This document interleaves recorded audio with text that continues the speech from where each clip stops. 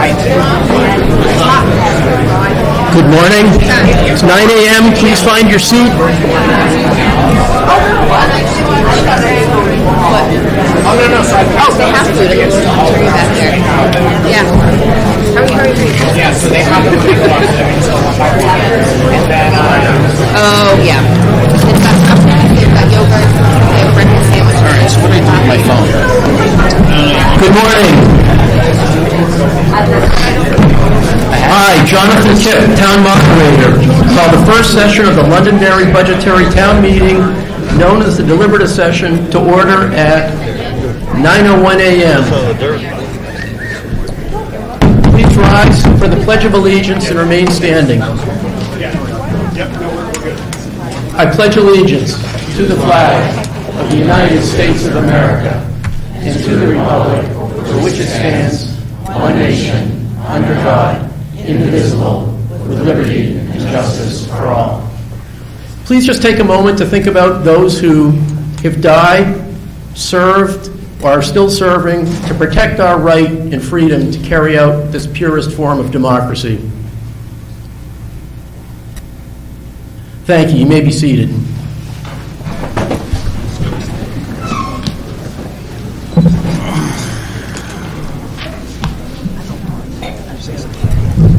So let me introduce those at the front table. Town Manager Mike Malaguti, just taking his seat. Assistant Town Manager Kelly Caron. Justin Campo, Finance Director. Megan Carrier, our Legal Counsel. John Farrell, Chair of the Town Council. Chad Franz, Vice Chair. Jim Butler. Ted Combs. Ron Dunn. And then Sherry Farrell, our Town Clerk. And Cameron Marr, our Executive Assistant. They'll be taking the minutes today. For the Budget Committee, Patrick Cassidy, Chair. Joseph Gagnon, Vice Chair. Maureen Hardy, Secretary. Kate Burbidge, Ryan Cronin, Jason Goldman, and Sarah Meyer. And to my immediate right is Rob Palmer, who is the Assistant Town Moderator, who will be assisting today as we move through the warrant articles. So the first pleasant order of business we have today are some awards that are going to be presented.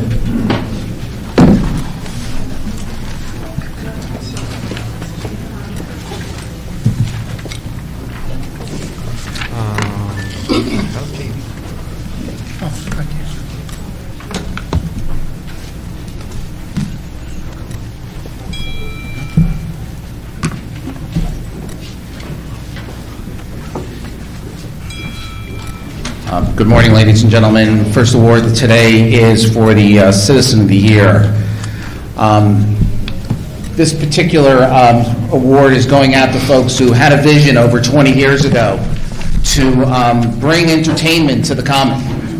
And they were part of the original folks who came up with this idea, went out and got sponsorships and started bringing, what is now an overwhelming successful program of some nights 800 to 900 people are on the common to enjoy entertainment here in town. And without their leadership and all of the effort and time that they put in, this just wouldn't happen. So the Citizen of the Year is actually a couple. It's Stephen and Julie Lee.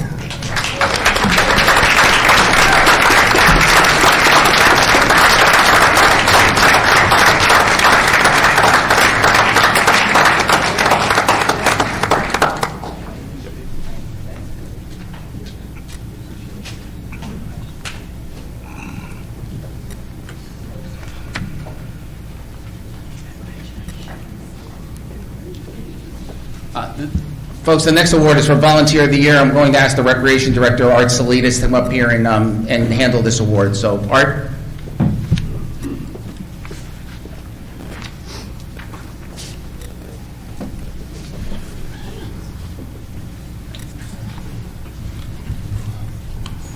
The Volunteer of the Year is a gem of a person, and I just want to give you a couple of examples of what Kevin Foley has done.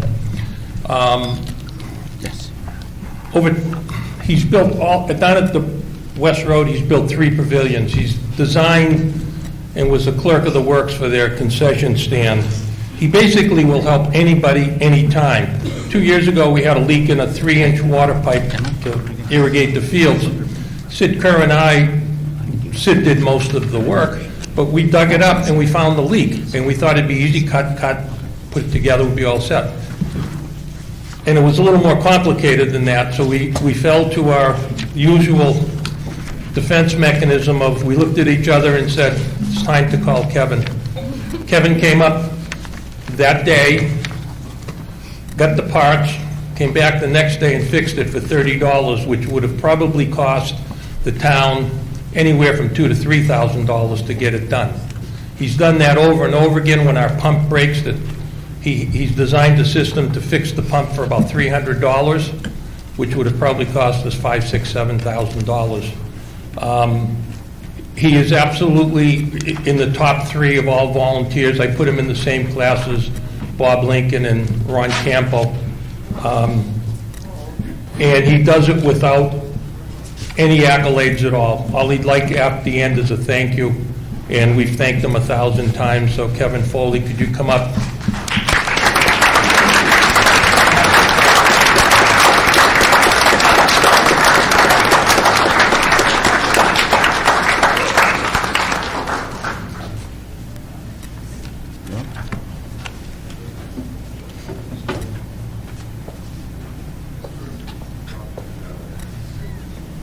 All right, good morning, everyone. So I'm here today to recognize a couple of retirees. Sergeant Scott Balakunis, is he present? And Patrol Officer Randy Dyer.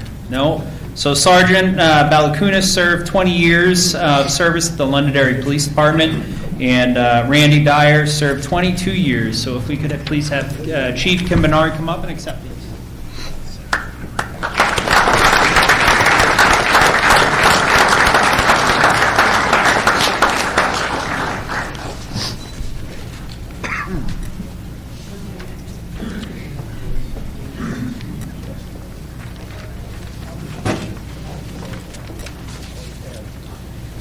Our next award for years of service is to someone who has served the town of Londonderry for 37 years. I attended a ceremony about 6 months ago. It might have been longer ago than that, in which we said goodbye to our fire chief, Darren O'Brien. The O'Briens have given a lot major things to this community. We now have the Hicks O'Brien Fire Station.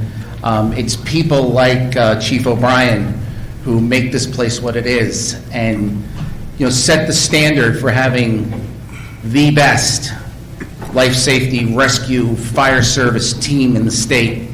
So we want to take this time to recognize and thank Chief O'Brien for his service.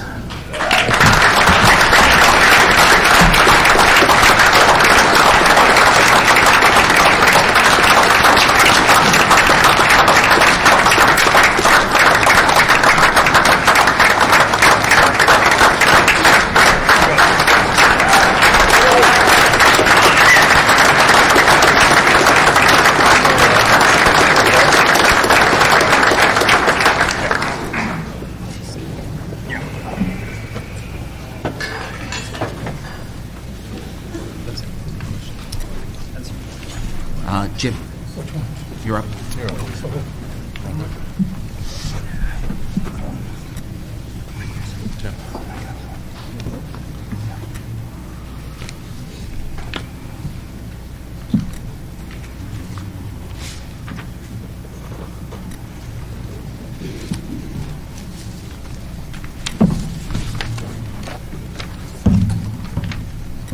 Good morning, everyone.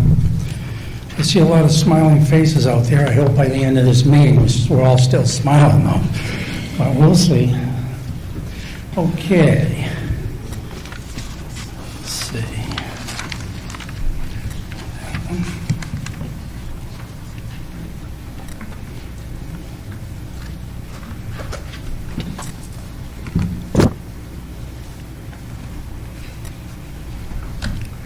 This certificate of appreciation is presented to Mark Greenwood in recognition of and gratitude for his 19 years of dedicated service to the town of Londonderry as a member of the Department of Public Works. Awarded this day, the 10th day of February 2014. Thank you very much. See you here today.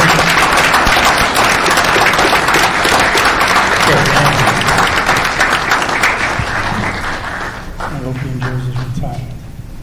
Thank you.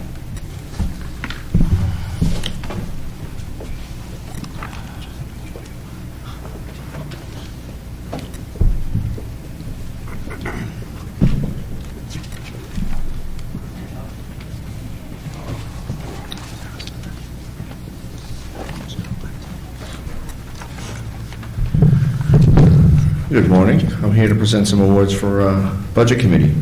Is Steve Bro here today? Jennifer Kinney? Lynn Wiles?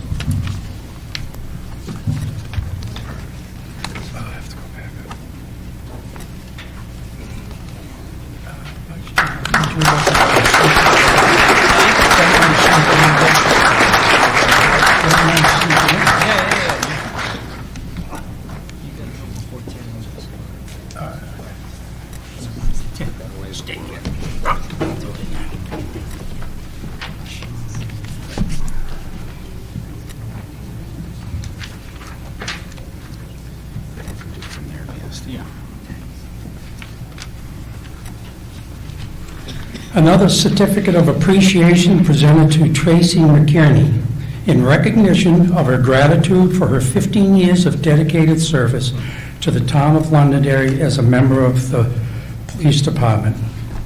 Awarded this day, the 10th day of February 2024. Are you here? No? Chief, would you go?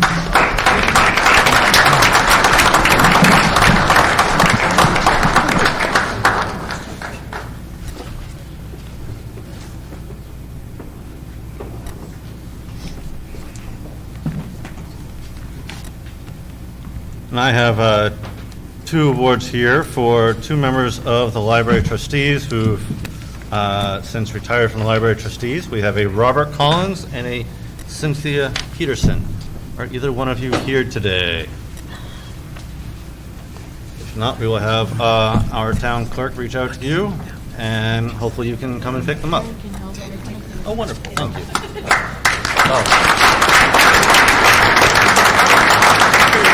I don't give a shit. I'll do it. It's all right, John. You doing solid waste again? Solid waste. Okay. I got it. And then I'll do the next ones.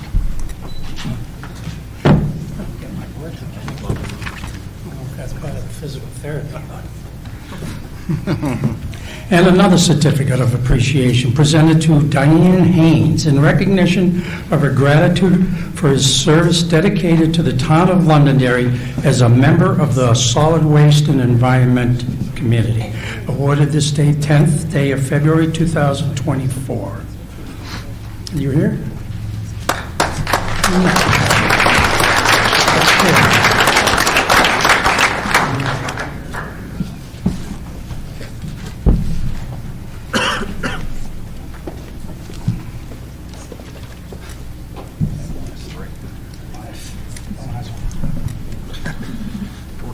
I believe I have the last few here.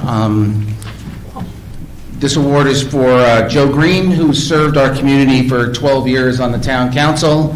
I don't see Joe here, so we will make sure that his award gets to him. So Joe, thank you.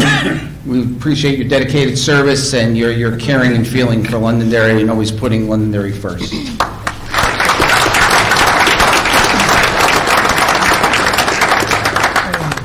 The next one I have here is for somebody that I actually nominated to the Recreation Commission.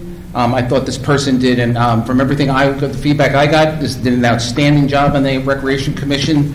Was sorry to see that he decided to take a break, and then hopefully he'll put in for another committee in the future. So that's for Glenn Douglas.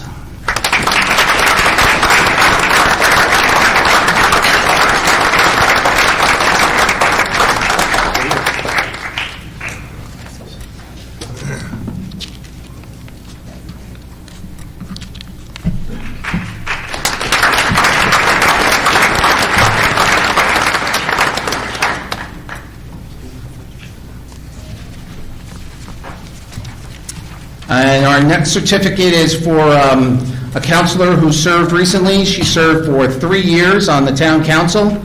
And at all times, I can always say that this town councilor did her homework and always came prepared to every council meeting. So we want to take this time to recognize and thank Deb Paul for her service.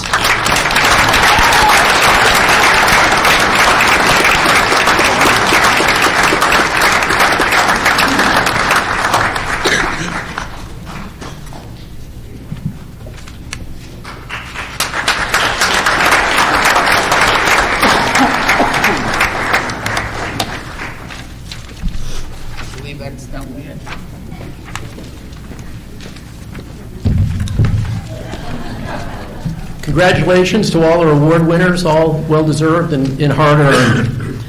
Just a couple of reminders.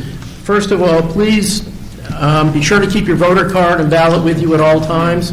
Should you leave, you'll need to show these to gain readmission. And if you have, for some reason, to leave the meeting early, please turn these in with one of our election workers before you leave. And just to point out, our non-voters are sitting over here, and they will be called upon to provide information as needed as we move through the warrant articles at the discretion of the moderator. So with that, I'd like to introduce our town manager, Mike Malaguti, for the State of the Town address.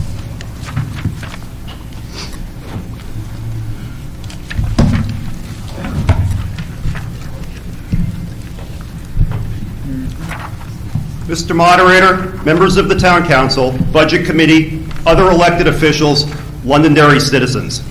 I stood before you 1 year ago, uncertain whether my first State of the Town address would also be my last.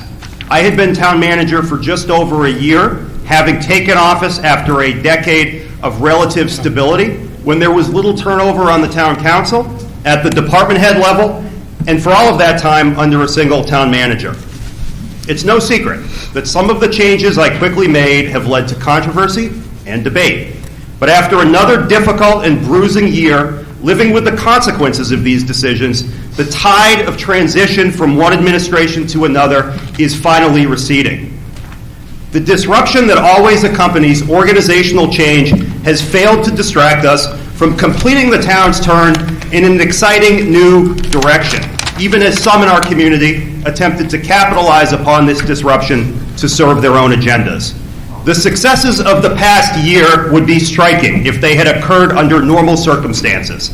Let no one forget that the past year was anything but, and each of our collective achievements were hard-fought and seized from the grip of adversity. We find ourselves in a pitched battle for the soul of our community, and it's not a battle of our choosing. I'm not talking about left and right. A small group with its own agenda wants every Londonderry resident to believe that town government and the public servants who comprise it are lazy, corrupt, and incompetent. And they feel the same way about the Londonderry School District. What is happening in Londonderry is no different than what is happening in so many other communities across the country. The healthy suspicion Americans have always had of their government has coarsened into something uglier. These are the loudest voices in the room, but they are not representative of our community. The Londonderry they describe is foreign to most of us. This morning, I want to talk about the soul of Londonderry as I see it. In my job, I am fortunate to see it every day. I saw it when current and former employees and residents came together to grieve and remember beloved employee Libby Canuel, who served Londonderry for 40 years and who we lost in October. I saw the same thing in the wake of other tragedies, with town and school district officials rallying to support our children and help our community grieve and heal. I want to thank the Londonderry School Board and Superintendent and his staff for the best year yet, cooperating to support our community together. I have so much respect and admiration for our other form of government and the good work they do. Thank you for supporting our children and our community. I saw the soul of our community in our 124th Old Home Day celebration. I heard from so many residents and visitors. It was the best yet. The Veterans Breakfast is organized each year by Katie Sullivan and her Pay It Forward students. This year, they honored 250 of our veterans, and our own Fire Chief, Bo Butler, a veteran himself, spoke passionately about service. The soul of our community was on full display one freezing, rainy day in December, when Santa and Mrs. Claus visited most of Londonderry on a fire truck and then sat for pictures on the town common. Christmas on the Common is typical of many of our events, organized and made possible only with the involvement of so many community members.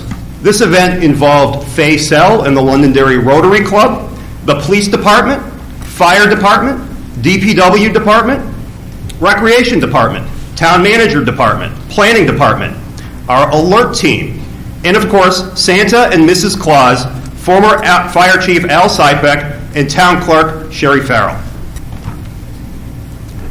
Our public safety departments embody the soul of our community.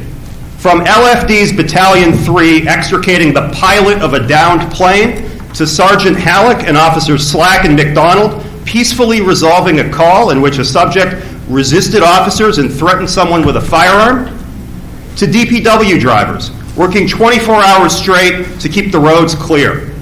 They go above and beyond every day, and they don't stop with public safety, participating in community events like the Veterans Breakfast, Senior Expo, and helping the school district hang banners along Mammoth Road to celebrate our graduates. I see the soul of our community in my chairman, John Farrell, and I refer to him that way to signify personal admiration and respect. Only John knows whether he will accept another term as chairman of the town council. Whether he does or not, John would be the first one to tell you that we are closer to the end of John Farrell's formal leadership role on the town council than we are to the beginning. My predecessor, Kevin Smith, reserved a special place in his final State of the Town address for John, and I remember thinking at the time that Kevin overstated John's importance. 2 years later, John and I have been through some adversity together, to put it mildly, and I simply cannot put it any better than Kevin Smith did as he departed the office I now hold. Referring to John, he said, "I could not have succeeded at this position without your guidance, your advice, your support, your critiques, your life lessons, your friendship.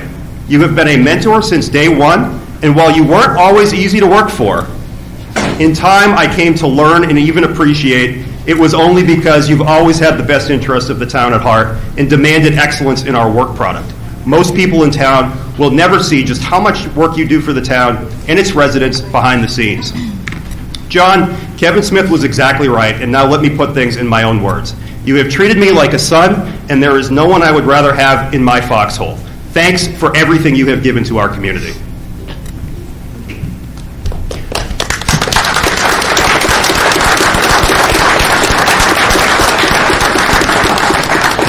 We see the soul of our community and our democracy on display at one of the largest polling places in the state, with election workers arriving before dawn and staying late into the night. This includes our town clerk, deputy town clerk, assistant clerks, the town moderator, town council, supervisors of the checklist, ballot clerks, and others. It includes support from our partners at the Londonderry School District. Our elections are the crown jewel of our democracy, and nobody does it better than Londonderry. What other community is more vibrant? In what other community do such diverse groups of people work together for the common good? The soul of the community is not the events we stage. We find it in our children, seniors, residents, volunteers, and employees. Time and again, when citizens need rescue or protection, it arrives. When we are grieving, we come together, and wherever there are challenges, we rise to meet them. Londonderry leads the way.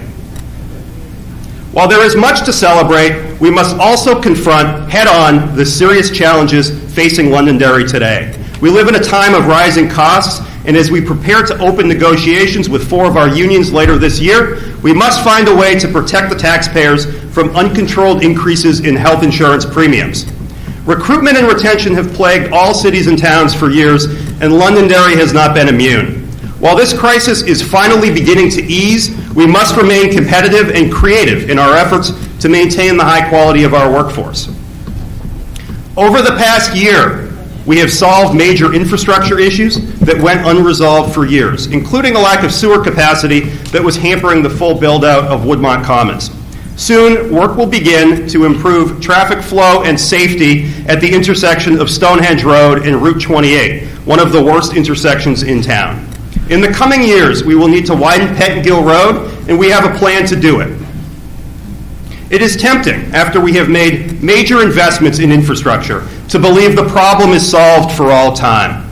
A year or two of neglect turns into 10 into 20, as the assets we have invested in slowly but steadily deteriorate. We must reject this backward mindset, as it led to the poor state of the DPW facility, Lions Hall, the old Central Fire Station, and some of our schools. Failing to make regular investments in our infrastructure and municipal facilities will only lead to a higher bill later. We cannot claim to be New Hampshire's preeminent community if we bury our head in the sand. Our valuable assets, which are owned by you, the people, will not take care of themselves.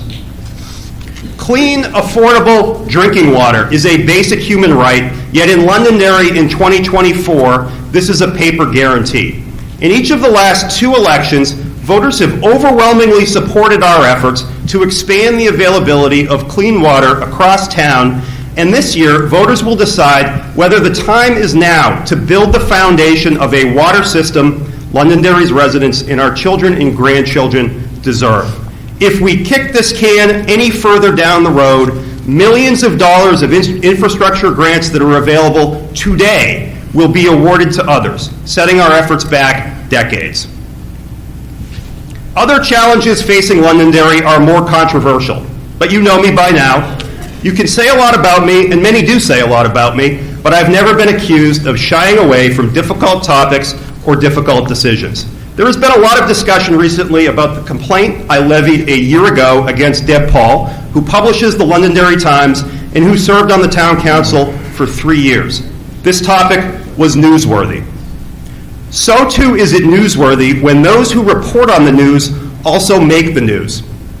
Answering whether journalists should engage in political activity, the Society for Professional Journalists says, no, don't do it, don't get involved, don't contribute money, don't work in a campaign, don't lobby, and especially don't run for office yourself. The publisher of the Londonderry Times has broken many of these rules, running for and sitting in political office, attending and participating in meetings of a local partisan political organization, quoting herself in her newspaper, and engaging in outbursts from the gallery during town council meetings. I acknowledge and applaud the important role journalists play in asking tough questions and holding the powerful accountable. For those of us in public life, that goes with the territory. But why are Deb Paul and the Londonderry Times simultaneously making the news and reporting on the news, and why is no one talking about this? Just as the town council and I should not evade scrutiny for our decisions, neither should the publisher of the Londonderry Times evade scrutiny for hers. Divisive as it may be, the publisher's personal involvement in Londonderry politics is not the main challenge facing Londonderry in 2024. We face a crisis of identity. Londonderry is not a small town anymore. It has been one of the state's fastest growing communities for well over a decade. We must acknowledge this simple reality because, like it or not, there's no going back. We must also acknowledge that as we have grown, we have experienced challenges that always accompany development. Traffic congestion, increased calls for emergency service, overburdened infrastructure, the arrival of new residents unfamiliar with our history and traditions. We must acknowledge the challenges we face, but we can do so without turning our back on our heritage. We owe a special obligation to honor and protect those who built this community, and we must never lose sight of them. To confront these challenges, some would have us roll back the clock a generation to earlier, weaker, less efficient forms of government led by the enfeebled. They would have us close the town down to development and new residents, and they would turn the town over to a mob of the loudest and most disgruntled. What these people are really saying is, Londonderry has had its day in the sun, we've grown enough, we're vibrant enough, and we're done. Do any of us in this room really believe this? Are you ready to say in 2024 that Londonderry's best days are behind us? I don't believe it, I won't accept it, and good luck convincing this community that Londonderry's best days are in the past. The arrival of new residents is not a threat to be resisted. It is a blessing we should embrace. One such resident arrived in Londonderry in 2016. His name is Chad Franz, and today he is the vice chair of the town council. Chad loves Londonderry as much as anyone I know. Another recent arrival, at least by Londonderry standards, is someone named Ron Dunn, who moved to Londonderry in 2013. Like Vice Chairman Franz, he was elected by popular vote to represent Londonderry on the town council and also serves as one of our representatives in Concord. While Vice Chairman Franz and Councilor Dunn have brought their own valuable life experience to their roles, they are some of Londonderry's strongest champions. We should celebrate that people want to move here, and we should be ready to welcome new arrivals into our civic life. If history is any guide, it will pay us dividends. For almost 30 years, Londonderry has benefited beyond measure from a modern, efficient form of government defined by the town charter. We were one of the first communities in New Hampshire to get it right, and almost none of our abundant successes would have been possible had we clung to the customs of the past. We have all the tools we need to confront the many challenges we face without turning on each other and retreating into the past. We have all the tools we need to confront these challenges, but we can only do so together. Mr. Moderator, the state of the town is as strong as the soul of our people. We support them all. So, my fellow citizens, after another difficult year tacking against the wind, let us open our sails to the following breeze that is finally gathering.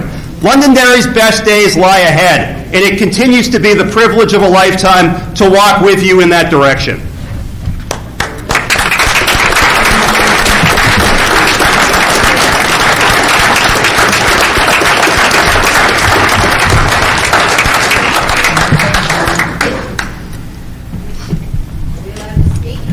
Thank you, Mr. Malaguti. Are we allowed to speak?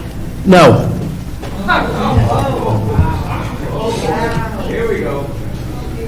So our purpose today is to discuss, debate, and amend warrant articles. All warrant articles will move to the official town meeting ballot either as written or as amended by this body. Voting on the warrant articles will take place on March 12, 2024 in the Londonderry High School Gymnasium from 6 a.m. to 8 p.m. Here are the moderator's rules and the rules for our proceedings, a summary of which are on the screens in front of you. Under the law of the state of New Hampshire and the Londonderry Town Charter, the moderator sets the rules for conduct of the meeting. We do not use Robert's rules or any other formal set of rules. If necessary, I, as the moderator, will make rulings as we go along. Any ruling of the moderator can be challenged before we move on to the next item of business. A vote will be taken, and if a majority agrees, the moderator will be overruled. For warrant articles, I will read each warrant article and then request a motion and a second from the town council to discuss the article. The town council will discuss and announce their vote on the article, as will the budget committee. Following these discussions, any voter in attendance may ask questions and discuss the article. Please approach and speak into the microphone. Give your name clearly for the record. When making or seconding a motion, clearly state your name for the record. If those keeping the minutes did not catch your name the first time, you'll be asked to repeat it. Address comments and questions to the moderator. All comments and questions must be specific to the article under discussion. Please avoid redundant comments. We have 23 warrant articles to review today, and if the discussion becomes repetitive or lengthy, please be prepared for me to nudge the discussion along a little bit. For amendments, any voter can make a motion to amend an article, and I ask you to please provide your amendment to me in writing. There are some forms up here on the table which you may use for that. Following the motion and a second, the amendment will be discussed and voted on. We will vote on a pending amendment before we entertain additional amendments. While an amendment is pending, all discussion and debate will be limited to that pending amendment. Following discussion, the warrant article will be placed on the ballot either as written or as amended. If you have a question about the purpose or have a procedural objection, please stand and say point of order. I will then recognize you and you can state your point of order. Any questions? Seeing none, we will move on to warrant article number 1. To the inhabitants of Londonderry, in the county of Rockingham, and the state of New Hampshire, qualified to vote in town affairs. Voters are hereby notified to meet at the Londonderry High School cafeteria in Londonderry on Saturday, the 10th day of February 2024, at 9 o'clock in the morning for the deliberative session of the budgetary town meeting. Voters are further notified to meet at the Londonderry High School gymnasium on Tuesday, March 12th, 2024, to choose the necessary town officers for the ensuing year and to act upon the proposed fiscal year 2025 budget, as may be amended at the deliberative session by official ballot. The polls will be open at 6 o'clock in the morning and will close not earlier than 8 p.m. in the evening. Article number 1, election of officers. To choose the necessary town officers for the existing year or until another is chosen or appointed and qualified. No action is required on this article at this meeting, so we will move on to Article 2.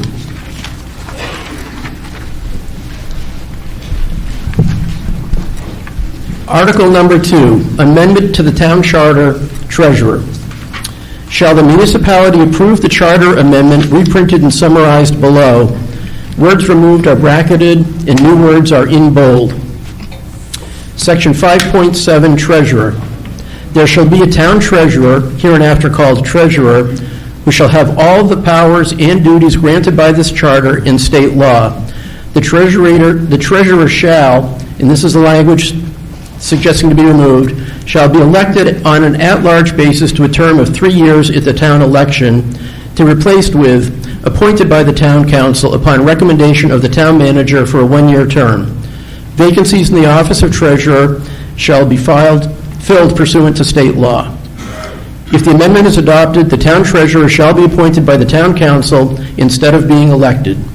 If the amendment is adopted, the elected treasurer shall remain in office into the 2025 annual election. If passed, this article will require the town to raise $0 in property taxes, resulting in a tax rate impact of $0 in fiscal year 2025 based upon projected assessed values.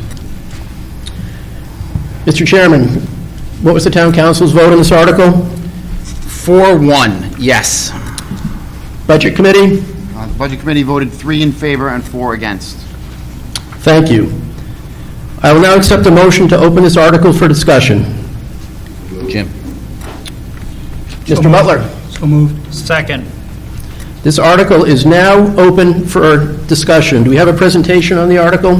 Mr. Moderator, Article 2 would amend the town charter, making the town treasurer position an appointed position instead of an elected position. The treasurer position would be appointed by the town council for a 1-year term. Thank you. The floor is now open for discussion on this warrant article. Please come forward, state your name.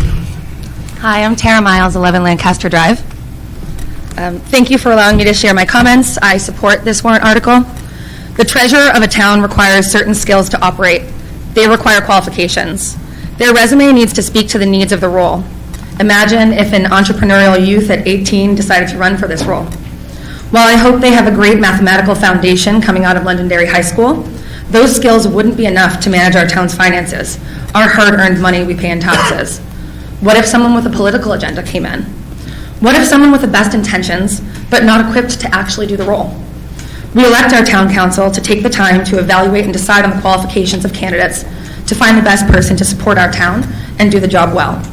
Our elected town council and their supporting town employee members are equipped with the time and resources to evaluate candidates to ensure our finances are protected. We are behind other New Hampshire towns in providing ourselves that financial security, so let's make sure we protect our hard-earned tax dollars.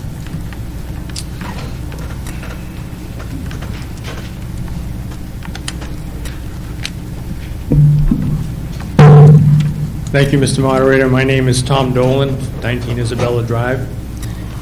And I stand before you on this article, but first I wanted to say thank you. We don't say that enough.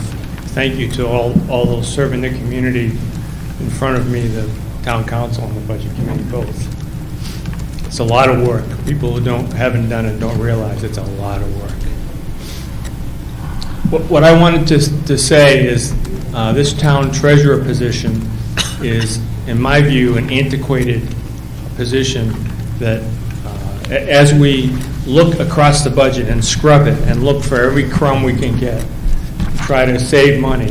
This is an opportunity for us to save $3,000, put it back in our citizens' pockets, and turn the responsibilities of the town treasurer over to the finance director. All those duties that need to be performed will still be performed, and the town can save $3,000. Thank you. Thank you.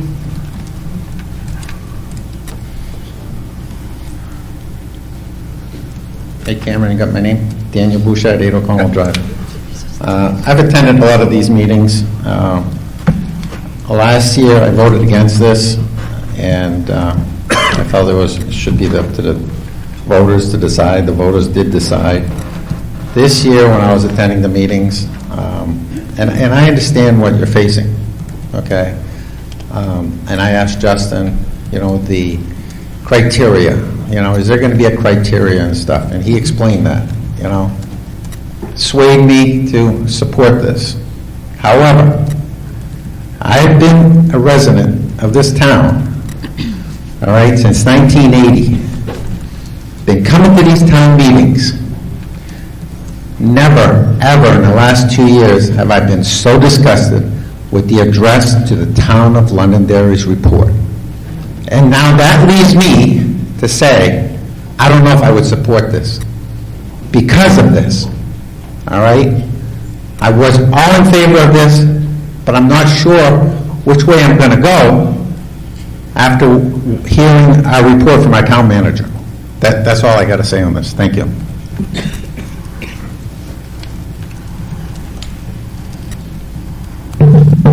Kathy Wagner, 12 McGregor Court, Unit 403. I'll give my spiel. 15 Parmenter Road and 4 lots on Hovey Road at the Pillsbury Cemetery. So I got my residency covered probably for the rest of my days here in Londonderry. I'm the current town treasurer, and I'm very much in support of seeing it going to an appointed position. I know a lot of people are worried that if it becomes an appointed position because of current atmosphere, that it would allow too much power in too few hands. But the sad part is the treasurer really doesn't have the large power to, other than run on an agenda and wreak havoc. I don't make the budget. I'm going to put one of you on the spot. What does it say on every time? Well, first of all, who votes on the money? It's town council. And every single order that comes to the treasurer, what does it say? Anybody remember what you say at the bottom paragraph that goes on everything?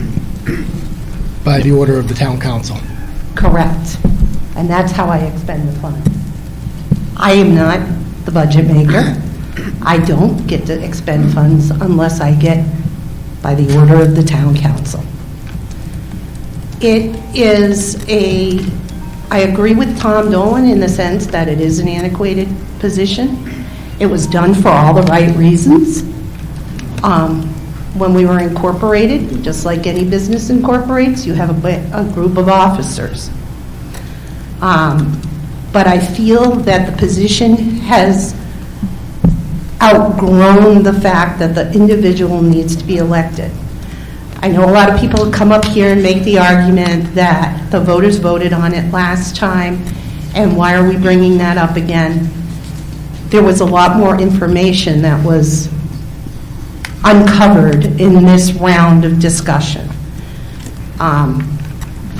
Mr. Moderator, could someone please give me at the table what were the new criteria that was found out that we did not know when we voted last year?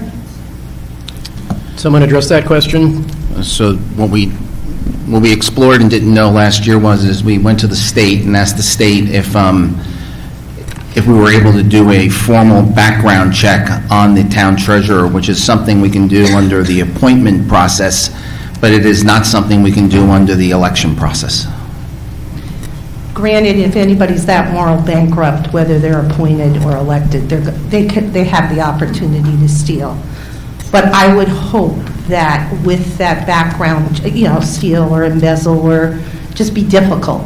So that's not the reasoning for this, is to say, oh, we're going to appoint somebody, and we might get it wrong, we might get it right, just like you do when you elect somebody. But you have a little bit more control than you do anybody just coming in and saying, oh, I'm going to put my name down, and maybe even run opposed, because the treasurer I don't think a lot of people are aware of the treasurer, I mean, it's only been in the last couple of years that this has even become a topic and an awareness. I mean, I can't tell you, 1 year I did a writing campaign and I won. 2 years I've run unopposed. I mean, it was not a high-level, high-profile job. And if good people without an agenda, that's the key word, without an agenda, who just wants to serve their community ran, that's a good thing. But a person who wants to serve their community can still do it at the appointed level. And let me make this perfectly clear. I will not, this person that becomes appointed should not be someone from the town, but a citizen of Londonderry. And trust me, if it gets pointed to employees already existing in the town, I will be back as your most miserable nightmare. I'm not kidding. You know that, Jim. It has to. I agree with you. For this to happen, it has to go to a citizen of this community. Justin, how many towns in the state of New Hampshire appoint? I know there's 200 towns, and I know the number isn't even close, but I think everyone here needs to be aware of the list of towns that have gone to appointing. So I went and looked up the closest population size to the town of Londonderry, which is the top 15 population size towns in New Hampshire. Out of those 15, 13 of them appoint. Could I have the list, Mr. Moderator? Can he read the names of the town? Can we make the list available to Ms. Wagner? Yes, it is Manchester, Nashua, Concord, Derry, Dover, Rochester, Rochester, Merrimack, Hudson, Bedford, Keene, Portsmouth, Goffstown, and Laconia. Salem and Londonderry are the only two in the top 15 that elect their treasurer still. Okay, thank you. My next question, Mr. Moderator. I don't need a dissertation. All I want is a yes or a no, because it wasn't aired in public. Who are the 4 budget committee members that voted against it? And it is only a yes or a no. So the 4 budget committee members that voted against were Ryan Cronin, Maureen Hardy, Sarah Meyer, and Jason Goldman. Thank you. Okay, so just to close, I really think that it is time that we appoint. I do believe the stipend should continue if it is a Londonderry resident. If a town employee gets selected, as I told you, I'll be back, but they don't deserve any more money. They get paid enough. We do have a finance department. It's not like the treasurer is the treasurer in the sense of they've got, we're too large now for one person to get paid $2,500 to balance the books of, what are we, Mr. Moderator, what's our number? 45 million. For the town? Justin, how much goes through the books? I'm sorry, I should be going through. 133 million. 133 million, okay. All right, thank you. Thank you. Are there any other comments?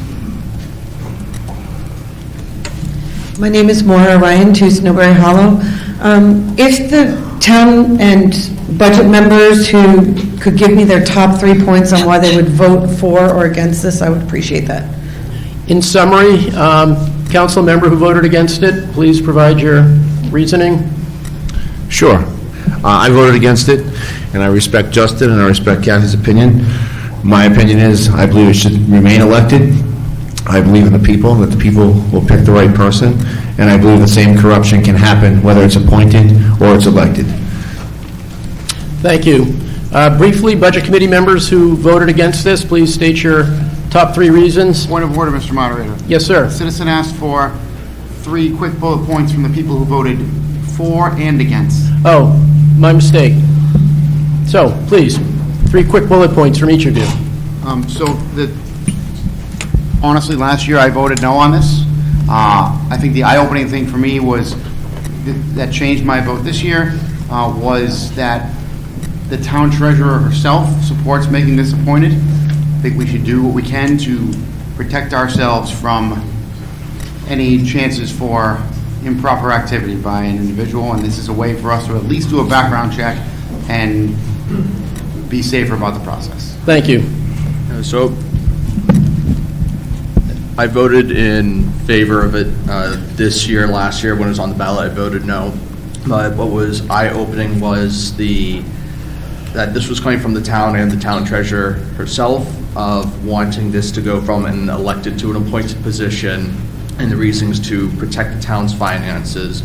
It gives the council the ability to run this background check on an individual, and also should the appointed treasurer be acting against the town's interests, it allows the council to remove them swiftly. Thank you. Ms. Hardy. Hi, I'm Maureen Hardy, and I voted against this warrant article. And my reasoning pretty much echoes Ron Dunn's reasoning, Councilor Dunn's. I really feel, even as our town manager spoke about the spirit of the people of Londonderry, that it's the people of Londonderry who should be choosing our treasurer, and it should not be appointed, it should be an election. Hi, Kate Burbidge. I voted in support. My reasons are pretty much similar to Joe and Patrick's. The current town treasurer supports this. I think there are very good reasons for running a background check on somebody who's going to be handling $133 million a year. And this also allows us to remove them if the need arises for that. So. Ryan Cronin and I voted against, opposed to making this an appointed position, primarily the reasons that Councilor Dunn and Maureen spoke to. But just a couple points. This does not eliminate the opportunity for corruption or for malfeasance to happen. And I would say that when it comes to an agenda, there's no void of agenda on the town council potentially with the placement of this position.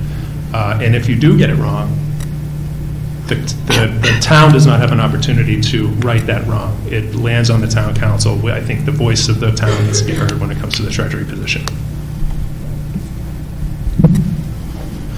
Jason Goldman, I voted against. So the issue of background checks was raised. The actual language here doesn't actually address that issue at all. So the right logical step would be a requirement to have a background check for all appointed positions, if you believe that should be the way. This article is simply an appointment. The town council currently appoints the zoning board and all vacancies in elected offices. And it's actually worth noting here that there's a citizen petition, another article that addresses that. In the future, I think that the town council's current appointment powers should not be expanded currently. Sarah Meyer, I definitely voted against this for all the same reasons, so I'll just keep it short and sweet. Power to the people, let people vote. Thank you. Are there any members of the town council who voted in favor who have a point to make different than anything that's otherwise been stated? I have nothing to add at this moment, maybe later. Okay, thank you. Further discussion? Good morning. I also would like to thank you all. I think that the work is very hard, and I appreciate everything that all of you do for our town. My name is Martha Smith, and I live at 38 Shasta Drive. And I just wanted clarification.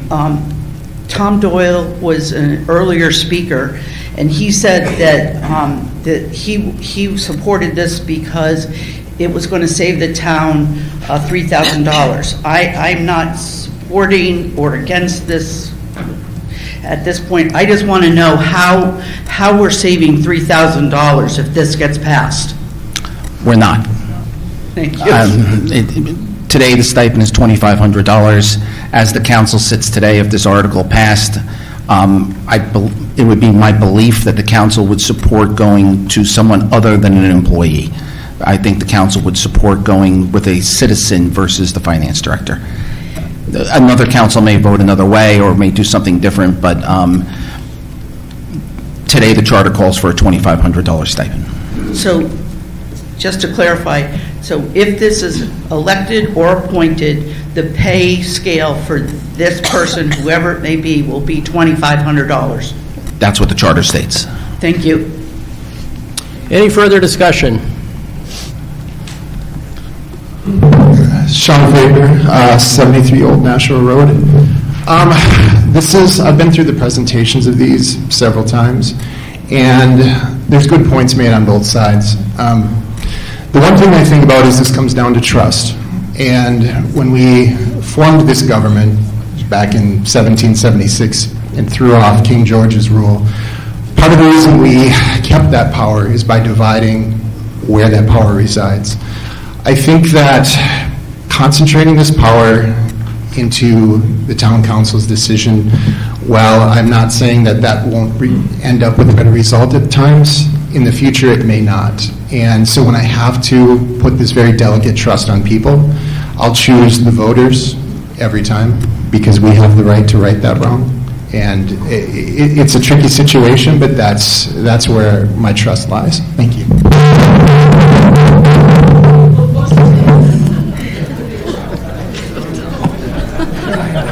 Richard Belinsky, 89 Hall Road. Just for full disclosure, I was the treasurer for the town from 2001 to 2004, and I'm against this, and I'm against this for quite a few reasons. I do see the town's point. You have a little more control over them, and that's part of the problem with this. When I was elected town treasurer, the first thing the town tried to do to me is leave my signature stamp in the office so they could use it willy-nilly. When I refused to do that, they say, can you sign blank checks then and leave us with blank checks? What is it going to be like if they appoint somebody and that person's beholding to them? It's not a good thing. You need an independent set of eyes outside that can look at this. We also didn't have an assistant town treasurer when I became treasurer. Hadn't for years. I brought that up. And it was only like 3 months in, and I got, why did it take you 3 months? Well, why didn't we have one for years? If you don't have an assistant town treasurer, I'm not saying we're going to get rid of that. In my case, as an outside person, not an accountant, I said, look, if something happens to me, accounts payable, accounts receivable, payroll, nobody gets paid. So I made sure we had somebody in place. And part of the process through the state is the treasurer can pick who they want in that position. They then come before the council, selectmen, whatever you have, to be voted up or down. I brought people forward. They didn't want who I picked. They didn't want them because they kept having people that were in their so-called group send me emails saying I'm interested.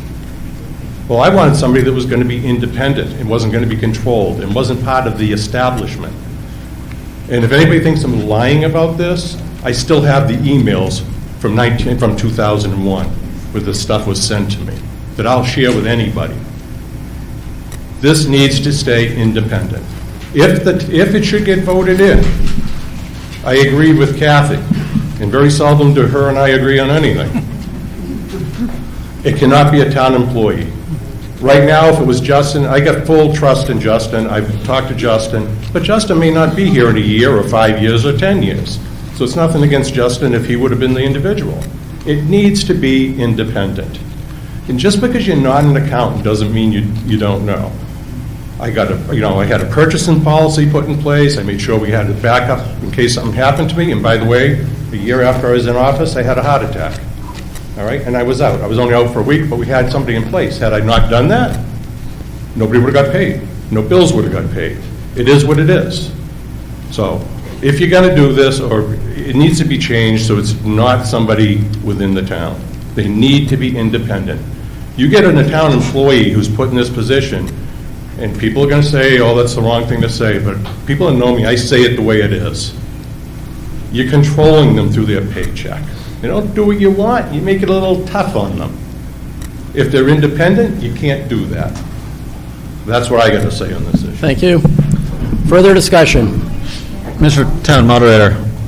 Mr. Town Moderator. Who's calling? This is Ted Combs. Yes. Quick question for our Finance Director, Justin. How much would you say percentage-wise are we paying out bills from the town digitally compared to physical checks? At this point, we have moved mainly to digital platforms as a way to both increase revenue through credit card rebates, as well as a way to increase our security through a system that allows for premium ACHs to get us a rebate and more secure payment methods through one of our banking vendors. I don't have the exact percentage, but it is definitely in favor of the electronic method, heavily. I'd say we run about 12 to 20 checks in-house, and that's a high estimate, weekly. The rest are all processed through either credit card or our bottom line Paymodex system. So it's less than 10%? Yeah. Thank you. So essentially, this position, when it was created about 300 years ago, is now almost an antiquated position, as everything is done digitally, and technology has greatly improved over time to be able to have a lot more control over our accounting systems. Is that correct? I would agree that it has improved, yes. Thank you. Thank you. Christine Perret, 5 Wesley Drive. I must be antiquated because I still pay by check.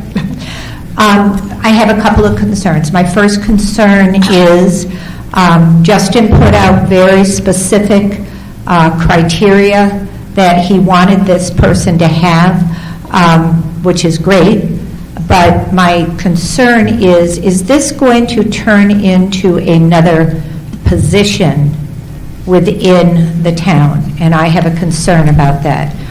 Appoint them, put them in, and then, well, Justin needs help, so let's make that a full-time position with partial being the treasurer. So that's a concern that I have. That would require a charter change. It would require a charter. Well, we can change our charter, but thank you for that. My other concern about it is, will this person end up being a union employee? No. Absolutely not. Absolutely. They're appointed by charter. They're appointed by charter. Okay, thank you. Thank you. That's reasonable.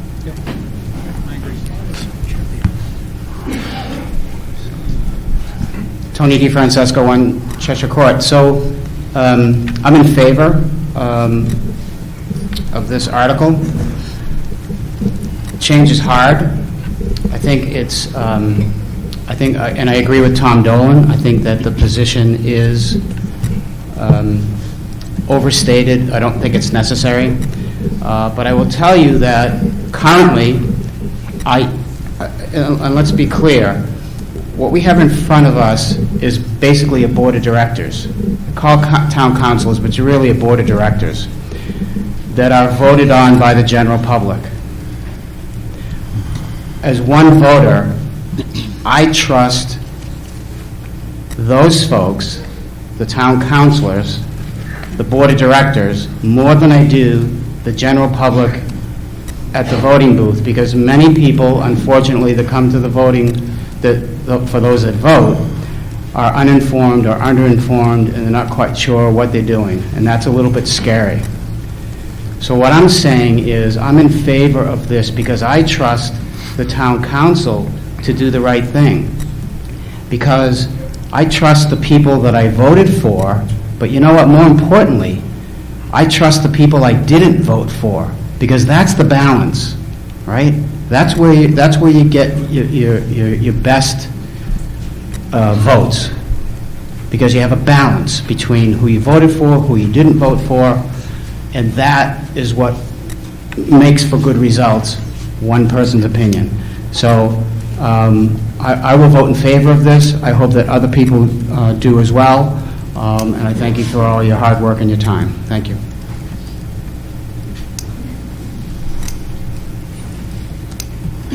Deb Paul, 118 Hardy Road. I am opposed to this. I am opposed to this because, A, we voted no already, and B, we've had a treasurer for a very, very long time, and there's never been an issue.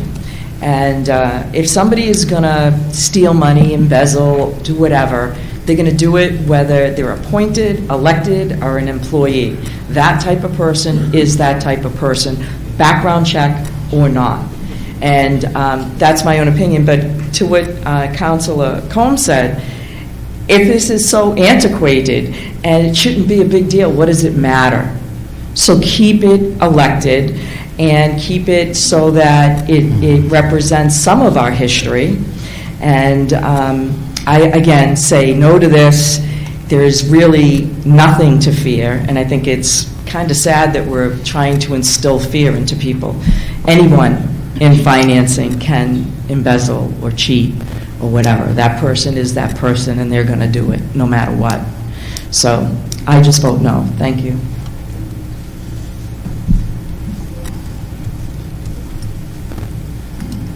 Jonathan Esposito, 5 Shelley Drive in Londonderry. Mr. Moderator, folks from the town, appreciate you being here on behalf of our community. I must be one of those uninformed citizens that Mr. DeFrancesco was talking about, but I did wish to just raise a couple points that I believe are pertinent in being opposed to this modification and making the town treasurer appointed. Number one, this has already soundly been defeated by the voters at the ballot, so the fact that we're considering it again less than, really only a year later, really is a question of bad faith. Number two, the current elected town treasurer has testified herself at prior meetings of the town council that there has been no significant issue with her office during her tenure or prior that she is aware of that necessitates this change. So we're considering a significant change to how our town government is structured and how an elected position functions, primarily on the basis of the possibility of future fear. Fear is never a good reason for any decision making. And number three, a couple points that I would like to raise that Mr. Campo has agreed with me on in the past at public meetings of the town council is we already have an effective rule of three. So in the finance sector, right, you have an accountant who would make entries in your general ledger, you have a senior accountant who would review that work, and then you have a controller, a CFO, a director of finance, somebody who is kind of overseeing and rolling that up and will catch any discrepancies. You see it the same in the federal government. You have a financial analyst making entries, you have a senior analyst who's reviewing that, and then usually have some form of administrative officer who is rolling that up, who also functions as a third check and balance against any, not only errors, but malfeasance. We already have that here. We have the town treasurer, who is an elected official beholden to the public. That's one check and balance. We have the town finance director, assisted by the town manager, who function as another check and balance in any transactions that the treasurer is involved with. And lastly, all of these are governed by rules, procedures, and policies that are set by the New Hampshire Department of Revenue. So we have a clearly defined structure where there are three separate checks and balances to anything that the town treasurer is doing. There is no reason to take away one of those legs to bring the town treasurer under the appointment of the rest of the officials of the town and now effectively only have two checks and balances, the town and the New Hampshire Department of Revenue. That just doesn't make good financial sense, whether we're discussing it in the private sector or government. Thank you very much. If there are others considering speaking on this article, I'll ask you to please choose your comments that are new to the discussion.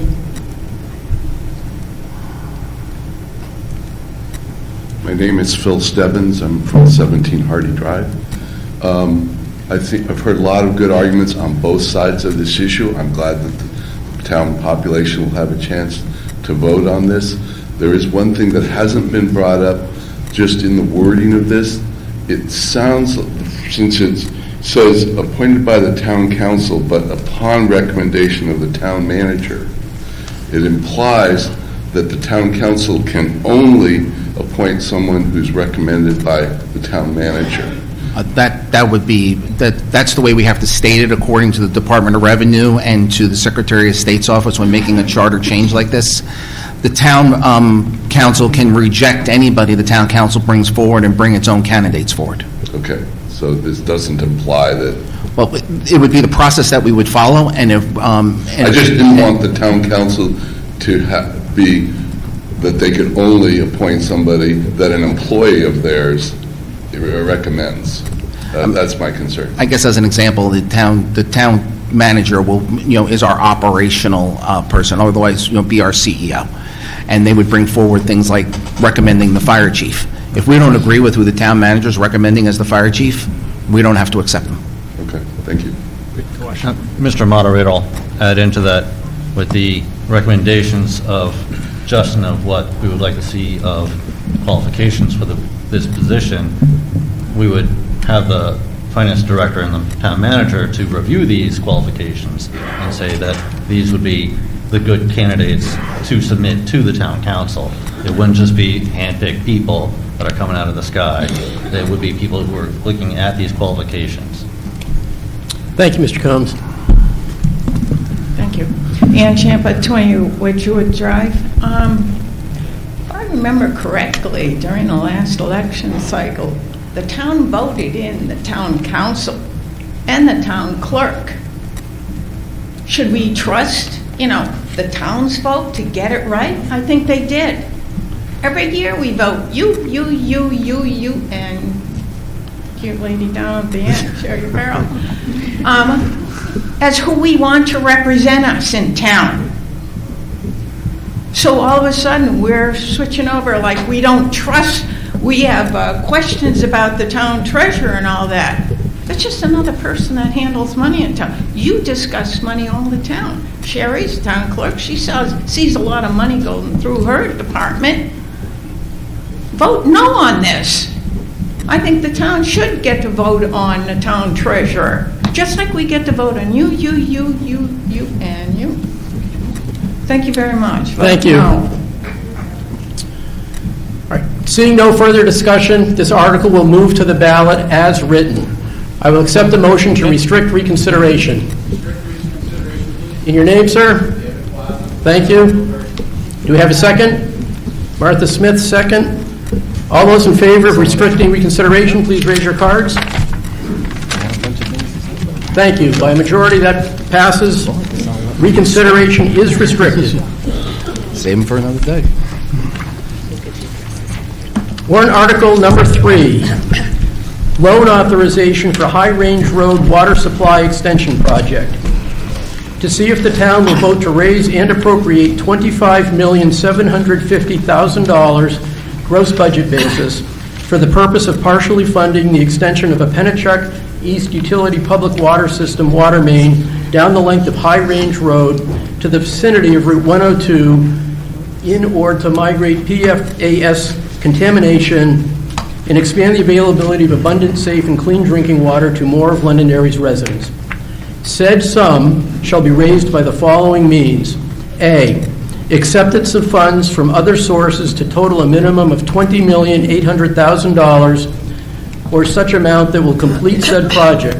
Funding sources may include, but are not limited to, the State of New Hampshire, the Department of Environmental Services Drinking Groundwater Trust Fund, and other third-party sources. B, usage of $2 million from the funds received by the town through the American Rescue Plan Act. C, the issuance of a loan through the New Hampshire Department of Environmental Services PFAS Remediation Loan Fund or a similar program not to exceed $2,950,000 under and in compliance with the provisions of the Municipal Finance Act, New Hampshire RSA Chapter 33, and to authorize the town council to issue and to negotiate said loan, to determine the length of the loan, the rates of interest thereon, and to take such other actions as may be necessary to effect the loan as shall be in the best interest of the town of Londonderry, and pass any vote relating thereto. And further, to raise and appropriate the sum of $215,000 for the first annual principal and interest payment on the said $2,950,000 loan, a 3/5 ballot vote will be required for this to pass.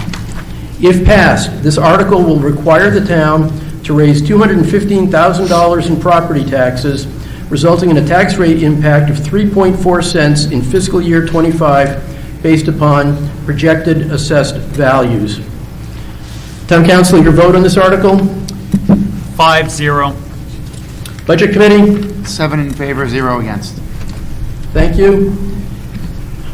I'll accept a motion from the council to bring this article up for discussion. So moved. Second. Second. Do we have a presentation? Mr. Moderator, Article 3 would authorize the town council to issue and negotiate a loan of up to $2.95 million and to allow the appropriation of funds received from third-party sources in the amount of $20,800,000.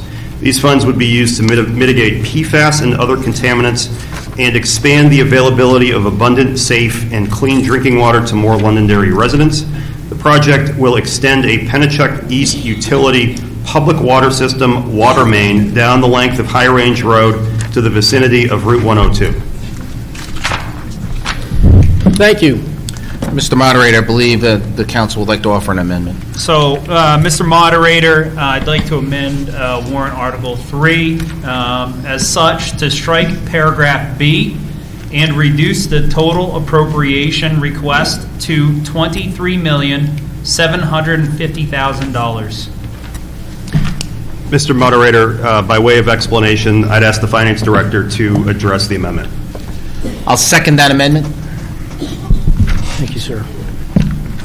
All right, so at the last meeting, there was concerns regarding the high dollar price of this warrant article, despite only $2.9 million coming from taxation. I spoke with DRA, and the ARPA funds we had already accepted as revenue back when we received them in 2021.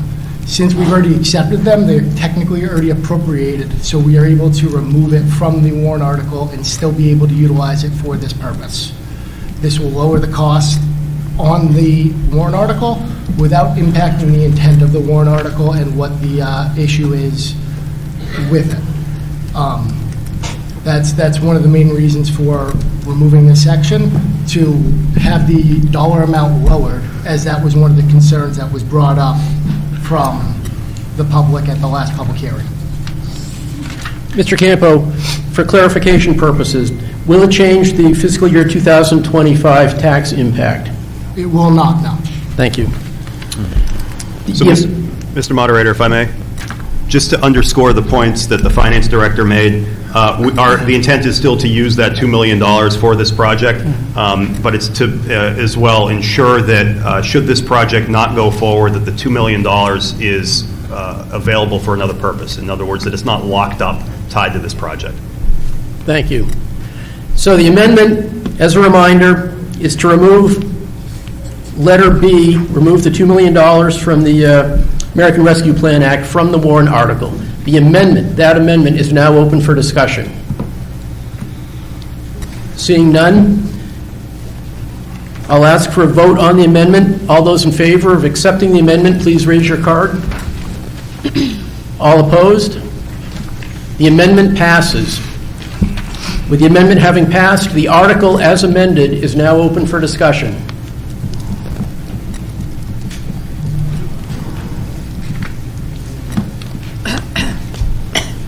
Deb Paul, 118 Hardy Road.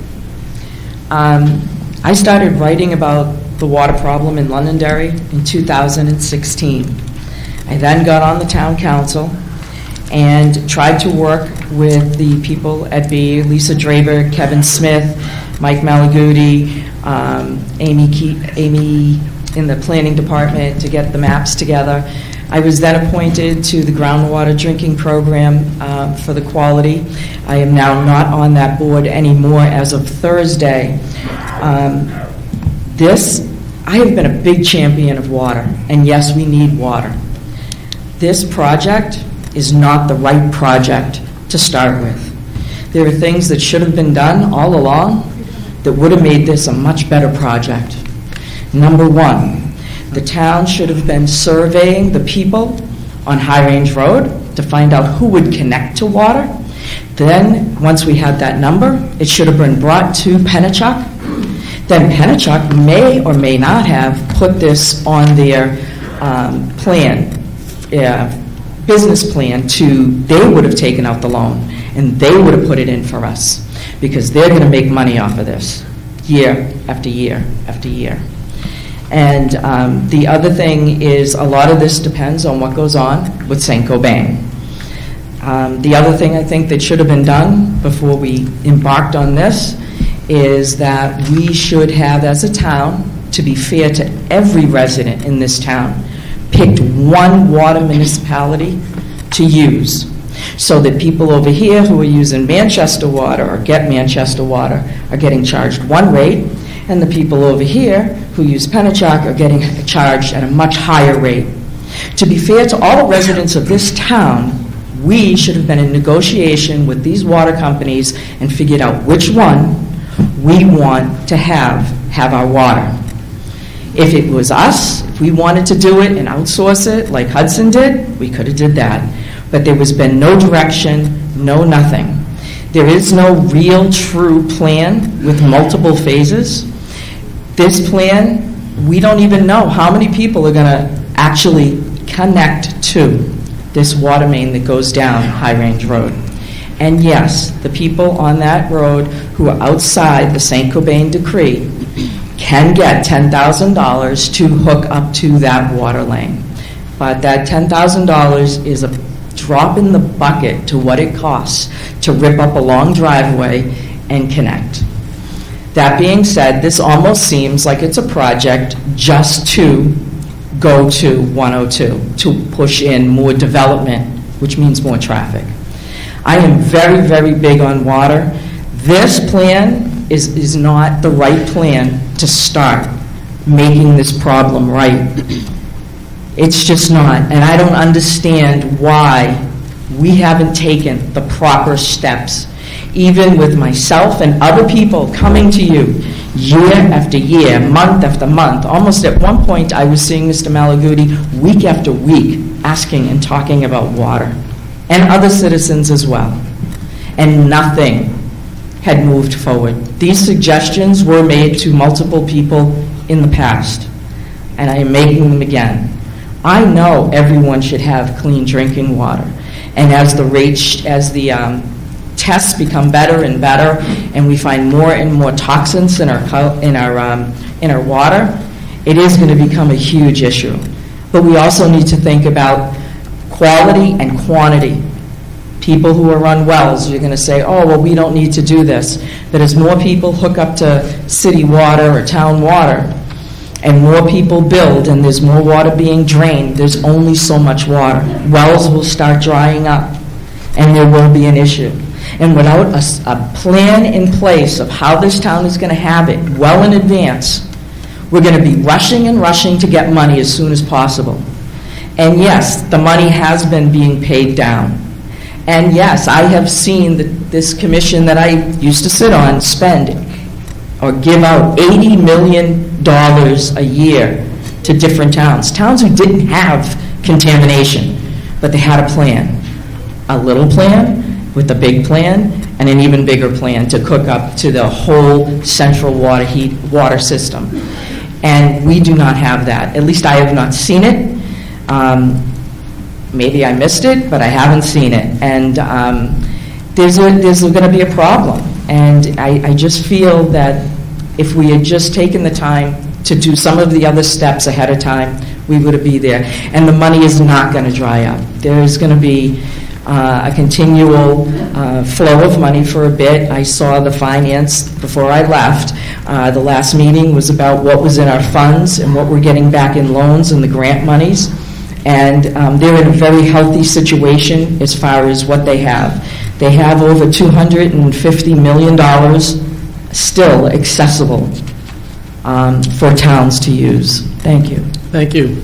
Further discussion? Mr. Moderator. Yes, sir. So, for the public here, the plant that we all talk about and refer to now as St. Cobain has been open for 47 years. approximately 15 years ago is when we started finding out that there was some sort of problem with PFOAs and they were seeping into our they began to seep into our drinking water. So it took 30 years to get there. In 2012, as a member of the town council, I attended the first meeting that I attended was in Merrimack. Our congressional delegation was there, the governor was there, the state legislators were there, and it was all moving forward in what should be the plan going forward. At that time, the scientists were working with a number of 0.70, not the 0.12 they're working with today, and they were making the claim that the contamination had only gone as far as Litchfield. From that point forward, the town started planning on what it needed to do and how it needed to move forward. Over the last several years, what the town has been doing to move forward is to look at our infrastructure. Here's the story about infrastructure with water. We don't have any. We don't own any. It's all owned by others.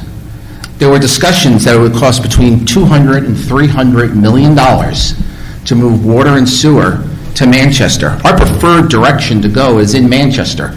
Most of our sewer flow goes to Manchester, and because we invested in that plant, we have unlimited capacity that we can take to Manchester. You know, we listen closely to the people who don't want to do business with Pennachuck. We understand that. We understand that Pennachuck water costs money. We understand they're a business for profit. What the state has brought forward to us and what we've put a phased plan and direction is to be able to move to our own water district. Have we gone out in public and gone out and said this is the direction we want to go in? We don't own anything. We don't have anything to negotiate with. What we're looking to do here as a first step is to get $20 million for $3 million. $20 million for $3 million. What the state and the DES folks are telling us is that this is a one-time opportunity to do this. Have we taken the approach that you may hear from others who will get up here and speak who have a great deal of experience with the EPA? And what they've brought to our attention is we should be terrified by what is happening to our water supply. If you have a well, you know what? No one's going to make you hook up. This is the United States of America. If you want to be able to put a system on your home and you want to be able to keep your well, fine. You get to do that. This is a free country. But we are going to have to take steps. We are going to have to, like this plant that was built 47 years ago, we need to look 30 years into the future so that our children and our grandchildren have a community in which they'll be able to have a safe living environment. Yes, we have not exposed our plan completely to the public. That is true. But you do that from a negotiation standpoint. The vision of the council is that we move down a path like we did with sewer and like we'll continue to do with sewer, that this is user paid. It's more along the lines of that you control your costs and create your own. DES is guiding us through this. On March 4th, DES will be here in this room to answer questions about how we go forward. Bedford and Merrimack have already shown us the way in which what we have to do. Some folks over in Litchfield aren't happy with the Pennachuck system that they've gotten and the cost of it. We listen to that. We pay bills here too. So the path to go forward is established, but you have to own something. And what we're asking this community is to support a 1% loan in order to do $23 million worth of work and take the first step. Thank you. Thank you, Mr. Chairman. Mr. Dolan? Thank you, Mr. Moderator. Tom Dolan, 19 Isabella Drive. I want to talk about this water problem because I've been hearing some things about from the community. Some people in one side of the community say, not my problem. I don't have a PFAS problem. Only those people over by High Range Road have a problem, not me. Why do I have to pay for it? It's their issue. That type of attitude in our community is not helpful and is not the way that we do business in Londonderry, in my opinion. We do have a PFAS problem, and it was put upon us by Saint-Gobain, and we know that. That particular plant in Merrimack is now out of business. Not the corporation, but that plant is now closed and will not reopen. That doesn't make the problem go away. We're going to have that residual impact from that pollution that went into our community. We have some indications now that even as we speak, those who are looking to extend their home equity or buy a home in Londonderry are running into problems with local banks who are reluctant to loan money on homes that are contaminated by this PFAS problem. That's anecdotal at this point, but that's going to be growing. We have an issue in this community with pollution naturally, and that is a thing called arsenic. It's nobody's fault. Nobody dropped a truckload of arsenic down the road and contaminated the community. It's naturally occurring in the granite that's in the ground all throughout the community. So if you think that this problem is somebody else's problem, this PFAS problem, look to your own resources for arsenic.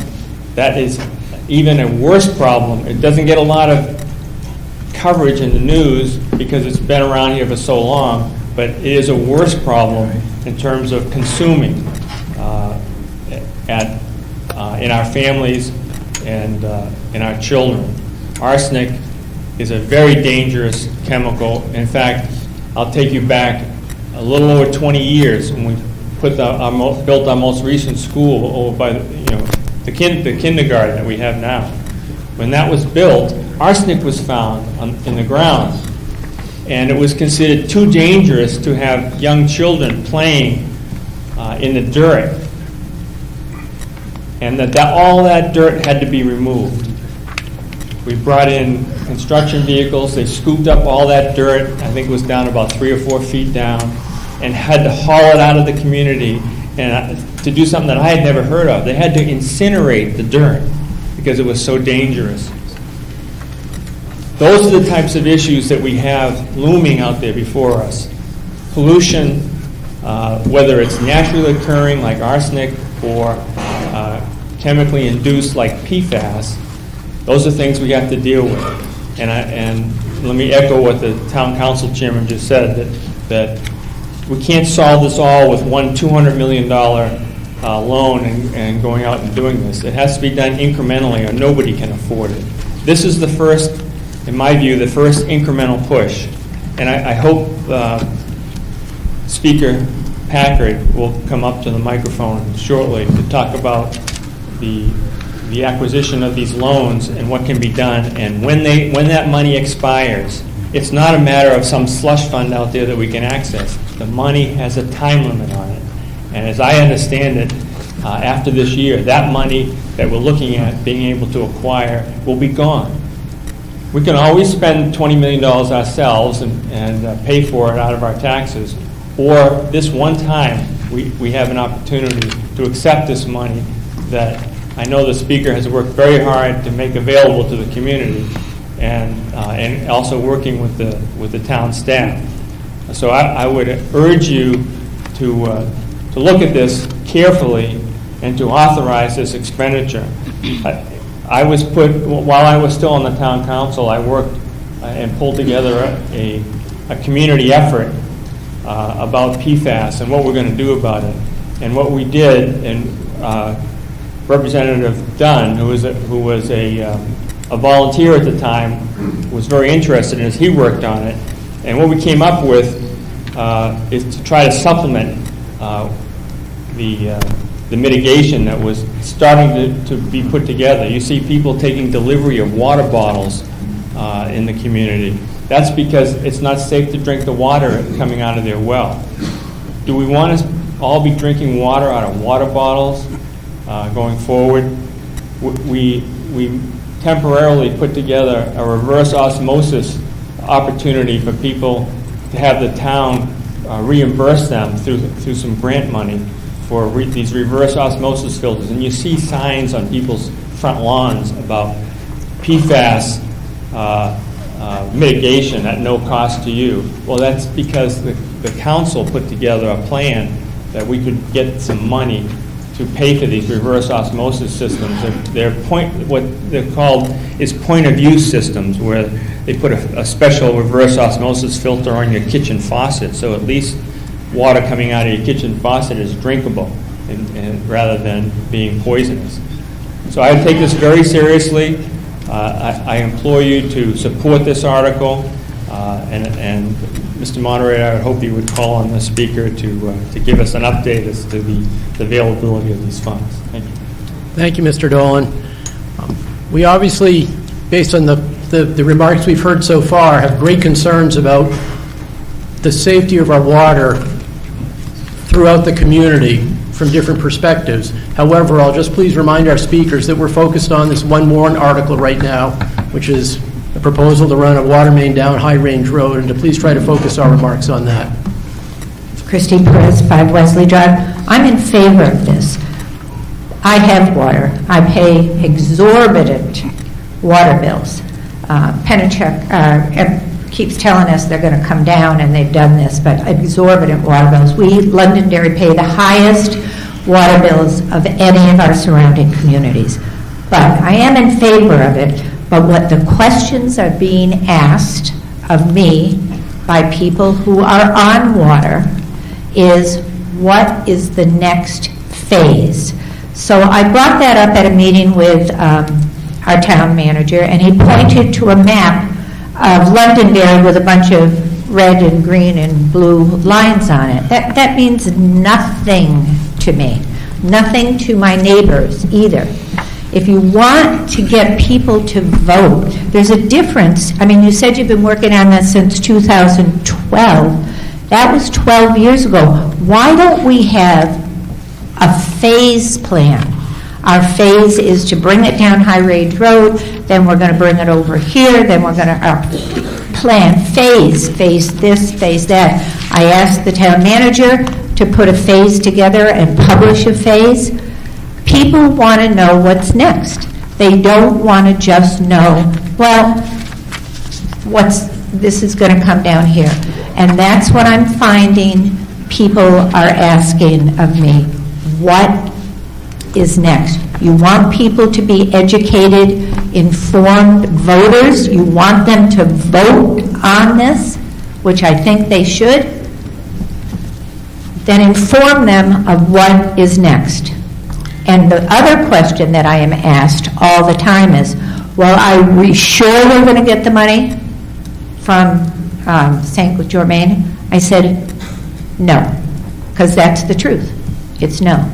So please put together a phase of how you're going to bring it to. And I'm not a fan of Penachuk because their rates are exorbitant. So thank you.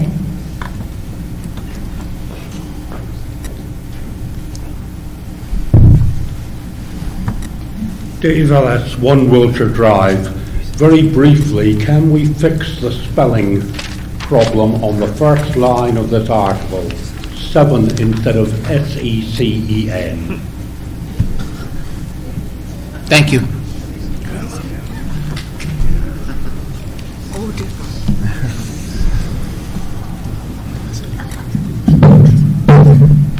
Hi, everyone. My name is Ann Fenn, and my address is 18 Partridge Lane in Londonderry. I have worked at the Environmental Protection Agency for about 42 years, and I no longer work there, so I want to make it clear that my views that I'm going to express today are not the agency's, but my own. Sorry. PFAS and PFOA is very serious. There's no question about it. The agency, EPA, has proposed 0.4 parts per trillion. That's almost nothing. And if that regulation is finalized, that means that every single state in the United States has to come down to 0.4 parts per trillion. Right now, the state of New Hampshire is 12 parts per trillion. So that would come down. I've never been at the agency for 42 years. I've never seen a level go up, ever, for anything, whether it's asbestos or mercury or radon or anything else. It always comes down. The standard comes down as we learn more. As has been stated, we have not only PFAS and PFOA in the water, but we do have arsenic, radon, and uranium. Everyone who has private wells may have different levels of this in their water. It's all different levels, and the idea is to get your water tested and make sure that your level is low enough that you feel comfortable with it at this point. But I want to make clear that this is the first step. It's not perfect. I have concerns with what's been done in the past, but this is the first step, and I would really encourage people to vote for this. Thanks. Thank you. Is there any further discussion? Not that any of you would care. There's a reflection in the car out there that's right in my eyes. I can't see the speaker, and I'm going, so that's why I'm stepping to the side. Don't have any shades. Dan cares. Okay. Can I block? Am I blocking it?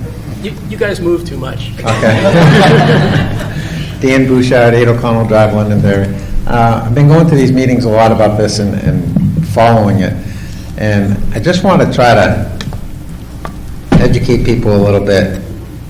If St. Cobain does not come through putting a water line in, it's my understanding we're not doing this. Is that correct? Not necessarily, if I may. Yep, go ahead. Not necessarily. So, the article is written in a way to allow for the inclusion of other third-party sources. So, yes, the intent, the hope is that St. Cobain is going to do the work that they've been talking about within the consent decree and along High Range Road, and that we can piggyback off of that. But as I think Ms. Perez pointed out, it is not a guarantee at this point in time. We should be clear about that. Those negotiations are continuing. But there are, other sources of revenue that may be available that we would certainly seek if this passes and if St. Cobain isn't ready to go or chooses not to go. I would expect that DES would have something to say about that because DES has been waiting quite a while for the provision of clean water within the consent decree to every home with a PFAS exceedance. But the other thing about this project is it's scalable. If certain third-party dollars don't come through, you don't have to run the pipe all the way down to 102. Maybe you come up a little bit short and do the rest of the project later. So, yes, you're correct that we are relying at this point in time on St. Cobain's dollars, hoping that those come through. But the intent would still be to do this project, if it passes, one way or the other. Okay, so if St. Cobain comes in and says, all right, we're going to put in a 6-inch water line, all right, is it our intent as a town to say, let's increase that water line, put a bigger water line in for future use so that we can benefit from this down the road? Because A, the road is being dug up already. Okay, the hole is there. Correct. So it would make sense for the town to say, all right, let's put a bigger line in, and that way there down the road, we can utilize this for more than just the area that St. Cobain has affected. That's exactly right. This is phase one, if you will. Phase one is always to get the supply into the area that we're looking to distribute to. Future phases would branch out into the neighborhoods. And there are a lot of contaminated neighborhoods in this area. But that's precisely correct, that this is the first step, and it really is, it's what DES refers to as the no regrets policy, so that we don't have to go back and dig up High Range Road in 20 years if we decide, that we want to build on what St. Cobain might have done in the past. We want to do that now when the road is open. Okay, and people that have a well, they choose to keep their well, they can keep their well. All right, nobody's going to be forced to connect to this. That's exactly right. There's no legal authority to force anyone to connect, and we wouldn't want to anyway, because as the chairman stated, this is the United States of America. Okay, so I look back in the 80s when I was a police officer in this town, and I'd cruise around, and people would want to move to Londonderry, and I'd be asked, where's the best area in town to live? And I'd say to them, do your homework, because we have a lot of EPA sites. Okay, Auburn Road, Holton Circle, Tinkham site, just to name a few, okay? And I'd always tell them, do your homework. And I think it's important that if we look back, there's a lot of contaminated areas, and to say that for $2 million or $3 million, what we're looking at, we're going to piggyback on this project, the town's going to save a lot of money down the road.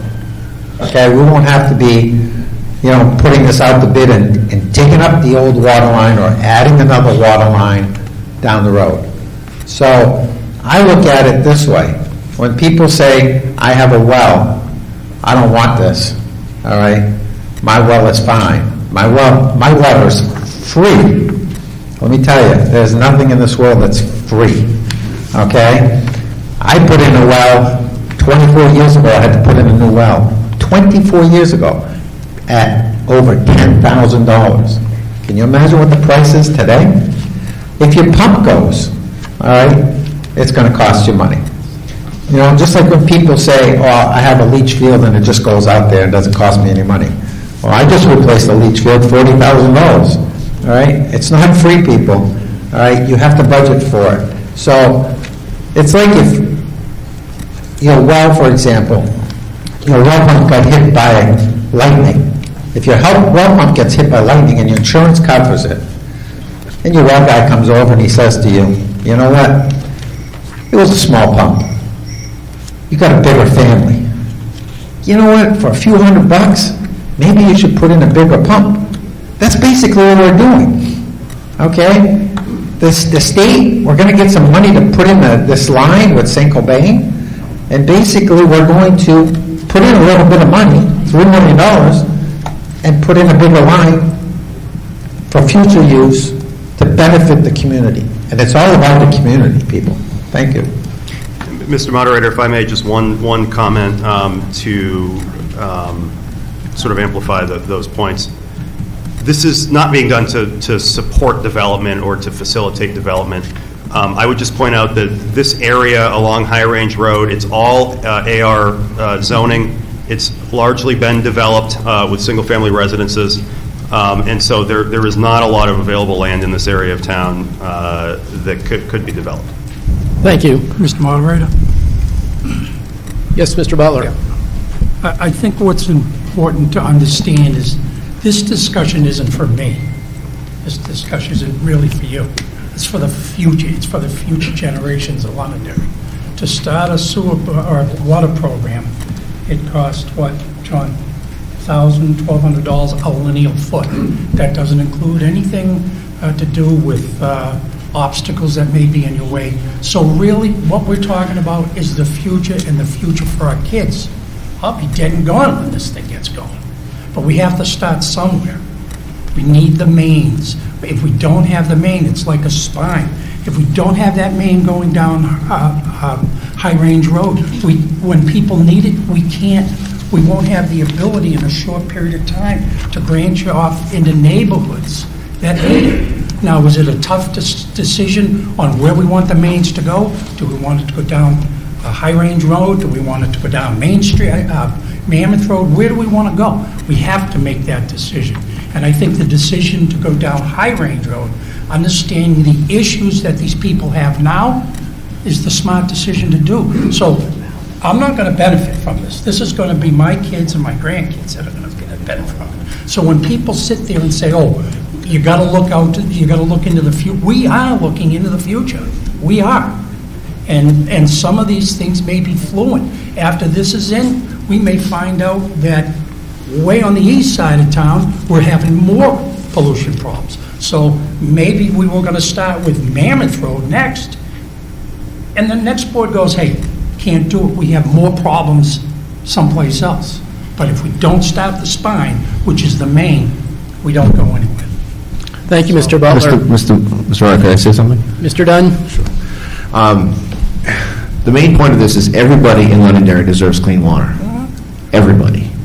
This is, as Jim's point, for future generations. This is a 20-year project. This is for PFAS, it's for arsenic, it's for any future contamination. We only learned about PFAS in 2016. That's when we really started to learn about it. 2026, 2027, we might learn about something new that we don't even know about today, that this water line could help everybody. And I don't want to disagree with Deb Paul, but I have personally been in meetings at the state level and at the town level with New Hampshire DES. I have personally been in contact with the chairman, and this money is not going to be there in a year from now. I'm not trying to scare anybody, I'm just telling you that it will not be there. So I can't stress that enough to you, that I've been in meetings, this money's available, but it will not be there a year from now. And if this warrant article fails, we cannot do anything for 1 year. So please support this article, because everybody deserves clean drinking water. Is there any further discussion from the public? Mr. Wiles?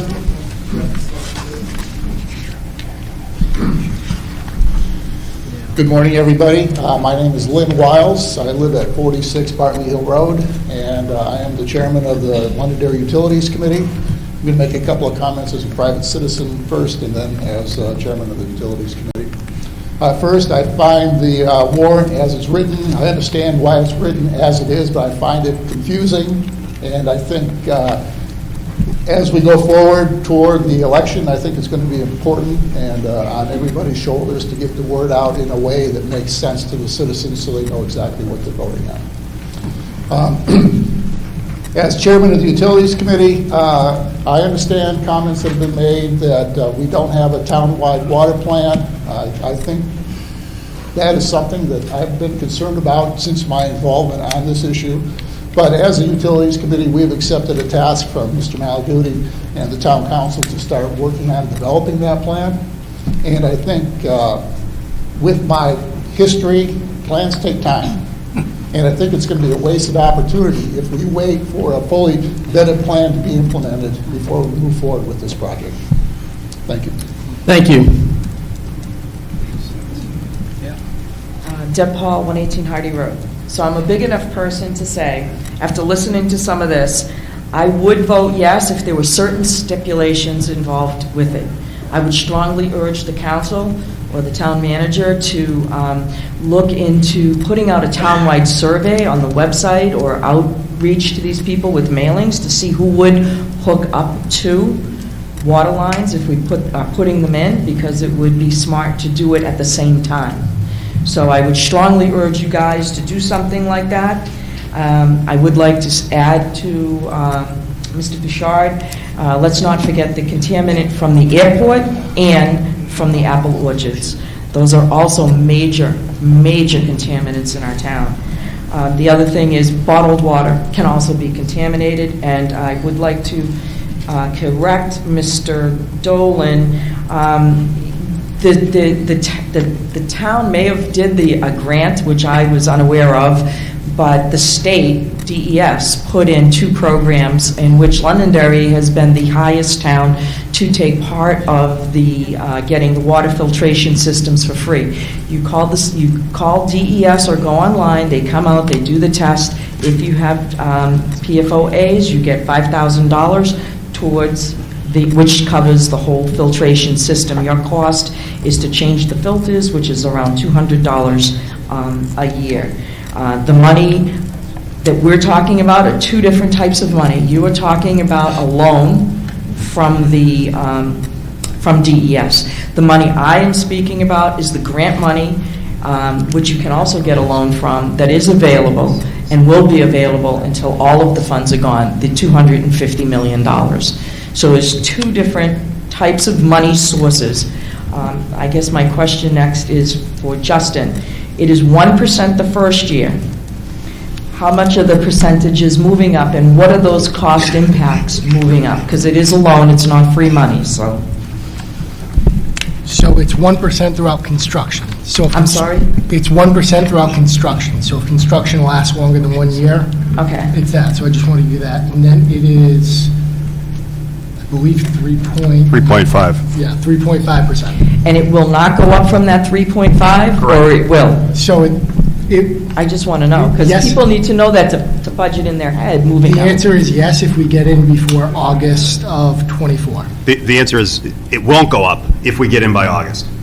And when you say get in, I need to be clear. yes. You saying start construction or get approved of the loan? The latter, If we get approved of the loan by August 1st, yes. or the end of August? The interest rates reset in August. It could be that it'll be 3.5%. I doubt it, frankly, but that's when the interest rates reset. And so if the approval is obtained, I think it has to go to governor and council. All of that can occur before August. We would certainly get started on that right away after a successful vote. But to answer the question, the interest rate will not go up, assuming all of that is the case. Okay, thank you. And so if it goes to the 3, what would that percentage cost on the tax dollar when it goes up to the 3, like the difference? Because I'm bad at math. I have this based on the 3%. Oh, this is... Yeah, I have this based on the 3.5%. That way, the first year, I'm able to see where we're going to be at and put in a revenue to offset that 1% year. But the taxpayers aren't voting on a lower number to then later find out that it's going to increase. So this number is the 3%. Okay, thank you very much, and that was smart for you. The other thing is I would strongly urge the council, once you move forward with this, please fill out a grant/loan application once it hits the 3% with the Groundwater Drinking Committee, because if you do a grant and to offset your payments and to move the project forward into other aspects, into other neighborhoods, you would be able to do that, and their loans you can get a forgiveness for up to 75%, which would save the taxpayers a lot of money. Mr. Moderator, that is one thing that we're exploring is the loan forgiveness primarily applies to economically disadvantaged areas. Obviously, Londonderry, it does not fit into that category as a whole. However, we are looking street by street to see if that may apply to certain areas that are contaminated, and that would allow us to access some of that loan forgiveness. Thank you. Mr. Town Moderator, Dick Holmes. So anyone who may be concerned here at home, on your tax bill, if you have a $400,000 valued home, you're looking at $13.60 a year, $500,000 home, $17 a year. On a per month, it's just about $1 a month. So to be able to provide a huge water pipe going all the way down High Range Road to be able to eventually provide access for people, that is a huge advantage for $1 a month. Thank you. Thank you. Mr. Plaza, did you want to add something? Yeah, Dave Plaza, 207 Pillsbury. Yesterday I had the opportunity to talk to Amy Russo from the Department of Environmental Safety. My initial comments about this project is like, oh my God, I got a good well. It's green, according to the dot on the map. Well, given the new numbers that they're going to be publishing federal and state, that's not the case anymore in another year or so. So my minds have changed completely for this project to, it sounds like a damn good idea. Number one, it's for the future. And number two is like, there's monies we got to pay. As Ted brought up, it's like $13 a month or a year. That's one coffee. Less than that per month. So, it's one thing I think we should move forward with this and, think about the future. Thanks. Mr. Moderator, if I may. At last count, there were about 1,000 wells in Londonderry with a PFAS exceedance under the current standard, and just under half of those are inside the consent decree area. As Mr. Plaza pointed out, if that standard, when that standard comes down to 4, that there are going to be hundreds of additional, if not thousands of additional residences in Londonderry with a PFAS exceedance. Thank you. Mr. Packard? Hi, Sherman Packard, 70 Old Dairy Road. I've been working for months now to try and get money for this project. And I'm pretty sure I've been able to secure up to $8 million to put this project together. But it only comes with one caveat, and that we approve this warrant article. And if we don't approve this warrant article, that $8 million will go to someplace else. Would it be possible to get more in the future? Possibly. But this particular $8 million that we have secured, that I've been working with Ron Dunn, I've been working with Mike, will go away. Make no mistake about it. Thank you. So I think that if we're going to put this in place, this is the first step, as we have said many times. This is the first step. It's a big step, because I think we're talking, as we've said before, about $200 million worth of problem in Londonderry. I live in Old Dairy Road. I'm right next to the old dump. I'm right next to that old site. Now, they came and put water lines on Auburn Road, but they didn't bother to put them on Old Dairy Road. I've been buying water now, drinking water, for 25 years. This is a first step to secure water in Londonderry, and I think it would be a shame, it would be absolutely a shame if we turned this down. Thank you. Sherman, would you just, not everyone may know what position you hold up at the state. So would you just... I'm the Speaker of the House. Speaker of the House. Thank you. Thank you. Are there any new positions to be articulated? I was just going to motion to move the question. Second. Kara Miles, 11 Lancaster Drive. Before we act on that motion, Mr. Chairman, did you have a remark you'd like to make? So I was going to move the question as well. Over 20 years ago, someone tried to bring a power plant here to town that now exists up near the airport. During that negotiation, they came to us and offered us a community power authority. Had we accepted that and had our own community power authority, we would all be paying over 50% less than what we pay to Eversource today. The direction that we would like, I'd like to see the council go in is that we take advantage of this opportunity and we build our own water district so that we can reduce the cost of, not only do this, but reduce the cost of water, to our residents. It's complicated. There's a lot of things to do with the Utilities Commission, but that's the direction I'd like to see us go in so that we can actually lower the cost of water at the same time as getting clean drinking water. And with that, I agree with moving the question. We have a motion on the floor to move the question. Second. This takes a two-thirds vote. All those in favor of moving the question, please raise your card. All those opposed? Okay, the article, as amended, is moved to the ballot. Thank you. We have a motion and a second to restrict reconsideration. All those in favor? The motion passes by a majority.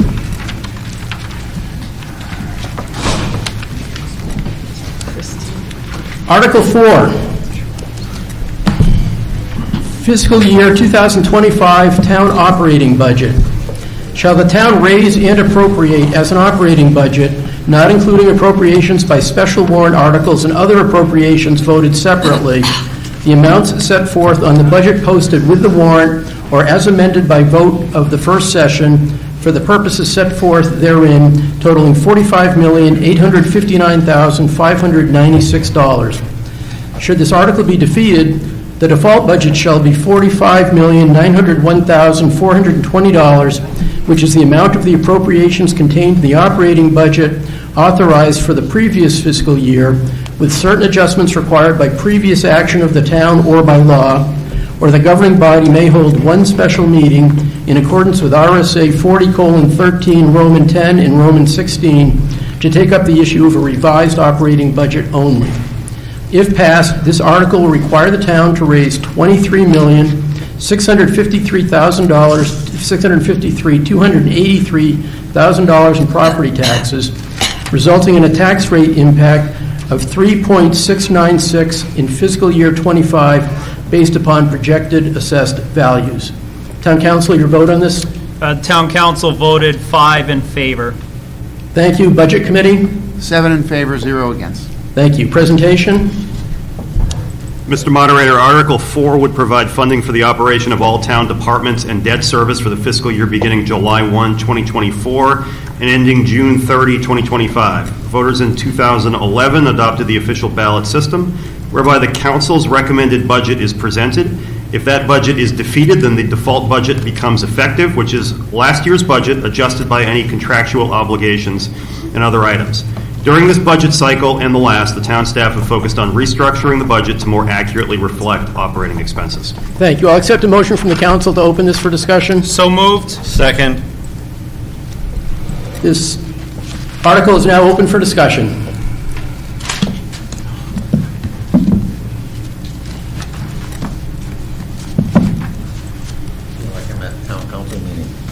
Dan Bouchard, O'Connell Drive. I just want to thank Justin, Mike, and the council on this budget for years, and I also want to thank our new department heads. Okay, for years we've run this budget. I feel inadequately because there are items that should have been funded properly that were not. As a result, positions were vacant in our community that people want.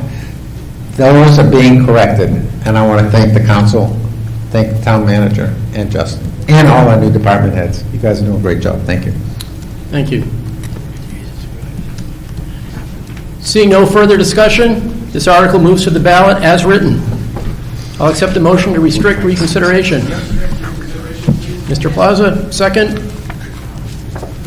Somebody who? Second. Mr. Skudlarek, I see you. All those in favor of restricting reconsideration, raise your card. All those opposed?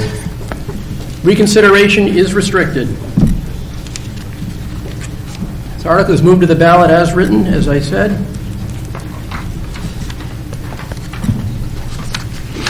Warrant Article number 5, Expendable Maintenance Trust Fund. To see if the town will vote to raise and appropriate the sum of $200,000 to be placed in the town's Expendable Maintenance Trust Fund for the purpose of repairing and maintaining town facilities and infrastructure, and further to authorize the use of $100,000 from the June 30th unassigned fund balance towards this appropriation. If passed, this article will require the town to raise $100,000 in property taxes, resulting in a tax rate impact of 1.6 cents in fiscal year 25 based upon projected assessed values. Town council vote? Town council voted 5-0, recommend a yes vote. Budget committee? 7 in favor, 0 against. Thank you. I'll accept a motion to open this article for discussion. So moved. Second. Thank you. We have a presentation. Yes. Article 5 would fund the Expendable Maintenance Trust Fund, which is used to maintain and repair town facilities and infrastructure such as HVAC systems or replacing outdated HVAC system, repairing plumbing and electric systems, and making repairs to town buildings such as roof and siding replacement. Thank you. Any discussion? Seeing none, this article is moved to the ballot as written. I will accept the motion for reconsideration. So moved. Second. Mr. Skudlarek, do I recognize? All those in favor of restricting reconsideration? Passes with a majority. Reconsideration is restricted.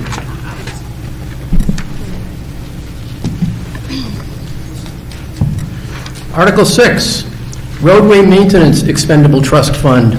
To see if the town will vote to raise and appropriate the sum of $650,000 to be placed in the Roadway Maintenance Expendable Trust Fund.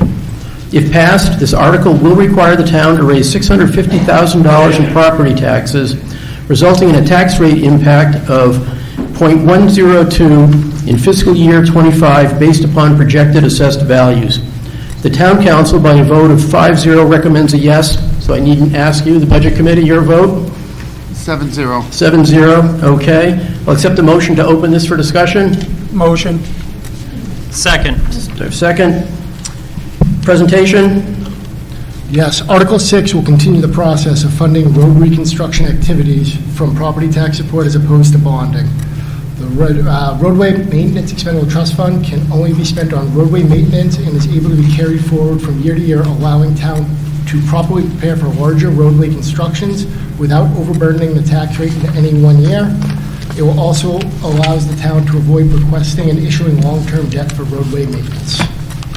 Thank you, Mr. Campo. Any discussion?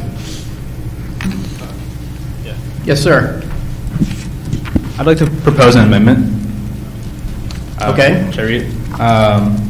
Basically to add at the end of the statement to further authorize the use of $250K from the June 30th unassigned fund balance towards this appropriation. So if I understand your amendment, it is to use $250,000 from June 30th unassigned fund balance, which would change the total to be raised by taxes to $400,000. Correct, sir. Is that correct? Yep. Okay, do we have a second for that amendment? Proposed amendment has a motion and a second. The amendment is now open for discussion. A discussion? Please. So my intention here is to put taxpayer dollars from the unassigned fund balance towards our critical infrastructure needs. This fund is a worthy cause. This is maintenance is our roads. My intention is to debit this, so it's a credit here, to debit this from later on recreation article. The actual article is number 16. I think our finance director would probably kill me if we don't debit it. So that's the intention. So I would just ask if you vote for this amendment, that you also support the later on amendment. I think the later on warrant article can pass on its own merits and doesn't need the unassigned fund balance.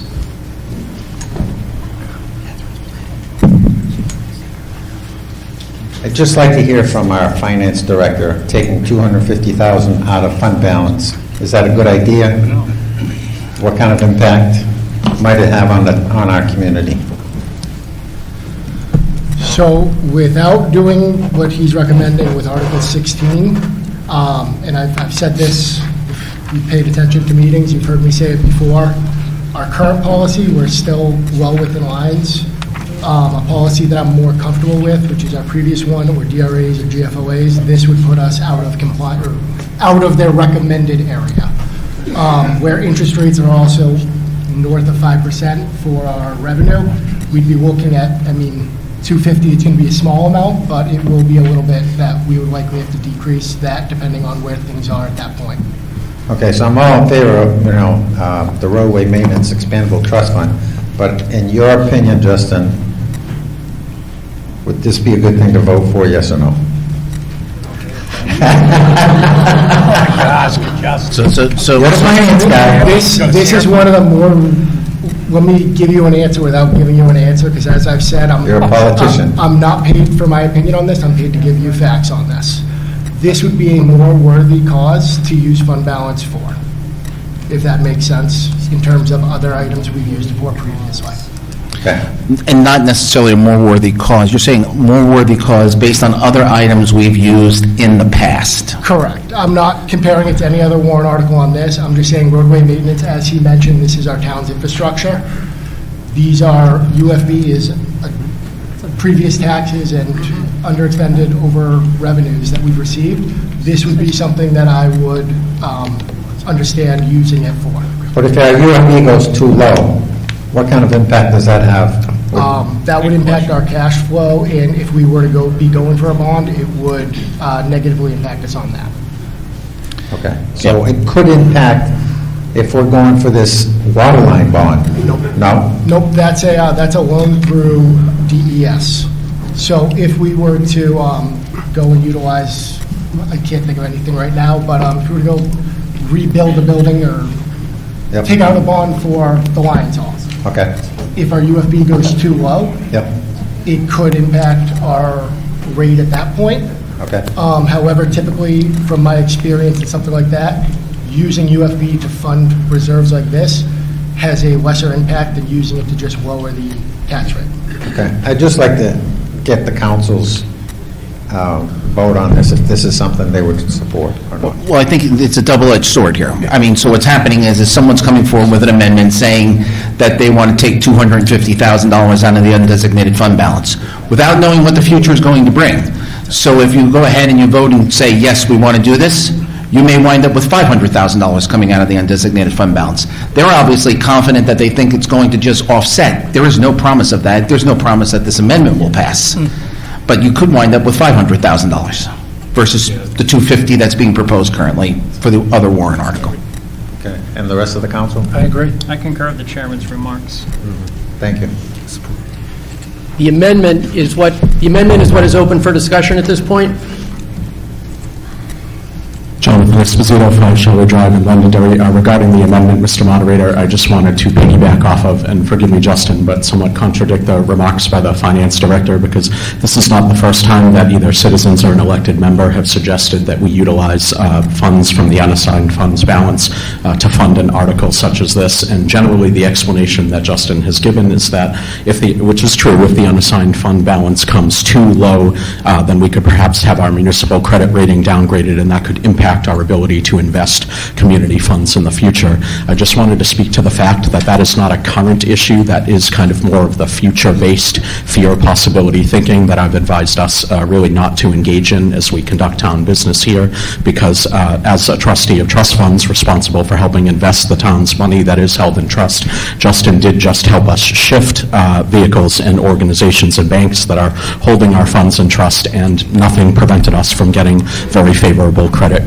very favorable interest rates at this time. So I think we can entertain dipping into the unassigned fund balance a little bit if it offsets the squeeze that the taxpayer is feeling, and currently it has not prevented us from engaging in any investments that are worthwhile to the town. Thank you. So, if you don't mind, Matt. Please. I didn't mean in terms of the revenue interest investments. It's more if we were to go for a bond, and like I said, right now, I had to make something up. So I apologize if I made it seem like it was immediate. It could in the future, potentially. At this, we could have a great year this year, and it could add back up. But that is one of the things, when you ask me what the impacts are of using the UFB, this is one of the things that is an impact of it. You've come to these before. Typically I am very much not in favor of utilizing UFB in this manner. As I've said, I believe that I agree with you with the taxpayers being crunched and everything else. That's why I'm not as adamantly opposed to this one as I would be normally, because it is beneficial for the entire town. And I think that's, I guess, what I was trying to say. Thank you for that answer and for the dialogue, Mr. Finance Director. Appreciate you, sir. Absolutely. Seeing no further discussion on the amendment, I stand corrected. Dave Plaza, 207 Pillsbury. What's the current balance of the unassigned fund balance? Thanks. So the current balance is 6.2. However, with all the current usage on all the articles, you're looking at 5.5 million. If they pass. If they all pass, if all the articles pass. That's not including this 250 amendment. Mr. Moderator, what's the threshold that you mentioned earlier? So the policy that I'm more comfortable going with is maintaining a 5% reserve for all town appropriations, which includes the school district, because come the first of every month, we have to pay the school district. And cash flow becomes a concern at that point. At that point, it would allow us, based on what we currently have for UFB, during this tax rate setting, to use $738,535. Based on our policy, it currently is between 5 and 7% of just town appropriations, which, as I mentioned, gives you a lot more leeway to be able to utilize it, as at that point, we'd only need to maintain 2.5 million. Thank you. Which, for a town of our size, I would recommend against getting to that point. The proposed amendment calls for removing $250,000 from unassigned fund balance to offset the $650,000 proposed in the warrant article. All those in favor of the amendment as written, please raise your card. We may have to count. All those opposed? Takes a simple majority. Like you see, Rod. The amendment fails. So the article as written remains open for discussion. I'll motion to move the article to the ballot. Second. We have a motion and a second to move the discussion. This requires a 2/3 majority. Those in favor? Okay, the question is moved. This article will move to the ballot as written. Thank you, thank you. All those in favor of restricting reconsideration? Reconsideration is restricted.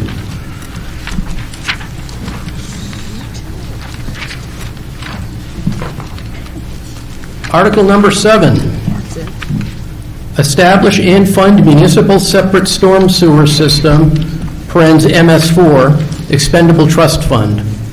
To see if the town will vote to establish a municipal separate storm sewer system, MS4, expendable trust fund per RSA 31:19-A, to assist in funding the town's obligations as mandated by the Clean Water Act and other laws and/or regulations to develop and maintain a comprehensive stormwater management program, and to raise and appropriate $100,000 to be put into the fund, further to name the town council as agents to expend from said fund. Majority vote is required. If passed, this article will require the town to raise $100,000 in property taxes, resulting in a tax rate impact of 1.6 cents in fiscal year '25 based upon projected assessed values. You have a motion from the council to open this article for discussion? So moved. Second. Wasn't that incorrectly stated? Pardon? That was incorrectly stated. It's .016. Sorry. $0.016, which is 1.6 cents. Oh, sorry. Okay, thank you. Okay, the council vote on this article, please. 5-0. Budget Committee? 7 in favor, 0 against. 7-0 for the Budget Committee in favor, thank you. Presentation? Mr. Moderator, Article 7 would establish an expendable trust fund to assist with the costs associated with the municipal separate storm sewer system federal mandate, commonly referred to as MS4. The MS4 is legally required, and this trust fund will assist the town in meeting this mandate, and this article allows the balance to carry over between fiscal years. Thank you, Mr. Malaguti. This article is open for discussion.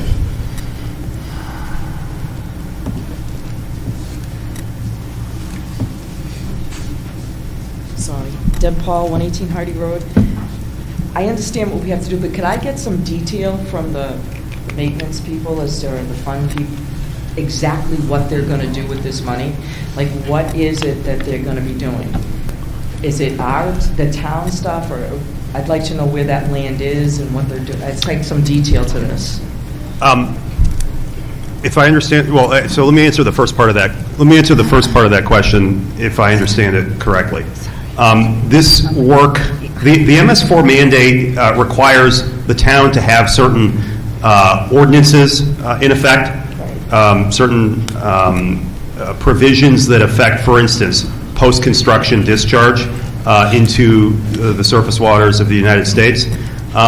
So drafting those ordinances is something that, and preparing those ordinances, which are, technical engineering documents as much as legal documents, is something that needs to occur.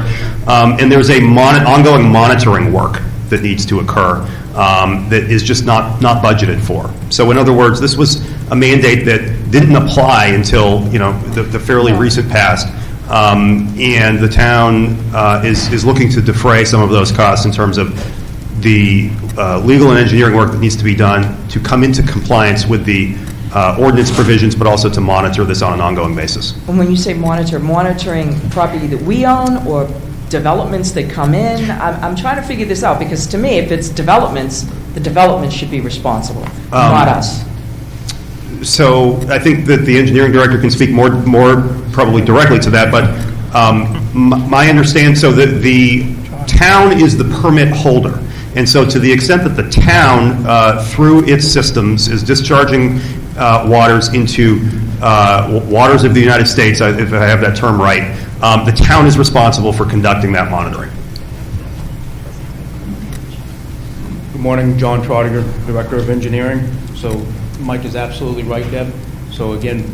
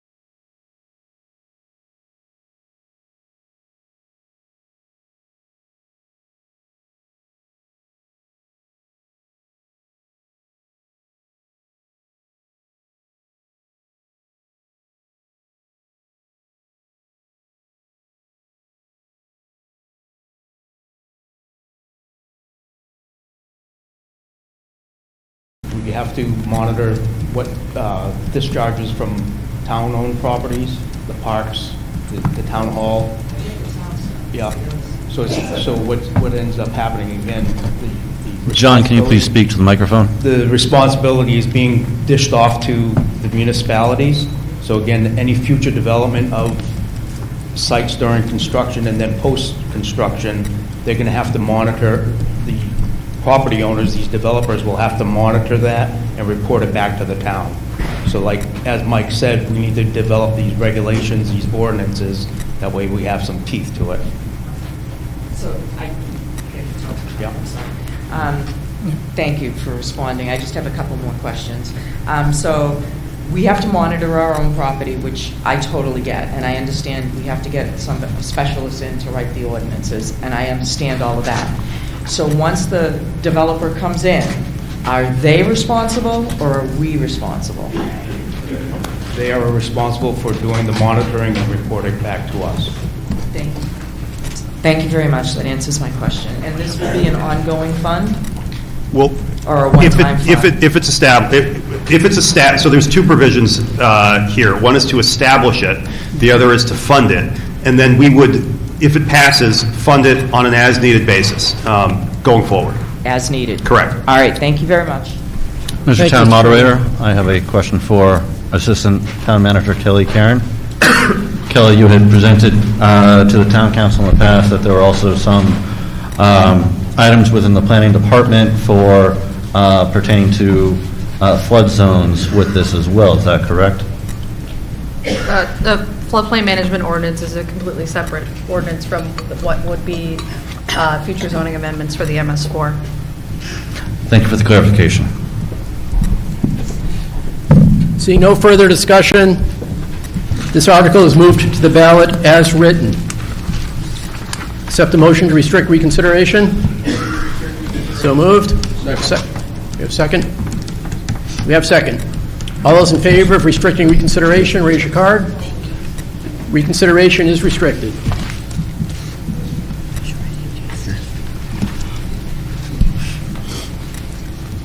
We're in Article number 8. DPW equipment/vehicle leases. To see if the town will vote to authorize the town manager to enter into up to a 10-year lease agreement in the amount of $685,000 for the purpose of leasing 2 6-wheel trucks, a 1-ton dump truck, and a backhoe, and proper equipment, and to raise and appropriate the sum of $90,000 for the first year's payment for that purpose. This lease agreement contains an escape clause. If passed, this article will require the town to raise $90,000 in property taxes, resulting in a tax rate impact of 1.4 cents in fiscal year '25 based upon projected assessed values. Accept the motion to open this article for discussion. So moved. Second. Council, your vote on this? 5-0 in favor. Budget Committee? 7 in favor, 0 against. I'm sorry, 7-0 in favor? 7-0 in favor, yes. I thought you said against. Okay, presentation. Mr. Moderator, this article would authorize the Department of Public Works to replace 2 6-wheeler trucks, 1 1-ton dump truck, and a backhoe that have exceeded their respective useful lives and have become a challenge and expensive to properly maintain. The 6-wheel trucks have an expected useful life of 8 to 10 years. The 2 6-wheel vehicles are 11 years old. With the lead time on receiving their replacement, should this article pass, the vehicles will likely be approximately 13 years old at that time. The 1-ton truck, is currently 10 years old and has surpassed its useful life expectancy of 10 years. Should this article pass, this vehicle will be 11 years old at the time of replacement. The backhoe is 14 years old, and if this article is approved, will have met its anticipated life expectancy of 10 to 15 years. Thank you. Any discussion? Seeing none, this article moves to the ballot as written. Accept the motion to restrict reconsideration. Moved and seconded. Favor of restricting reconsideration? Reconsideration is restricted.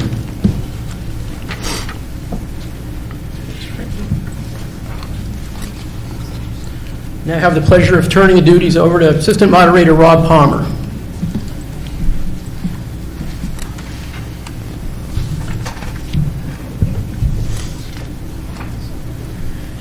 Good morning, everyone. I'll start with Article Number 9, Fire Department Truck Capital Reserve Fund.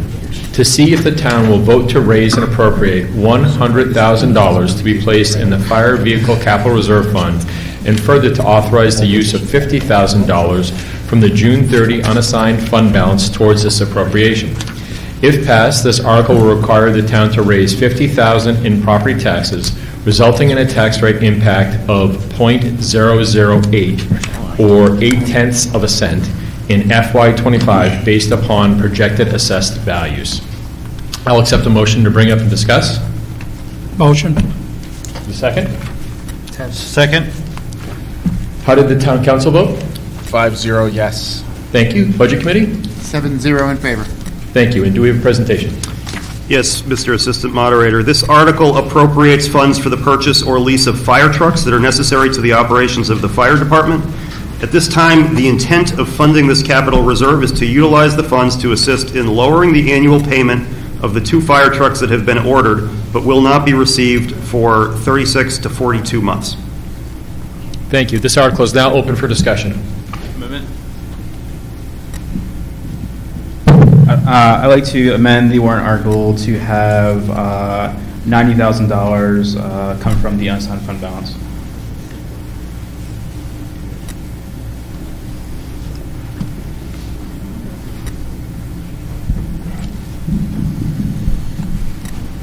Sorry. Making good papers. Sorry.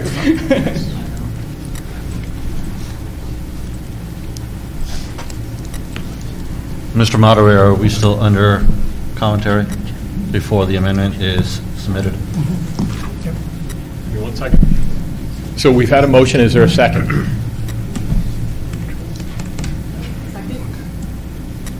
Was there, did I hear a second? All right, so we've had a second on the floor. Okay.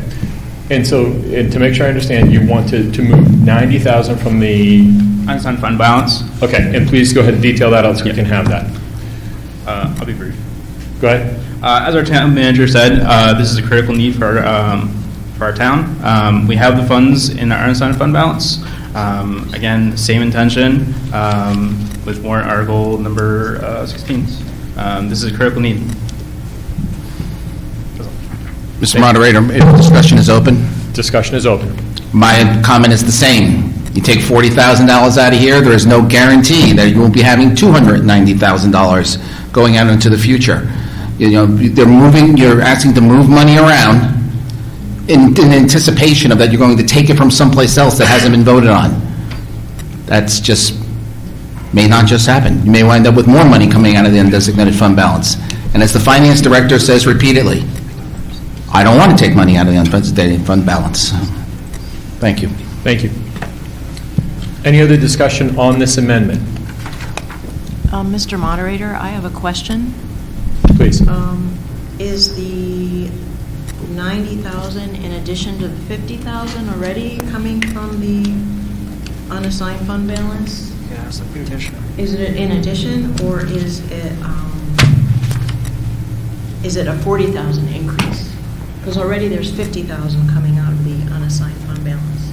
If I can address, yeah, it would be a replacement. It would be an initial 40K.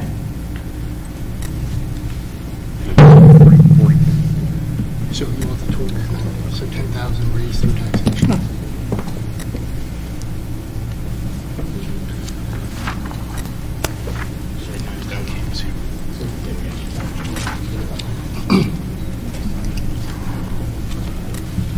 Sorry. Petitioner has to answer that. Sorry. It's 90,000. That's what he's doing.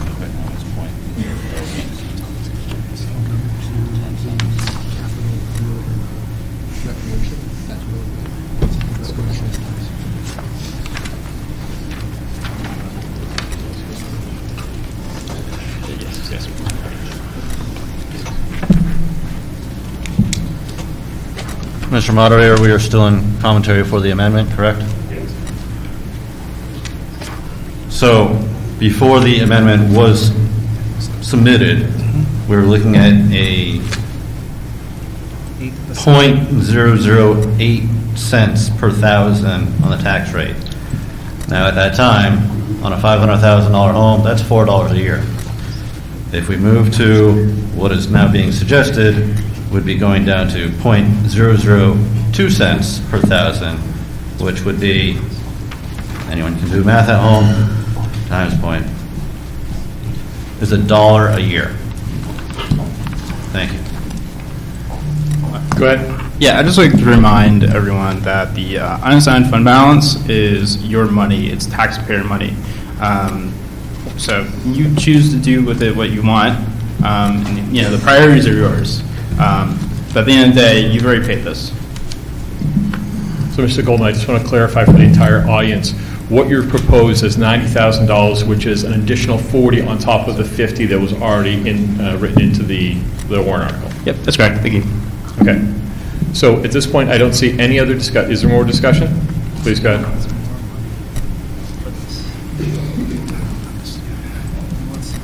Tony D. Francesco, 1 Cheshire Court. So I don't understand the last-minute nature of this, Mr. Moderator. The town and the Budget Committee have been working together for 5 or 6 months, or 8 months, or 10 months, however long. It's been a long time. And all these budgets have been perused over and over and over again. I don't know why all of a sudden an amendment like this is being made, particularly by the Budget Committee, when you all have already discussed all of that. So I would urge people to vote this down. Mr. Campo has said it's not good fiscal responsibility. I would agree with that, and I hope people vote this amendment down. Thank you. Point of clarification, Mr. Moderator. Can you please, can you read the amendment again, please? Okay, so I'm going to read the amendment, and I'm going to add I'm going to read the article, and I'm going to add the amendment. Thank you. To see if the town will vote to raise and appropriate $100,000 to be placed in the Fire Vehicle Capital Reserve Fund, and further to authorize the use of and this is the change, this is the amendment, $90,000 from the June 30 unassigned fund balance towards this appropriation. Yeah, I'd just like to note, the main disagreement I have is in the use of our unassigned fund balance. That's all, period. And that's why I raised the amendment. I'll be quiet after this. Okay. Jonathan Esposito, 5 Shelley Drive in Londonderry. Mr. Moderator, I just want to respond to another citizen's remarks, Mr. DeFrancesco's remarks. The whole purpose of this meeting is for us as citizens to exercise our rights as voters and taxpayers in the town, to examine the proposed warrants that have been raised and gone over by our Budget Committee and so on, not because we don't trust you fine folks to do a good job, but because it is our right and our privilege to be here to discuss these, to discuss the relative merits, and yes, to indeed propose amendments. There is no other opportunity for citizens to propose amendments during this process. Public comment is quite curtailed and limited in this town, so this is our singular opportunity to propose amendments to warrants that are about to hit the ballot. That's literally why we're here, and that was clarified by the moderator as well as the attorney at the school district deliberative last night. And so just wanted to offer that in response to Mr. DeFrancesco's remarks. Thank you. Thank you. And I'm going to ask everyone if we can try not to go back and forth at each other and make sure that we're responding specifically to the warrant articles. That would be appreciated. Only because my name was mentioned. Because my name was mentioned, I feel like I have a right to respond. There's a lot of names that have been mentioned, and this is going to continue. I would ask if there's something pertinent that you think the entire community needs to share, please do. I do. And Mr. Esposito is correct. This is the opportunity for the citizens. But when it's a Budget Committee member that's in the 11th hour, all of a sudden making changes, it doesn't make sense to me. There was plenty of opportunity for the Budget Committee and the individual members to state their case and do what they needed to do. That's all I'm saying. Again, I urge people to vote this down. Thank you. Thank you. Maura Ryan, 2 Snowberry Hollow. Can I know what the critical need is that you're looking at? Like our town manager addressed, it was, sorry, Mr. Moderator, it's for the fire department truck capital reserve. It's for fire trucks. So why is it a critical need? Can you explain your thought process to me, like in 3 points? Yeah, it's really simple, right? You want the fire department to show up. They need to show up on something. They show up on a truck, right? It's really that simple. You clearly need the item. Mr. Town Moderator, can we please have the fire chief please come forward to elaborate?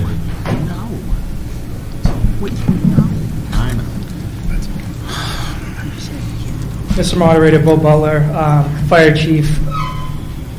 You said the word critical, and we appreciate that because that's exactly what this is. If you look at the fire department's mission, we need three things. So think of a stool, a three-legged stool. You need the people, you need the apparatus, and you need the tools and equipment. So to answer the question from the citizen, that is the critical need behind the fire trucks. If we don't have one of those, then we can't affect our mission or obligation to the community. Thank you. Yes, sir. Okay, we're going to see no further discussion. We're going to move the amendment to a vote.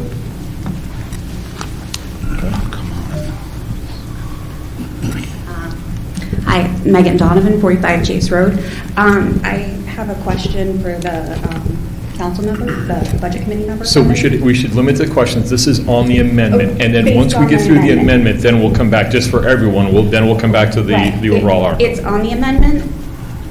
My question is, what changed between your vote of yes to now?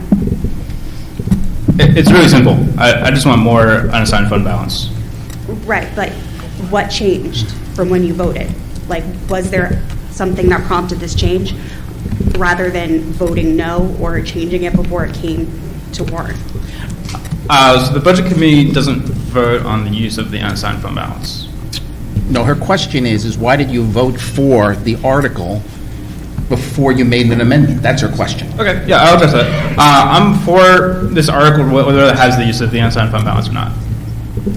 Right, but you're asking for the amendment now. Why didn't you ask for it before it came to warrant to this point? I figured I really just wanted discussion on it, if that's okay.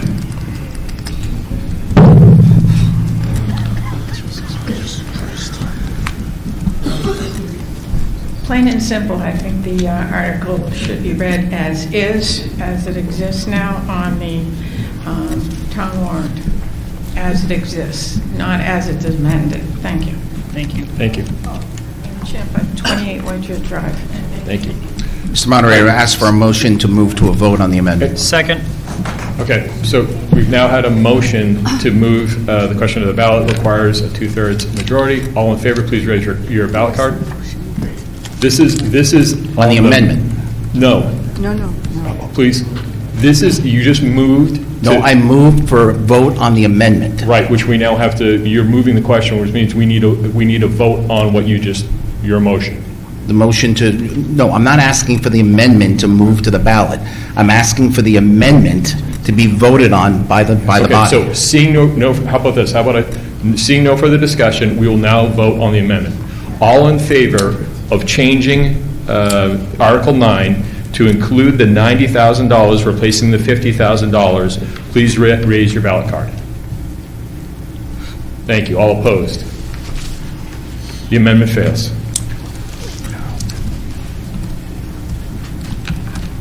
Okay, we are now back to open discussion on the warrant article as originally written.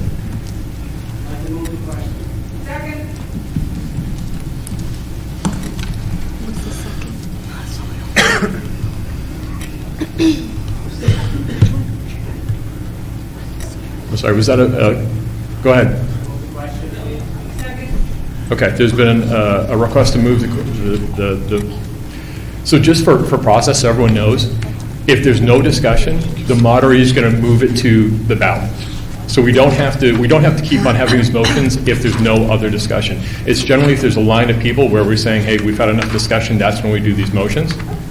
So if there's no other discussion, is there any other discussion that people would like to have on this article? Okay.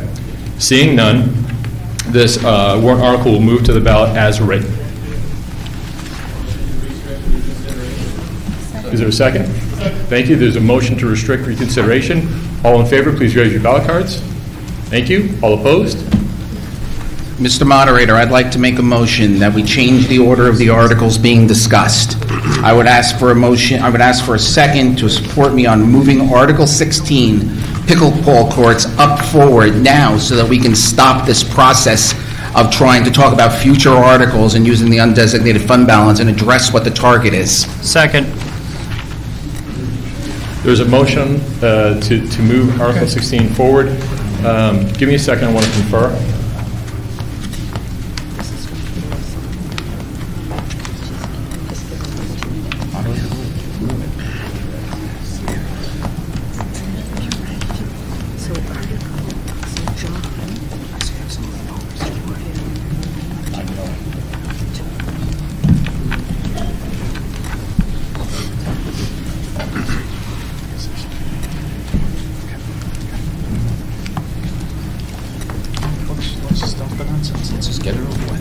Okay, there's a motion on the floor to move Article 16 forward, to have that discussion now. It's been seconded. Is there any discussion? Seeing none, all in favor of moving 16 forward, please raise your ballot card. Thank you. All opposed? We'll move 16 forward.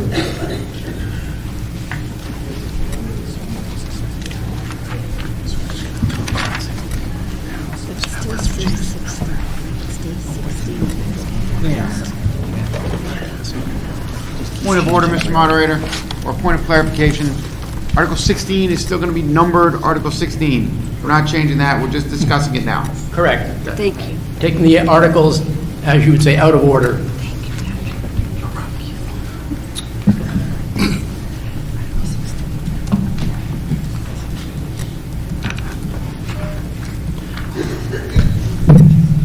Article 16, pickleball courts. To see if the town will vote to raise and appropriate $490,000 for the design and construction of up to 10 public pickleball courts, and further to authorize the use of $250,000 from the June 30th unassigned fund balance towards this appropriation. This special warrant article will be a non-lapsing appropriation per RSA 32:7, Roman 6, and will not lapse until the earlier of the completion of its purpose or June 30th, 2030. If passed, this article will require the town to raise $240,000 in property taxes, resulting in a tax rate impact of 3.8 cents in fiscal year 25 based upon projected assessed values. I'll accept the motion to open the article for discussion. So moved. Second. Council, your vote on this article? Council voted 4 in favor, 1 opposed. Budget Committee? 4 in favor, 3 opposed. Before we open discussion, let's do the presentation, please. Very simply, Mr. Moderator, this article appropriates funding towards the building of up to 10 pickleball courts in the town of Londonderry. Thank you. I do have an amendment that's been proposed. Mr. Belinsky, would you please present your amendment?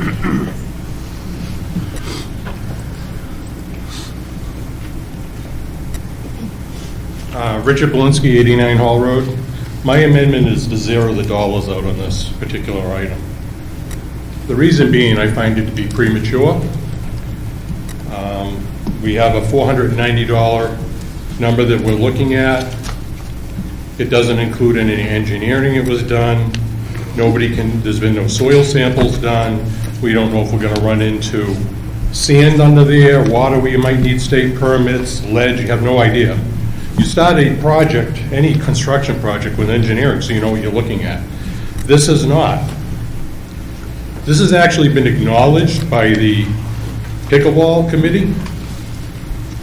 I asked for the minutes of their meetings, and in their September meeting and in their November meeting minutes, a member, and it doesn't matter the member, I'm not going to say their name, made a good point about needing an engineering study before any general contractor could make a legitimate quote.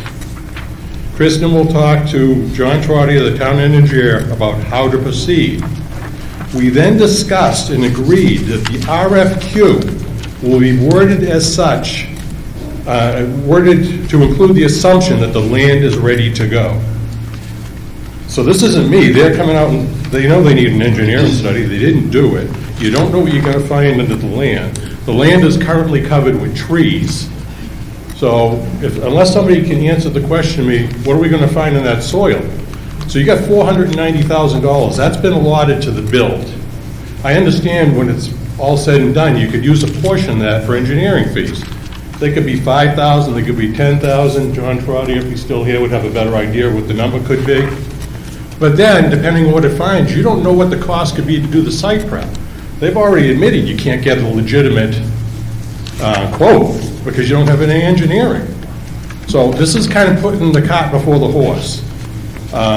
Just for full disclosure, I'm against it because to me this is a want, not a need. Somewhere we have to save the taxpayers some money.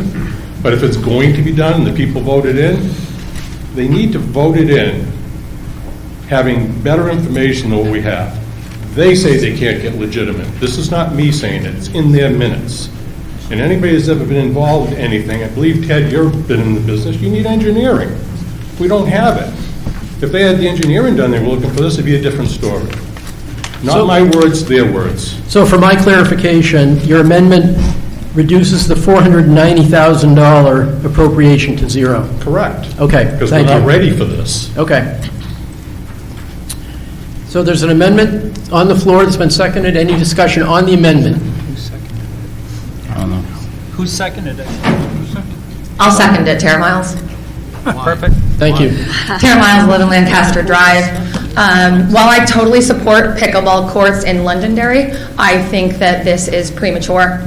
I feed, clothe, and house my children as a primary before I go buy a vacation, right? This is recreational. It is not necessary in town until we educate our children with full-day kindergarten. We need to be allocating our money, taking care of our business first, and then go for pleasure after. I will fully support this on a future ballot, but I don't support any funds going toward pickleball until our children are fully educated in a building that works. Thank you. Discussion is open on the amendment, which is to zero the dollar amount. Hi, good morning. Garrett 80, 8 High Park Circle. Would like to point out that the amendment as, not the amendment, the original ballot initiative as proposed. I believe the math is if you own a $500,000 home, it's $19 one-time assessment, if I've done my math correctly. To the lady who just spoke, I would point out that here in town, we have town paid for baseball fields, softball fields with lights, tennis courts, basketball courts, playgrounds. So I guess I take exception to the assessment of this being a want and not a need. To me, this is fundamental infrastructure that a town is providing to its citizens for recreation. And so therefore, Richard's amendment is strongly opposed. Thank you. Further discussion on the amendment itself? So my name is Brian Smolik, and I live at 25 Mullen Drive.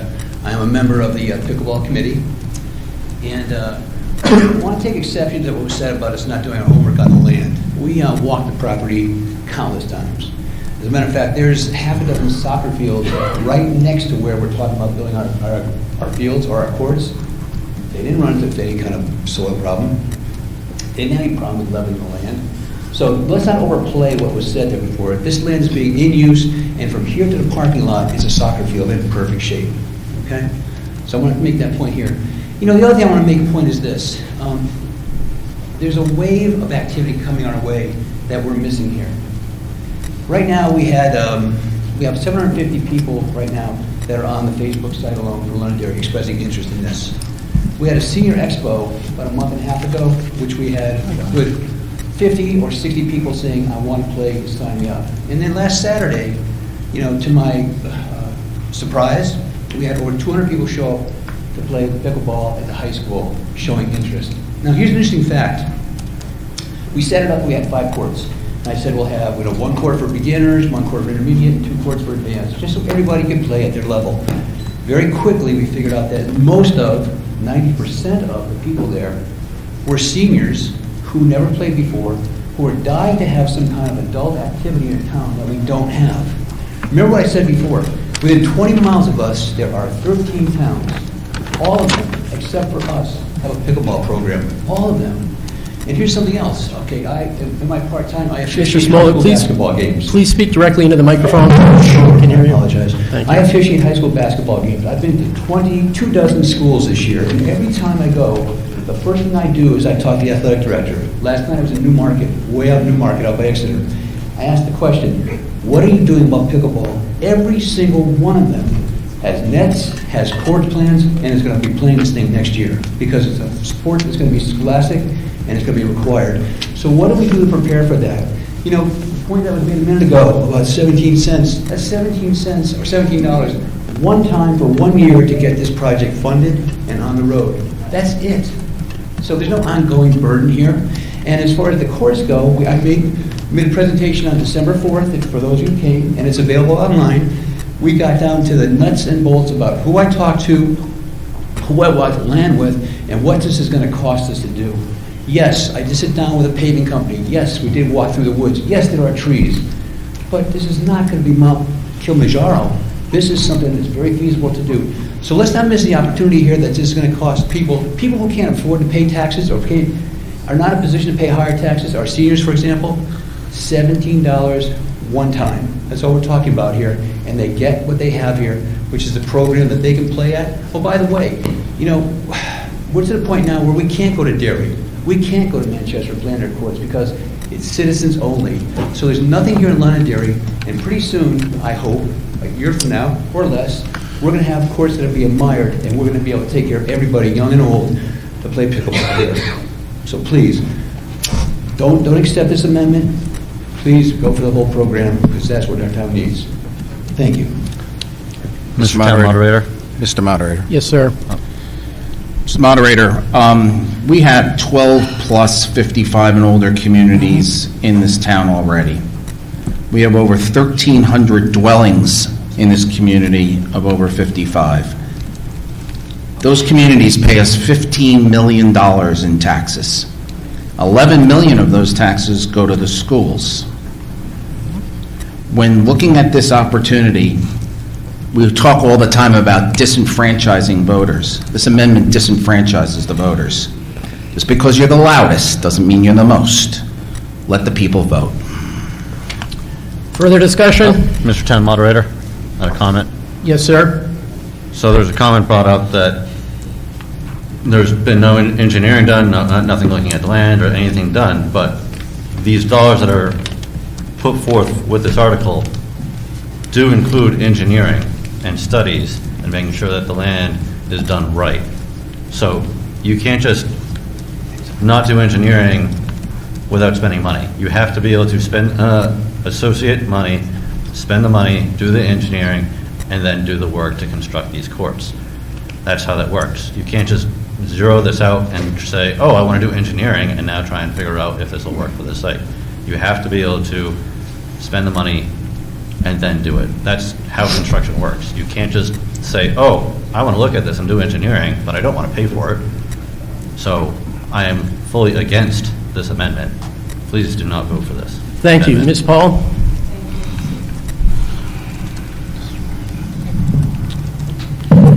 Deb Paul, 118 Hardy Road. I want to say that I am for this amendment.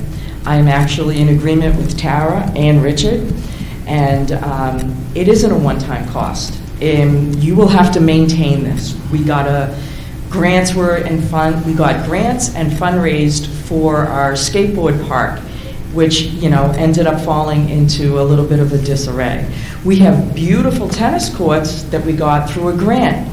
They need like $40,000. The high school team is playing and competing on terrible courts. And to me, fixing those things that we already have are a bigger priority. And I just wanted to say that I am against it, and I think that Tara was spot on with, we have other things that are way more important, such as water, such as schools, and they should fundraise, and maybe this gentleman should get a business loan and open up his own place. Thank you. Further new discussion on the proposed warrant amendment? My name is Ann James, Wiley Hill Road, Londonderry. I'm a senior. My husband and I are both retired, so we're limited income. I get what they're trying to do here, but we have so many other issues. Water, speed, traffic safety, fire and police. We need to fix all of these problems before we can put some money towards a warrant. Thank you.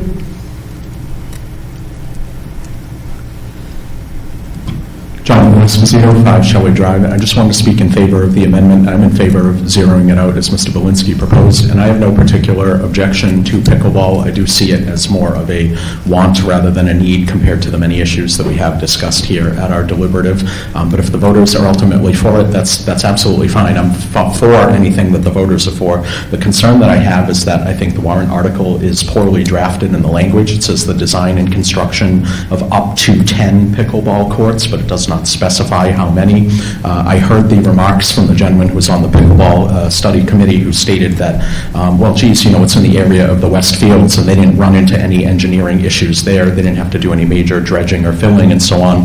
But on the off chance, without a prior engineering study, that we do start digging into this land and find out that there's water or there's some issue that has to be mitigated for, and those engineering costs now go through the roof, we may have appropriated this money, and the folks in town may end up getting 2 courts or 4 instead of 10 because we didn't properly plan for the actual design and construction costs. So I'm in favor of the amendment purely because the original wording of the warrant article does not really meet the needs of the voters. Thank you. Mr. Moderator, if I may? Yes, sir. We've heard a lot of advocacy today for letting people vote and the power of people's votes and hearing what the voters want on the ballot. And if we zero this amendment, this article, that's taking away that opportunity for the voters to express what they want on pickleball. Whether you're for or against pickleball, I think we should let it go to the ballot and let the voters decide rather than decide it here at this meeting with the amendment. So noted. Thank you. Additional information on the amendment that you'd like to share? Well, first of all, Richard Belinsky, in Colorado. First of all, they'd still be able to vote. There'd just be no dollar issue, or no dollar amount.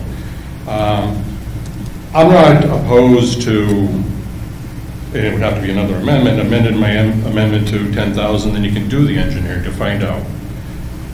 Ted mentioned that the engineer is included in the 490. It's not.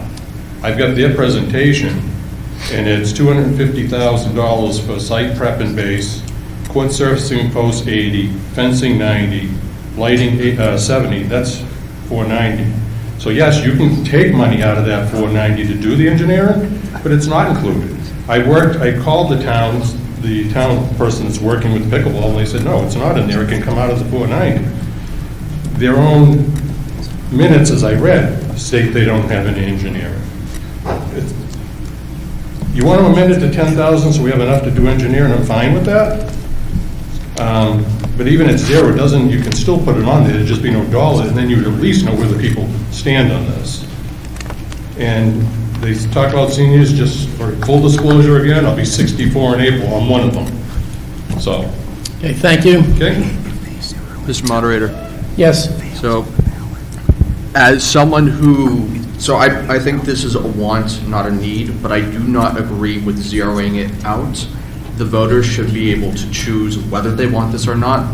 I voted no on this warrant, and I intend to vote no for it again in March, but we shouldn't just zero it out. If the taxpayers and townspeople want pickleball courts, we should give them the opportunity to vote for it. Zeroing out just eliminates that option for them. And those points have been made. Right now, we're in a situation of, yes, I'm in favor, and no, I'm not. So I think we're ready to have a vote on the amendment, unless, ma'am, you have something new to offer us. Hi, Dawn Powell, 12 Preserve Drive, Londonderry. I just wanted to say that I actually am on the pickleball committee too, and the site prep, that number, it does include the engineering report. It has money in there for that. So what he said is not valid. Also, I really feel like this should go to vote the way it is, just because we need these for quality of life in Londonderry, and I don't think that $17 a one-time, I mean, if I did a collection today, I'm pretty sure I could probably get $20 out of each and every one of you for one time to have something nice for us for the rest of our lives. And as far as upkeep, we did research on that, and there is not that much, and there will be other ways to figure that out, so it won't be a tenant problem. Thank you. Thank you. So we're going to vote on the amendment, which is to zero out the dollar amount in the warrant article as presented. All those in favor of the amendment, raise your card. All those opposed to the amendment. The amendment fails.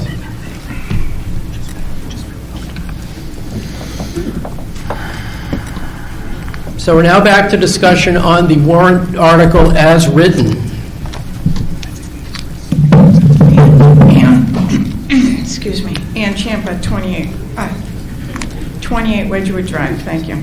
I'd like to make an amendment to remove the words "and further to authorize the use of $250,000 from the June 30 unassigned fund balance towards this appropriation." So it would be $490,000 coming straight from the voters, not using the unassigned fund balance. Okay. Mr. Palmer will help you with the amendment. Who's best positioned to respond to that? Mr. Campo? Point of order. Do you need a second, Mr. Moderator? Oh, yes, thank you. Second the amendment? Several. Yep, thank you. So the amendment is to take nothing from unassigned fund balance and to fund the full $490,000 from tax revenue. Any discussion on the amendment? Thank you for raising it. Again, this is your money. Use it how you think you should use it. I would just say, we have critical needs. Actually, I had to highlight that with previous warrant articles. That's my amendments, sorry. Yeah, I think it should be able to pass on its own if it's going to pass, as is the amendment's written. Further discussion on the amendment. Mr. Belinsky.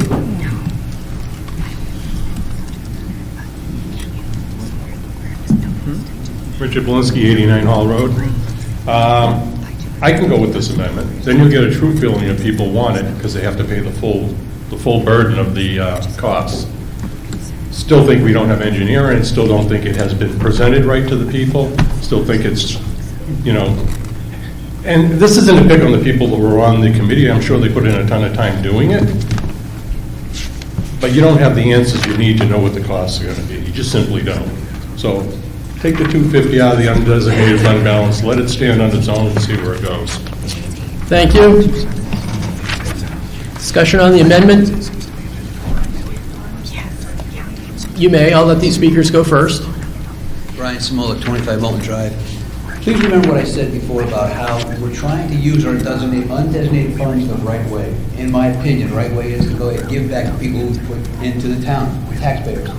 By using this $250,000, we're lowering the tax burden, and those who are affected the most, as I said before, are those of us where this tax burden would affect us the hardest. So if I can reduce that at $250K and asking for $240K from the voters, again, $19 one-time fee.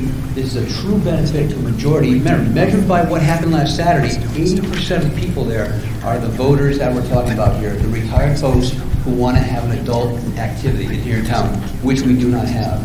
Don't shoot this down because it's just going to burden them harder, and that's not a good thing for us to do as members of Londonderry.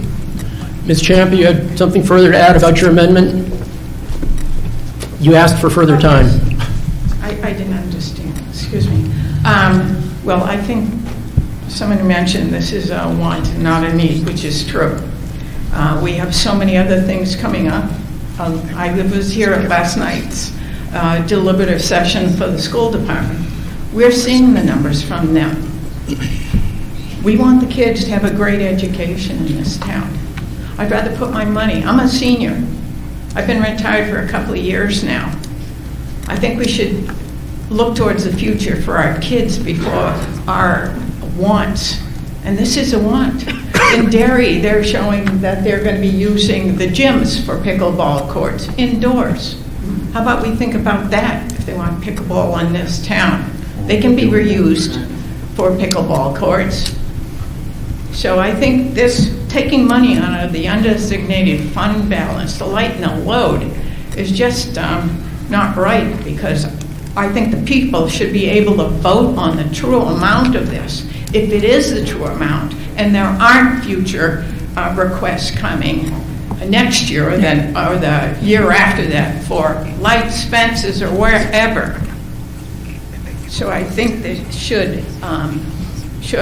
it should pass or fail on its own merits, and it should say that the whole $450,000 on the warrant article. Thank you. And that's what your amendment calls for. All $490,000 comes from tax revenue. Yes, people can vote Got it. on it, whether they want to Got spend it. all the money or not. Yep. Thank you. Gentlemen? Sir? Mr. Moderator, Greg DeVas, 21 Welch Road. With that amendment, can you just clarify what the Article 16 tax impact number would be? 7.7 cents. Versus what is it now? 3.8 cents. 3.8, okay. Thank you.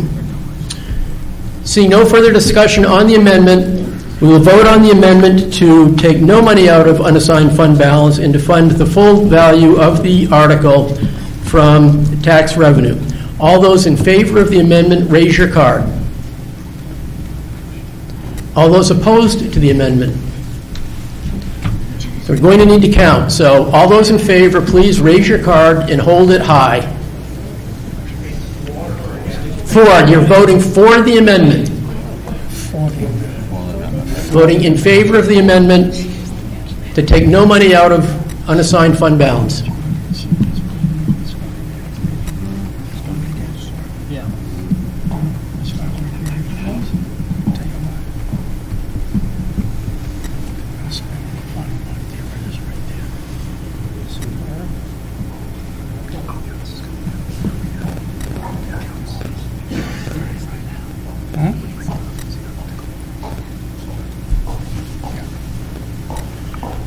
Counters, do you have a count on that one?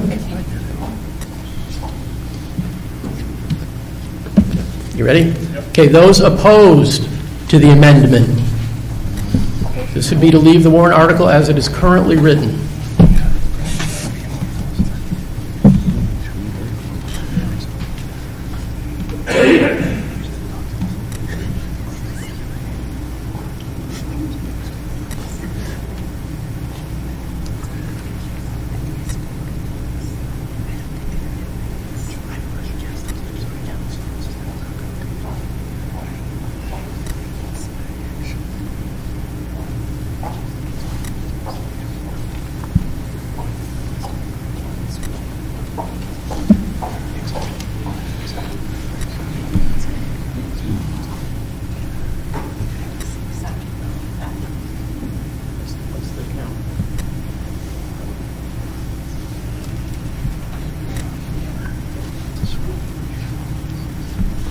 We're going to use a secret ballot for this one. Yes. How many voters are in? Mr. Moderator, which ballot are we using? We're using A. Ballot A, please. Remove A from your stack and check yes or no. You're checking yes if you're in favor of the amendment. You're checking no if you're not in favor of the amendment. And please stay in your seats. Your ballot will be collected from you at your seat. Do not pass your ballots down the row.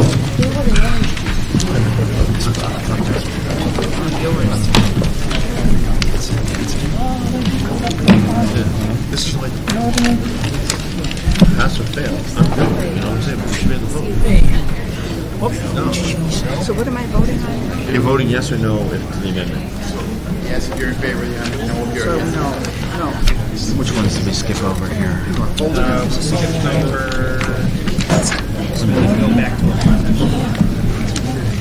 hard to type and keep it all straight. It's so hard to keep it straight. I'm sitting there Let's let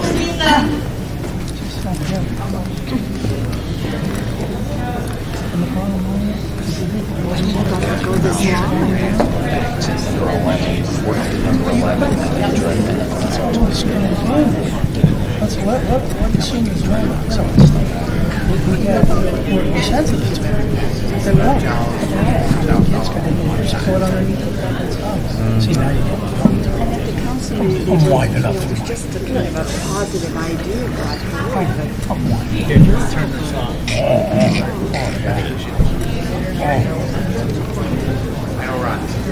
No, I know, right? Want us to talk? I'll still talk to you. We can disagree. Since there is, I thought your regular words on water. I did too, except. Oh, you might have been. Oh, yeah. The hardest people is already happening. It really is. It really is. You have to think about the future. We don't know what future contaminants might be. You know, it's only been a few years since we went to a PFAS. Might be something new in the future.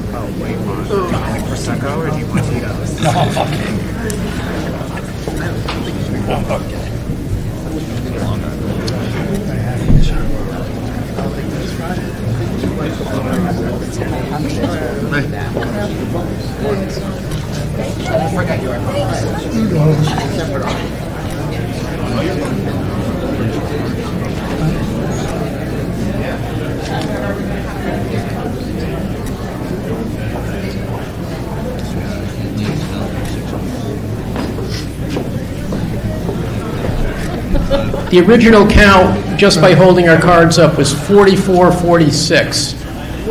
I don't know in which direction, but there were 44 for one and 46 for the other.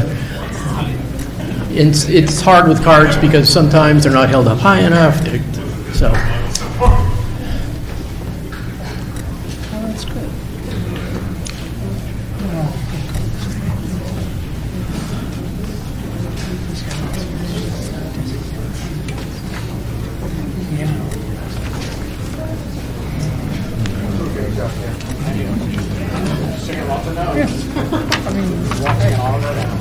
Let's forget about this. Let's forget about this. We are counting.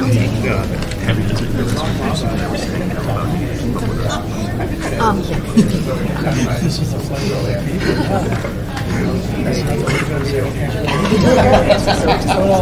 I know, right? But that was a big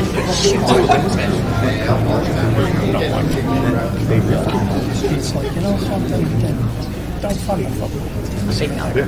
But they're free. But then you have to touch the... True, to turn off. Because I don't mean that. I don't think about it. Yeah. No, it's not funny, sorry. It's not funny. It's great. I made sure to be It's not funny. I was going to say. I said, I'll be there. Yeah, exactly. Yeah, I've been waiting in your just I always said, the same. Most of it. So, are you Yeah. right? People come and don't tell them that sounds like it's being worse.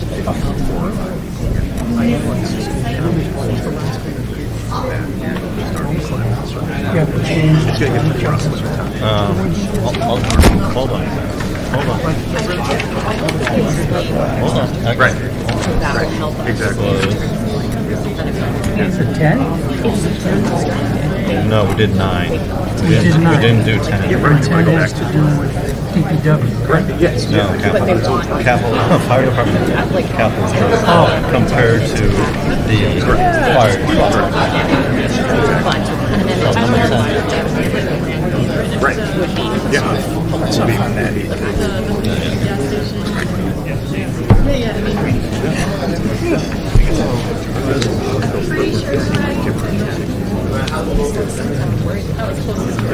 The voters will be what? Yeah. But I mean, like, for example, like, so something the voters will have, they think, oh, I need an official budget, but that's not what they're Correct. doing. And that will be clear from the language. Right, so I think some negotiations make a motion and say, express advisory opinion. That we should Perfectly appropriate. express advisory opinion or should have official budget. That's what we want to see. What? People were asking.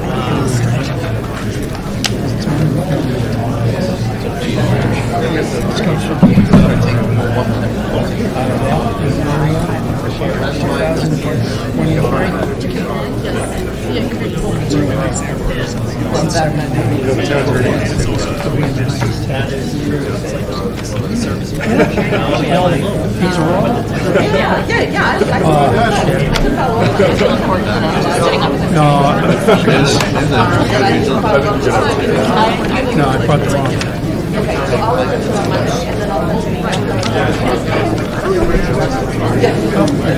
It really depends on where you're at. But I'll talk about it.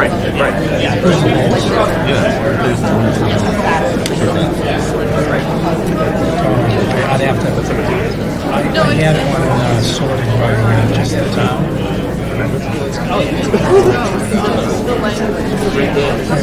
I'll send you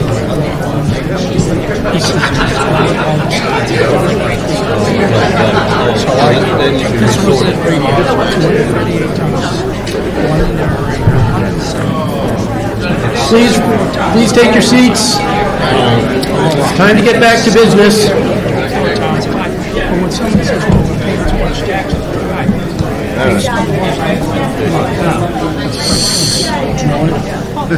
that's what I started.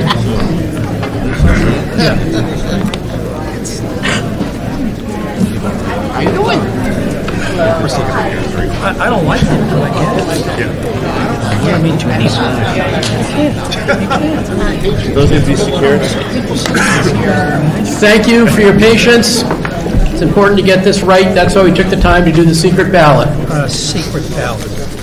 For the vote on the amendment to remove authorizing $250,000 from the warrant article, the amendment failed 49 to 46. So the amendment fails. We're back to the warrant article as originally published. And that remains open for any discussion that we haven't already heard about pickleball courts. Don't come up and talk. Don't come up. Hello, my name is Chris Samolik, 25 Mountain Drive. I am married to the task force member on pickleball. I don't play pickleball much because he always wins, and I don't like that. Not really. But I want to say something, and it kind of touches on some of the education and the priority in town. And I think what makes a really good town is family. And I think everybody in the room might agree with that. And families are key to the success of any society. And families are made up of 3 generations. So when I see someone in their 60s or 70s go out on a pickleball court with their 8-year-old grandchild, and they're laughing and they're playing, it brought joy to my heart. And I'm not a big sports enthusiast, but I have seen how this particular sport can unite people in families and in communities. So for seniors who have options to stay indoors all day, or go outside in the fresh air and hit a paddle and have fun and laugh and make friends and get exercise, which is really good for them. Because if you retire at 70, the way we get health care, you're going to be alive till 95. So for 25 years, you don't want to sit around. You want to live. And this sport helps people get out and do things with people. So it's not just a want to versus a have to. It's an important part of life. And whoever designed this sport I think should get an award for it, because it really works. So that's my thing. I'm glad it's going to be on the ballot, and I would just ask that you would tell people and share the truth about the sport. Thank you. Thank you. All those in favor of moving the question, takes a 2/3 vote. Raise your cards if you're in favor. It's unanimous. The question is moved. The warrant is, the article is moved to the ballot as originally written. Thank you. We have a motion and a second to restrict reconsideration. All those in favor? Reconsideration is restricted.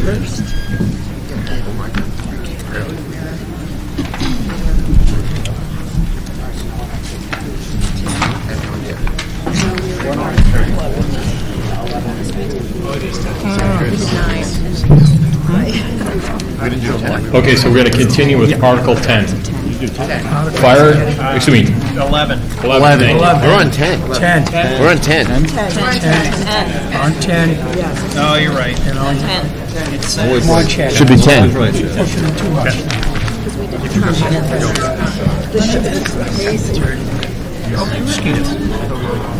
I'll move. I'll go get one. We completed the fire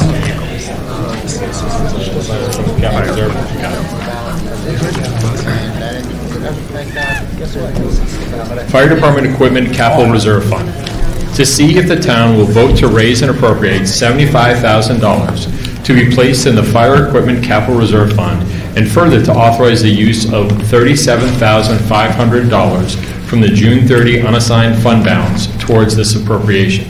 If passed, this article will require the town to raise $37,500 in property taxes, resulting in a tax rate impact of .006 or 0.6 of a penny in FY25 based upon projected assessed values.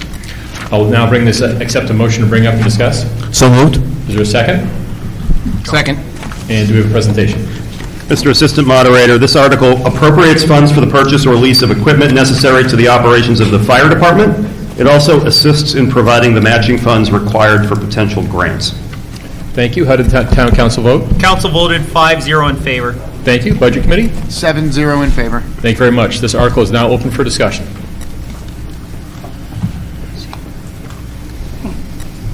Seeing none, the warrant article will move to the ballot as written.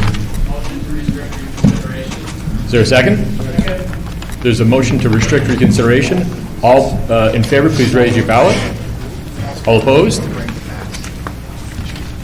Reconsideration is restricted.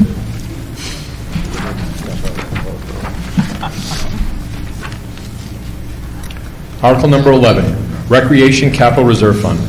To see if the town will vote to raise and appropriate $10,000 to be placed in the Recreation Department Capital Reserve Fund. If passed, this article will require the town to raise $10,000 in property taxes, resulting in a tax rate impact of .002 or 0.2 of a penny in FY25 based on projected assessed values. I'll accept a motion to bring up and discuss. So moved. Second. Thank you. Presentation. Mr. Assistant Moderator, this article funds the Recreation Department Capital Reserve Fund. These funds are used to purchase new equipment and vehicles, as well as for maintenance on the department's current vehicles and equipment. Thank you. How did the town council vote? 5-0 in favor. Thank you. Budget Committee? 7-0 in favor. Thank you. This article is now open for discussion. Seeing none, this article will move to the ballot as written. Is there a second? Thank you. There's a motion to restrict reconsideration. All in favor, please raise your ballot. Thank you. All opposed? Reconsideration is restricted.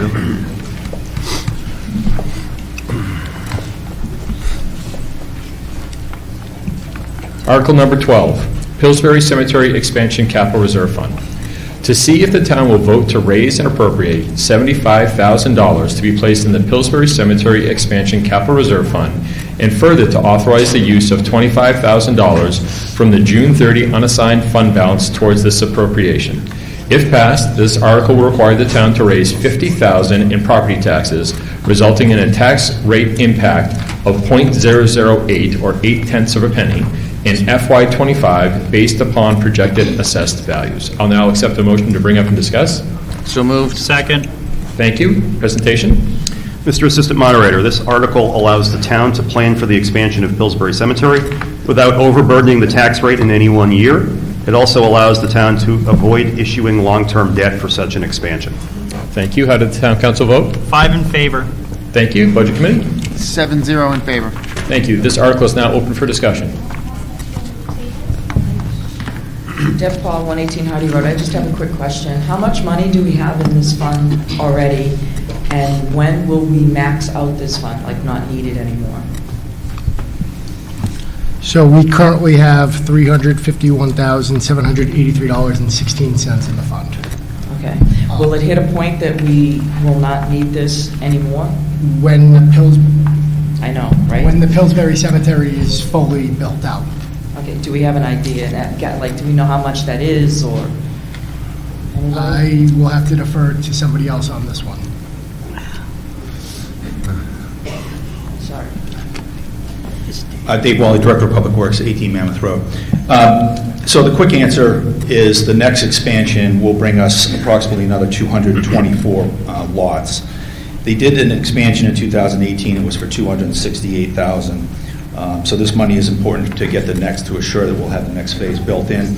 And then beyond that, there's close to 1,000 other lots that could be built out in further phases. So looking at some of the pre-sales and whatnot, we estimate about 20 years before the whole parcel up there is built out, depending on if we stay with the conventional burials of full casket or cremations. So there's other things that are being looked at by the trustees as far as some other options for that, to slow down the consumption of the property.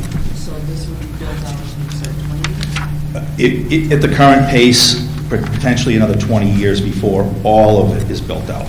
Thank you. Yep. We're close to needing to expand right now, though, correct? Yeah, that's correct. So we have 161 lots as of yesterday. I sold a couple more. So looking at now that, the trend is now back to where it normally was through COVID, through some heightened sense of need, we had sales really escalating, but they've leveled off now to more traditional purchasing. And, within the next 2 to 3 years, we should be doing that expansion. Thank you. Seeing no further discussion, this warrant article will move to the ballot as written. There's a second to restrict reconsideration. All in favor, please raise your ballot. Thank you. All opposed? Reconsideration is restricted.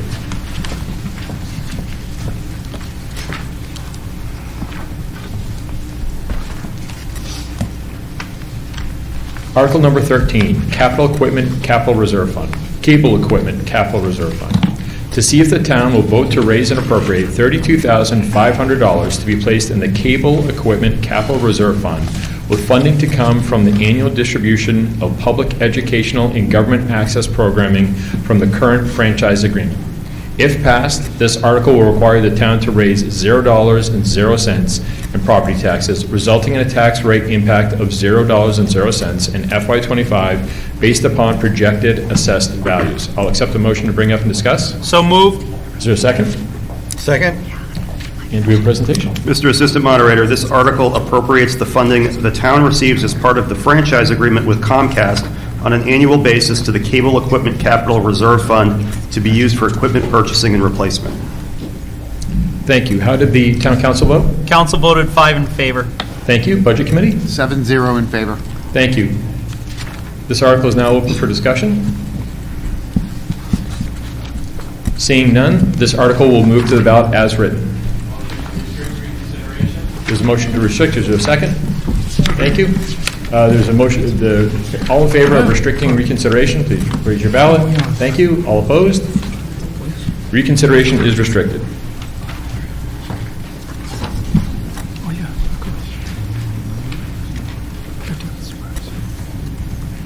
Article number 14, Police Department and additional prosecutor. Add additional prosecutor. To see if the town will vote to raise and appropriate $162,000 for the purpose of adding a second full-time prosecutor to assist in meeting increasing caseloads and providing better victim outreach and consultation. If this article passes, this appropriation will be part of both the operating and default budget in future years. If passed, this article will require the town to raise $162,000 in property taxes, resulting in a tax rate impact of .025 or 2.5 cents in FY25 based upon projected assessed values. I'll accept a motion to bring up and discuss. Motion. Is there a second? Thank you. Presentation. Mr. Assistant Moderator, this article appropriates the funding to add an additional prosecutor to the police department headcount. This additional position will be able to assist in the increased workload, more efficient victim witness assistance, and other duties that have been shifted by law from the Rockingham County Attorney's Office to the Londonderry Police Department. The goal of this position is reducing the overload for the sole prosecutor while increasing the service to our community and victims. Thank you. How did the town council vote? 5 in favor. Thank you. Budget committee? 6 in favor, 1 against. Thank you. This article is now open for discussion. Seeing none, this article will be moved to the ballot as written. Thank you. There's a second. All in favor of restricting reconsideration, please raise your ballot. All opposed? Reconsideration is restricted.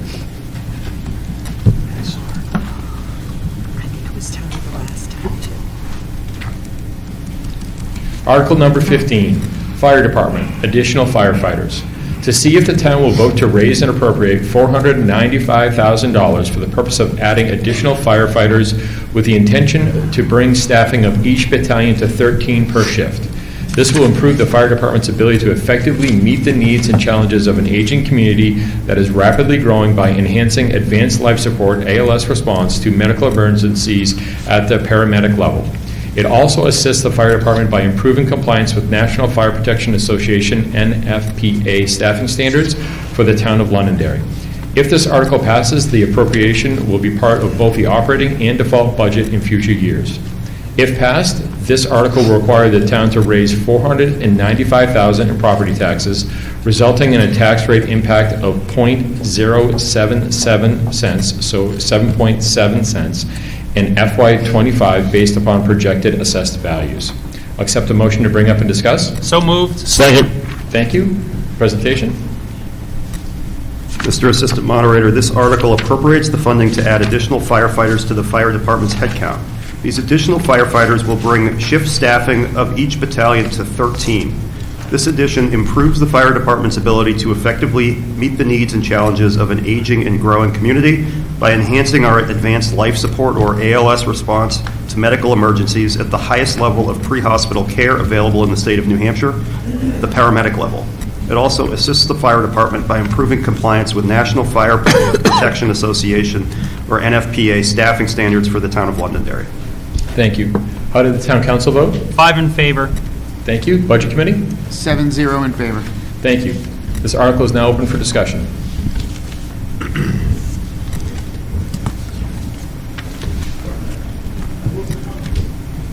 Ann Champa, 28 Wedgewood Drive. It doesn't say the amount of firefighters in the article. Is there a number associated with that? This will be for 4 firefighters. 4 firefighters? That's a good catch, Ann. That was a good catch. Just a reminder for people at home, the effect on our tax rate, say for a $624,000 valued home, you're looking at $48 a year or $4 a month for extra fire protection and health care. Thank you. Seeing.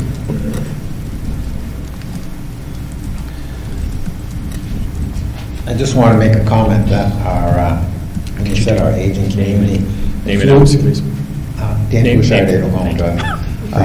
If you look at the amount of people that showed up at this meeting today, mostly all our aging community is here. And our fire department does a marvelous job. If you've ever had to utilize the ambulance for anything or fire service for anything, they do a great job there. And I think this is a warrant article that hopefully the town supports to continue our service. Thank you. Thank you. Seeing no further discussion, this article will move to the ballot as written. There's a second. All in favor of restricting reconsideration? Thank you. All opposed? Reconsideration is restricted.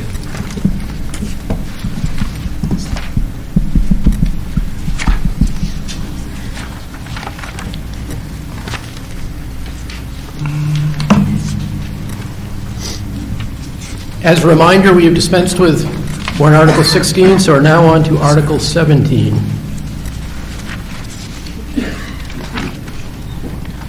Article 17, amend Londonderry Municipal Code, Title 5, Administrative Code, Chapter 3, Section 1.a. Shall the town vote to amend the Londonderry Municipal Code, Title 5, Administrative Code, Chapter 3, Section 1A, to include the planning board as elected positions. This would move the planning board from being appointed by the Londonderry Town Council to being elected by the citizens of Londonderry. This is submitted by citizens petition.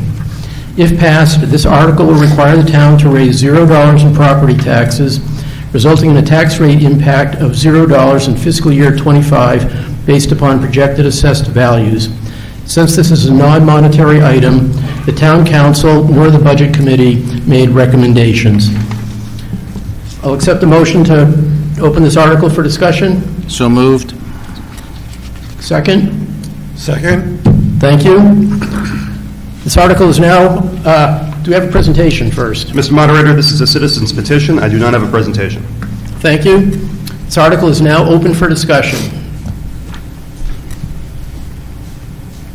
Deb Paul, 118 Hardy Road. This was my citizen's petition. After doing some research in other towns, I thought that since the planning board is probably the second most powerful board in our town, that it would be good, we would still have appointed people from the council and who else, liaisons to it. But I thought that this position, this board should be elected. If people are not happy with the job that the person that the town council has appointed, this gives the residents of the community to change that. And right now, we don't have that that power to do that. And so it puts the power back into the power of the people, and to say, yes, you're doing a good job on the planning board and we'll keep electing you, or you're not doing a good job and we're not going to re-elect you. So that was the mindset behind this. That's about it. Thank you. Mr. Chairman? So, Mr. Moderator, upon receipt of this citizen's petition, we asked the town attorneys to take a look at it. We operated as an SB2 community and under a town charter, and we asked them to take a look at this petition to see if it was viable or binding or advisory in nature. And I can speak to that, Mr. Moderator. Please, if you would. Yes. Megan Carrier, I'm the town attorney. This article, if it passes in its current form, will create an inconsistency between the administrative code and the town charter, because the town charter provides that members of the planning board are appointed rather than elected. Because both the administrative code and the charter provide that the administrative code is drafted to be consistent with the charter will control in the event of an inconsistency between the two. So unless and until a separate amendment is also made to the charter, this article will not have any legal effect and will be merely advisory. Question. Are Mr. we Butler? offered the residents on these petitions legal advice when they're putting it together? Or is there any offer did they come forward? I don't believe that the town was in receipt of these ahead of time or asked for our legal counsel to look at them. Is that correct? That's correct, Mr. Chairman. We do offer and encourage that initial legal review so that folks don't get to the deliberative session and learn that they may not have the effect that was intended.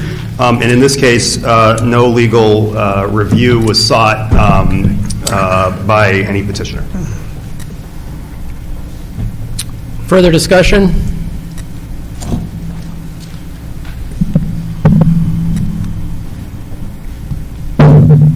Tony DiFrancesco, 1 Cheshire Court. Aside from whether it can be administered or not, philosophically, I have a problem with this. I am a member of the planning board.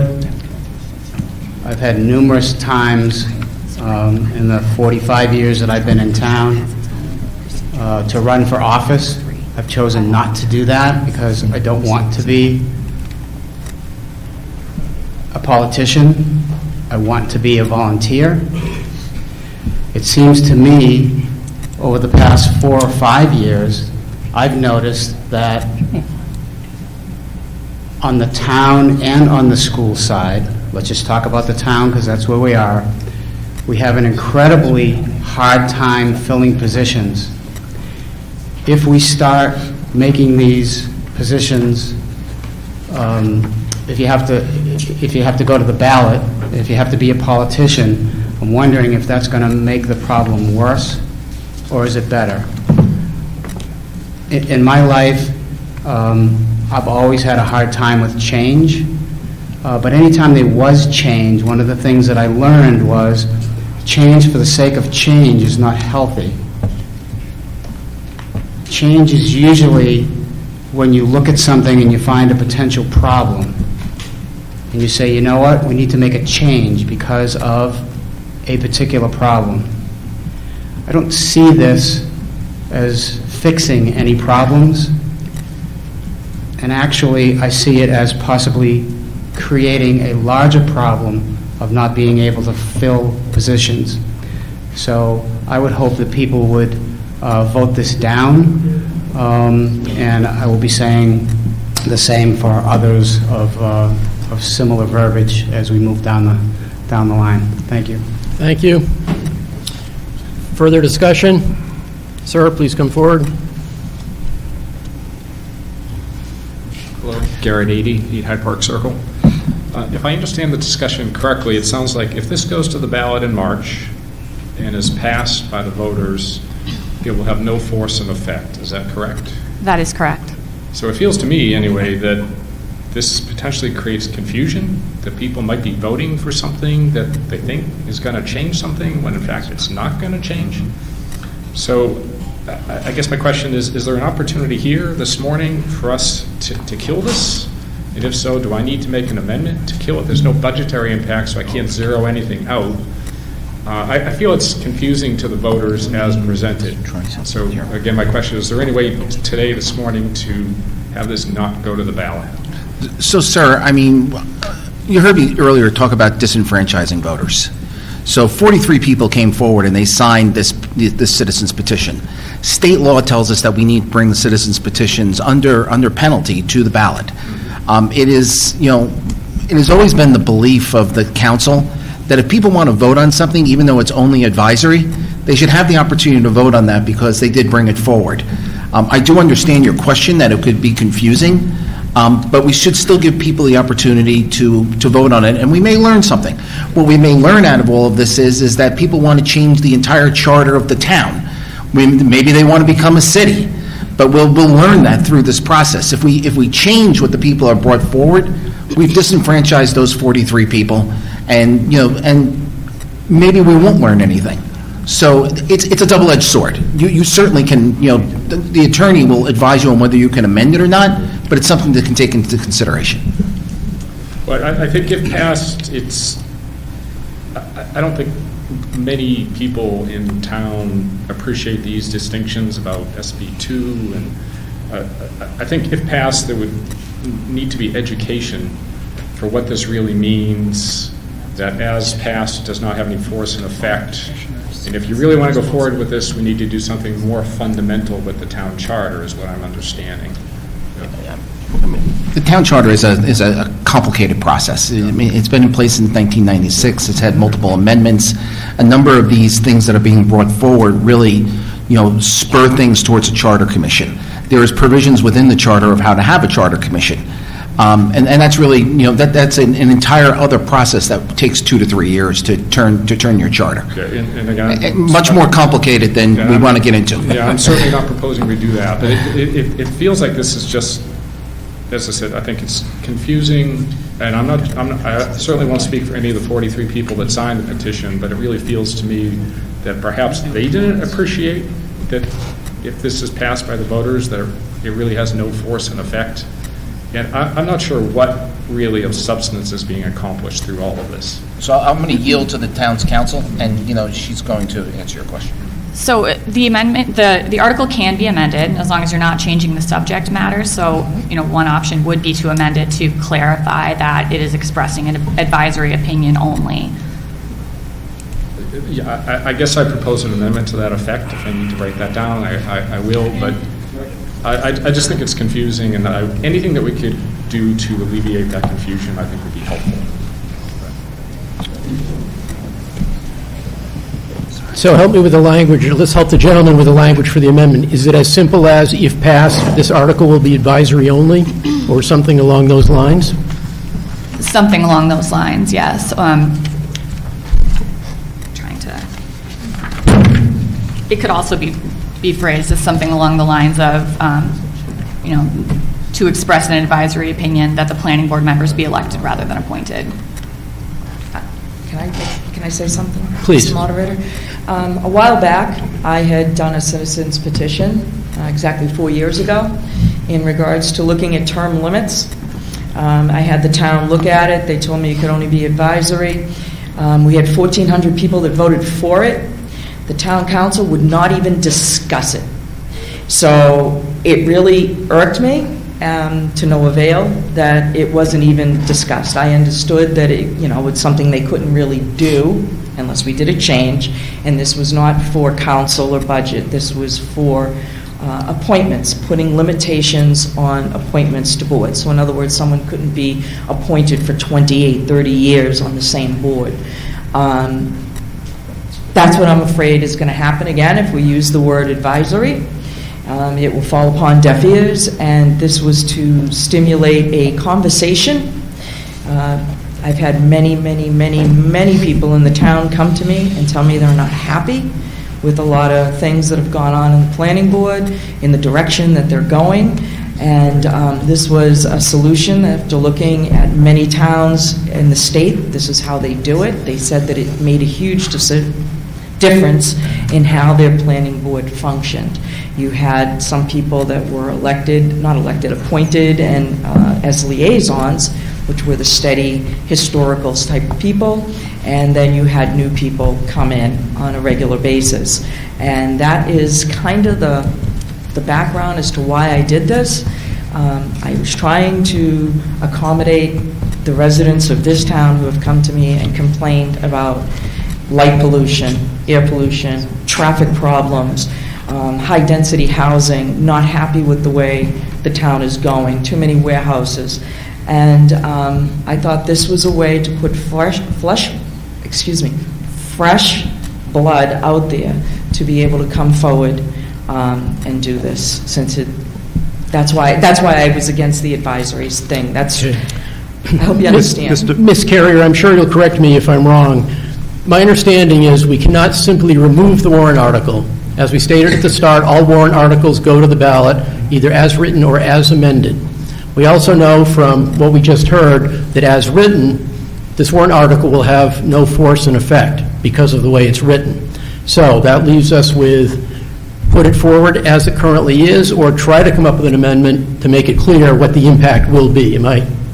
That's correct. Either way, regardless of whether or not the words this, it's clarified that it will be advisory only. Mr. Moderator, I think it's important to underscore that there very clearly is a way to switch from an appointed budget committee, planning board, to an elected planning board. That exists under the law. It just hasn't been followed here.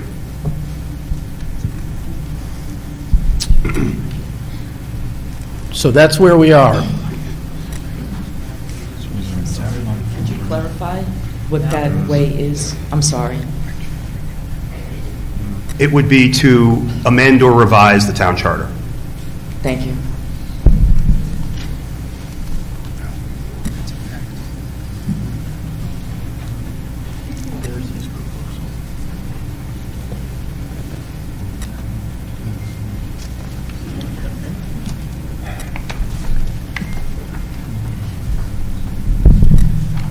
So I have a proposed amendment submitted by Mr. 80. Thank you. Do I have a second? Thank you. We have a motion and a second. The amendment reads, we will add this language. This article is advisory only and will not result in the planning board being elected. Any discussion on the amendment? Seeing none, we'll vote on whether or not to include this language in the article. All those in favor of adding this language, raise your hand, or raise your card. Okay, by a majority, this amendment did pass. This language will be added to the article. Any further discussion on the article as amended? Was Tony here before? Mr. Moderator, Jeff Penta, 30 Holstein Ave. I'm a current member of the appointed planning board. I've been a member since 2020. I just wanted to kind of, I appreciate and I respect the citizens' amendment coming forward. I think it's good for a healthy debate within with our town to have these come forward.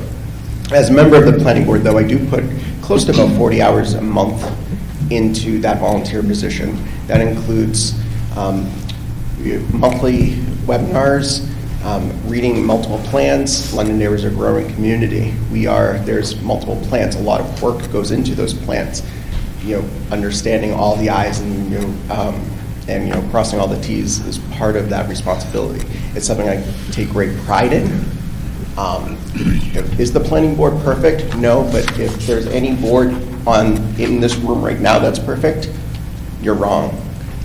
Is there room for improvement? Absolutely, and I really just hope that as a town we can build upon what the establishment that we have now. So thank you for the time, and I appreciate all of your efforts. You're welcome. Thanks for your service. Seeing no further discussion, this article will move to the ballot as amended. Thank you. I have a motion and a second to restrict reconsideration. Those in favor? Reconsideration is restricted. As amended. Okay.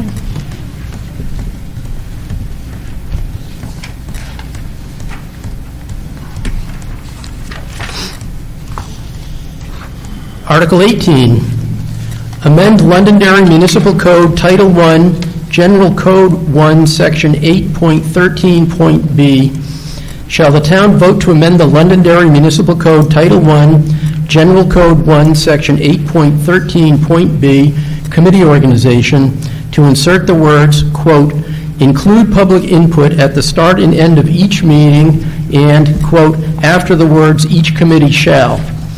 This will allow the general public to have a regular opportunity for public input at each public meeting, allowing for increased communication with the citizens of Londonderry.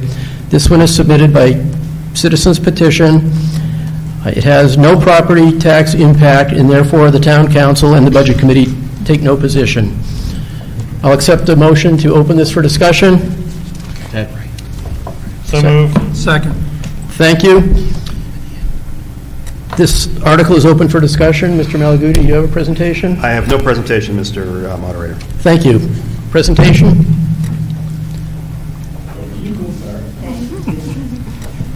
Deb Paul, 118 Hardy Road. This is mine. Actually, the next three were going to be coupled together, and then I thought about it and I broke it up.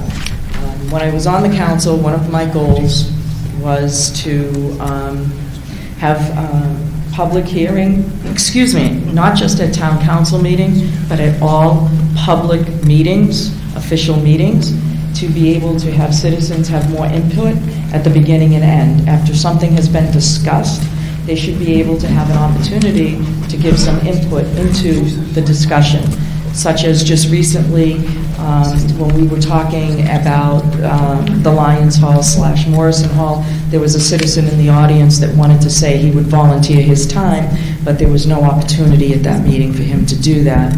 So that is why I wanted to put this out here. I know Mike worked hard to try to get some of my requests on that gold to get in. I did want to have public comment at the beginning and end, and the next article, which speaks to, which you don't mind me clumping them together so I don't have to keep getting up and down. The next one talks about having all official town meetings held at a time that the general public can attend, the majority of the general public can attend. I feel that sometimes having meetings at 5:30 or 3 o'clock or 11 o'clock push out a lot of people who can't get to those meetings who would like to be involved in them. The other one was to have them all recorded.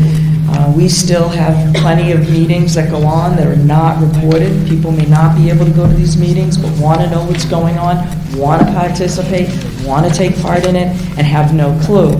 For example, the Traffic Safety Committee, they have meetings at 5:30, they're not recorded. It would be nice if people in the planning board could see these meetings, it would help them. I've even recommended that they have more of those meetings and have a liaison from planning and zoning, so that people can be more educated when they're making really tough decisions on the boards that they sit on. And that was kind of my goal. Even Old Home Day, people who want to give more, do more, don't know what's going on. They, even though I'd love to think they're reading my paper, they're not.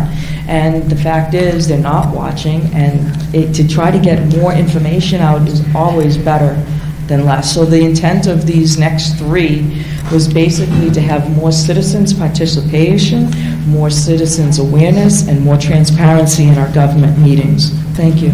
You're welcome. Pardon?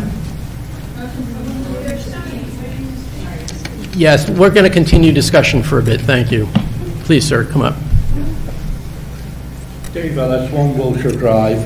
Have we got one of these quotation marks out of position or something? I've read this a couple of times and I can't seem to figure out what words are being inserted and where. Mr. Moderator, these were transcribed precisely based on the petitions that we received. It is the case that I noticed some of the same, but we, as has been discussed, are obligated to bring these here pretty much as is, and we err on the side of doing exactly that.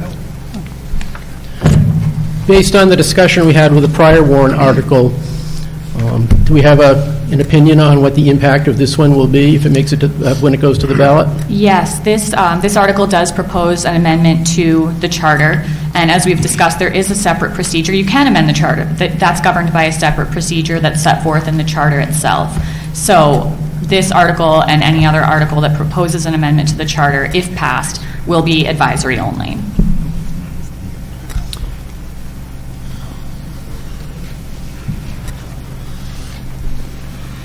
Can you clarify how this modifies the charter? Because isn't public comment a part of our state law anyway? I sit on several committees and we always have public comment. I mean, I'm surprised we even are discussing this. Yeah, so the provision that is proposed to be amended, which is General Code Roman numeral 1, Section 8.13b, that is a part of the charter. That is a provision from the charter. Well, correct me if I'm wrong, but wouldn't the state requirement for public meetings to have public comment supersede municipal code? And shouldn't municipal code be in alignment with that?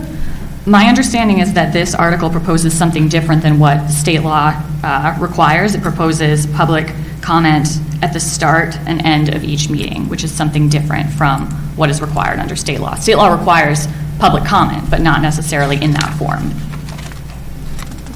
Okay, but it's not that big of a stretch. Would you concur? If public comment is required, regardless of whether it's the beginning or the end? I mean, ultimately, it's proposing a change to the wording of the charter, and that cannot be accomplished unless you go through the charter amendment provisions. Okay. I would also, just to amplify that point, point to Section 3.6D of the town charter, which vests in the town council authority to establish rules for its proceedings, and this would conflict with that. So based on my understanding, we're where we were with the last one. This proposes a charter amendment, which we can't accomplish given the current wording. This will remain on the ballot and remain on the warrant and therefore go to the ballot. But as wording, it will only have an advisory impact. Mr. DeFrancisco. Thank you. Tony DeFrancisco, 1 Cheshire Court. So, point of clarification, please, probably from legal, if that's okay. This says committee organization. In Londonderry, we have committees and we have boards. Would this be all encompassing to include boards and committees? Is it a legal, all-encompassing word? I believe that the word committee is defined in the charter to include boards as well. Okay, so whether it's legal or not, I think the point needs to be made that you have some quasi-judicial boards that are not allowed, I'll use that phrase, to take comment on things that haven't been presented, because then that creates a meeting on something else. And so for ZBA, for example, you have to be very careful what's being discussed by the board. Planning board many times has that same problem for a plan that hasn't been presented yet, because it hasn't been noticed. Could you help me out, please, and speak to the conflict that something like this might create, please? Right. I mean, what you're saying is accurate. Depending on what the zoning board or planning board is discussing, notice is required to certain individuals and that's defined by statute. And so, absent putting out that notice in advance, the board would not be able to talk about a topic that needed to be noticed. I just want to speak to what Tony said. You're right, and I do understand that, but it would just be that the chair of either zoning or planning would add, if anybody has anything to say, you can say it except for directly talking about a plan, unless it is on, a little disclosure, and I think that it would be just fine. I'm hoping that this will open up some discussion, and if we get enough votes, that the council will actually listen to the voters. Thank you.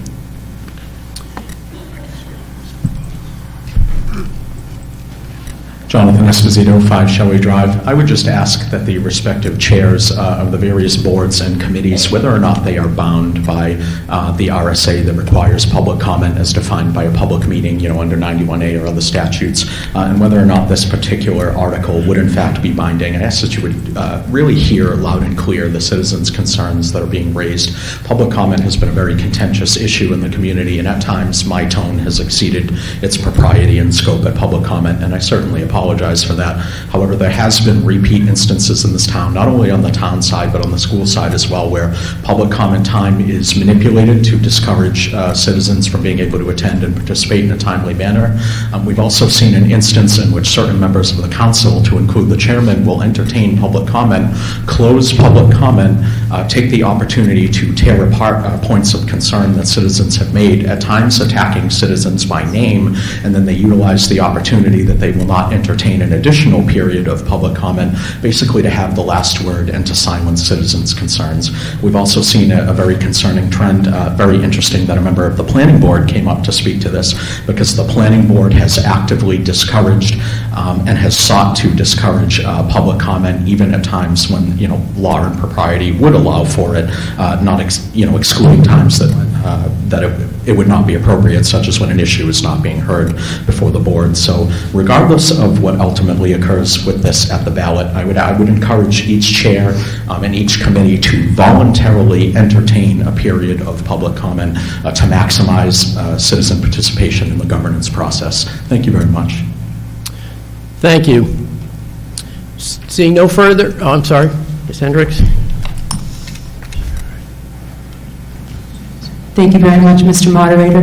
My name is Nancy Hendricks. My address is 14 King John Drive, Londonderry, New Hampshire, and I have kind of a logistical question. I agree that it would be helpful to be able to watch a recorded meeting at some point. Like many people, I have a full-time job. I can't always get to meetings. But my question is this, and I don't know if anybody can comment on this, but logistically, do we even have enough equipment and enough staff to record multiple meetings at multiple times? I'm going to hold that comment for the article that follows that talks about recording of meetings. So okay. Your comment is so noted. Okay, thank you, sir.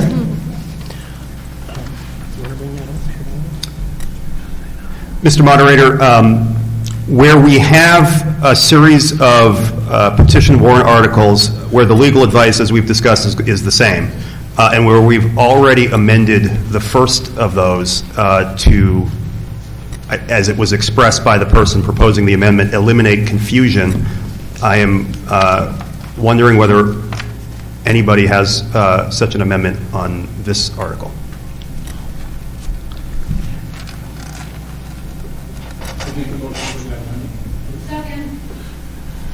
And the amendment would be identical to the last one.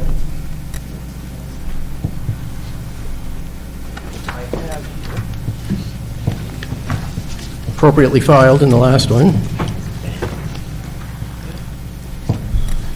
So, Mr. Skudlarek, what you're proposing is add, this article is advisory only and will not result in the planning board being elected. We'll just change the content to address the topic of the warrant article. Am I correct? Yes. Okay. Write all that down. On its way. And we had a second on that amendment, I believe? Okay, any discussion on the amendment? Seeing none, we will vote on the amendment, whether or not to include that language to say that the warrant article, article is advisory only. All those in favor? The amendment passes. Any further discussion on the article itself as amended? Seeing none, this article will move to the ballot as amended. Thank you.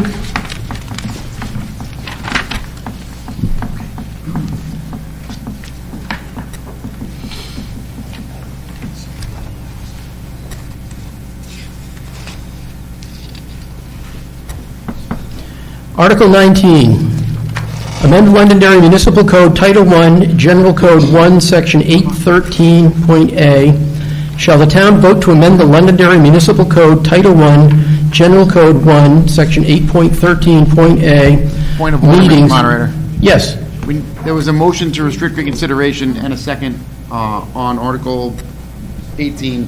We need to vote on that. Oh, sorry, I thought we did. All's in favor of restricting reconsideration? It's been a long day. Thank you. Reconsideration is restricted. Thank you, Mr. Cassidy. Yes. Good job, Patrick.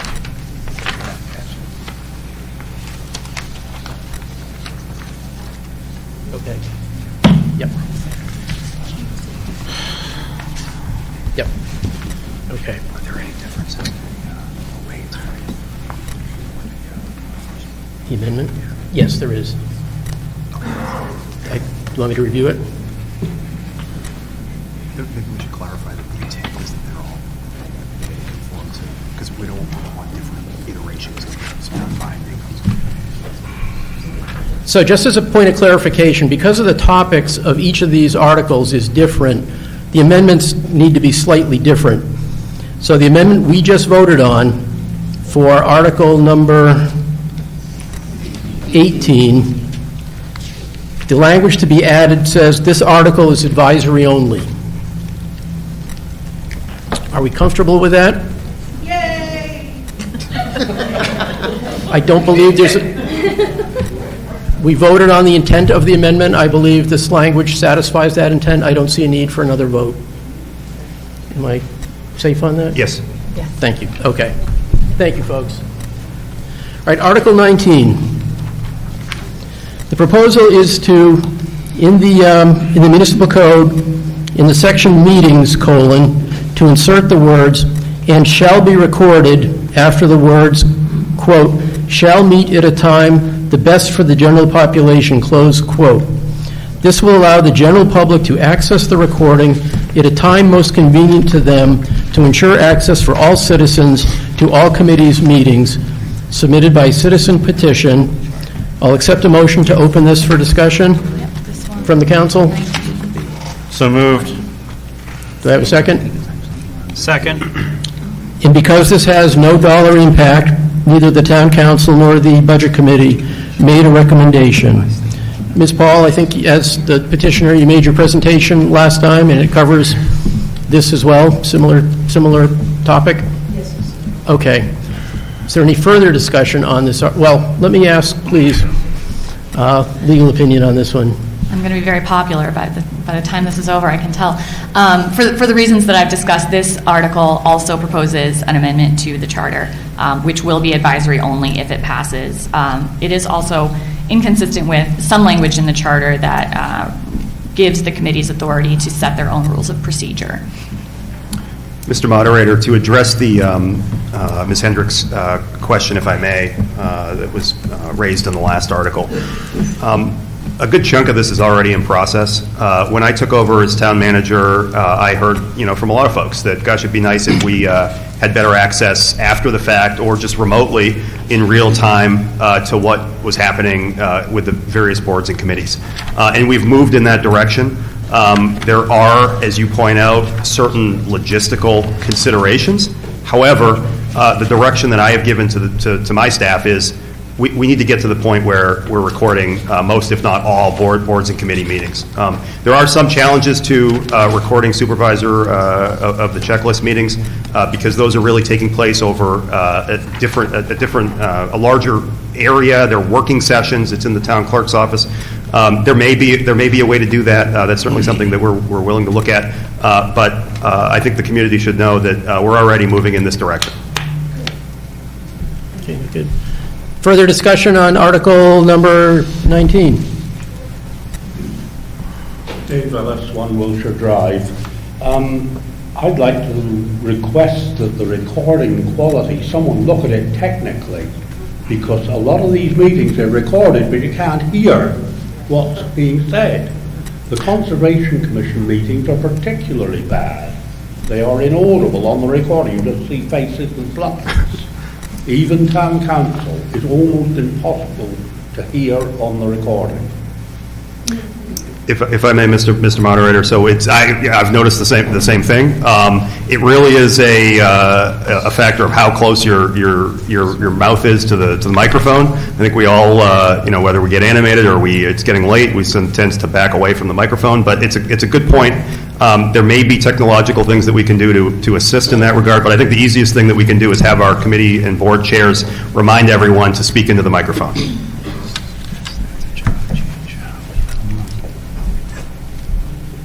Jonathan Esposito, 5 Shelley Drive. Mr. Moderator, pertinent to the citizens petition that's being raised, may I ask the town manager, if he could, because he did somewhat preempt my question, if he could specifically elaborate what steps that are potentially available to the town of Londonderry to make the recording of the supervisors of the checklist meetings available, because that has been a significant item of concern to some citizens, and it does somewhat relate to this article. Thank you. You may. Mr. Town Manager? Yes, thank you, Mr. Moderator. So the simplest thing would be to place a microphone on the counter and conduct the meeting that way. Thanks. But taking that into consideration, Mr. Town Manager, according to the charter under 8.13B, each committee shall determine its own rules and order of business unless otherwise provided by the charter or by law. The agenda and the minutes shall be kept as required by state law and as amended. The chair and the secretary shall be elected annually in accordance with the committee's rules and procedure. We are complying with state law now. I'm all for recording all meetings, but we are complying with state law. We are exceeding the requirements of state law at this point in time. And I would just point out as well, Mr. Chairman, to just amplify that point, 91A has a set of provisions that pertain to open meetings. All of these meetings are open, with limited exceptions as permitted under the right to know law if something sensitive is confidential is being discussed. But if somebody is at the most basic level, anybody's free to come and record an open meeting, and that does happen from time to time. So all of these meetings are open. They are, to the chairman's point, we are exceeding the floor, if you will, that state law sets. It is up to each board and committee under the town charter to set their own rules of order, and I think I would include this in that. Thank you. I'd be happy to accept an amendment to add the words, this is advisory only, if somebody's willing to make that amendment. If not, this will go to the warrant as written. Second. Was that you, Mr. Scudlart? Yes. Okay, and we have a second? Okay. The amendment, it's the same as the last one. This will be advisory only. All those in favor of the amendment, please raise your cards. The amendment passes. So this article, as amended, will move to the ballot. Have a motion to restrict. We have a second. All those in favor of restricting reconsideration, please raise your cards. Reconsideration is restricted.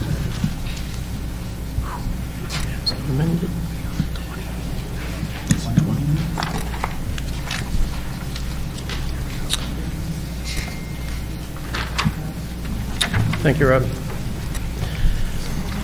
Article number 20, amend the Londonderry Municipal Code title, excuse me, General Code 1, Section 8.13.a. Shall the town vote to attend the Londonderry Municipal Code, amend the Londonderry Municipal Code Title 1, General Code 1, Section 8.13.a meetings to insert the words, "and all official town meetings shall be recorded." This will allow the general public to access the recording at a time most convenient to them to ensure access for all citizens to all committees' meetings. There's no tax impact, and therefore the council and the Budget Committee made no recommendation. May I please have a motion from the council to open this for discussion? So moved. You have a Second. Thank you. We have a second. I assume you have no presentation? No presentation other than to acknowledge what I think will be noted, that this is essentially a repeat of an earlier petition that we received, but we are still obligated to move it forward to the deliberative and onto the ballot. Okay. Do you concur with that, Ms. Paul, as the petitioner? Yep. Well, I think that, I'm sorry, Deb Paul, 118 Hardy Road. The one before this had to do with meetings being held at a time that would accommodate the a general population, and this one has to do with the recordings. So there's the public comment, there are the times that the meetings are held, and the recordings of the meetings. Those are the three. I was going to put them together, but in case somebody's for this and against that, it just made it, I thought in my head, made it easier. So Okay. I just want to think that Question, Mr. Moderator. we reversed it. Mr. Butler? Hey, Deb, based on your petition here, what time would be convenient for the public with these meetings? Because what I've seen over the past year is we have people that are coming out of Boston. We have people coming out of someplace in Massachusetts, and they're not going to be able to get, I can't get there. at 6 Well, o'clock. for example, So I'm just curious, what what time? was we have the what's that? I'm sorry, 1 second. Mr. Esposito, what is that board you sit on? Where is it? Trustees. Trustee the fund is like at 11:30 in the morning. Old Home Day is like 3:30 in the afternoon. The pool committee was like 3:30. Even traffic safety, it's at 5:30. Those times are kind of inconvenient for people. I think the 6, 7 o'clock meetings are and for the majority of the population to attend. That was my whole intent, that's all. Understood. Just more people's input. Understood. Sorry.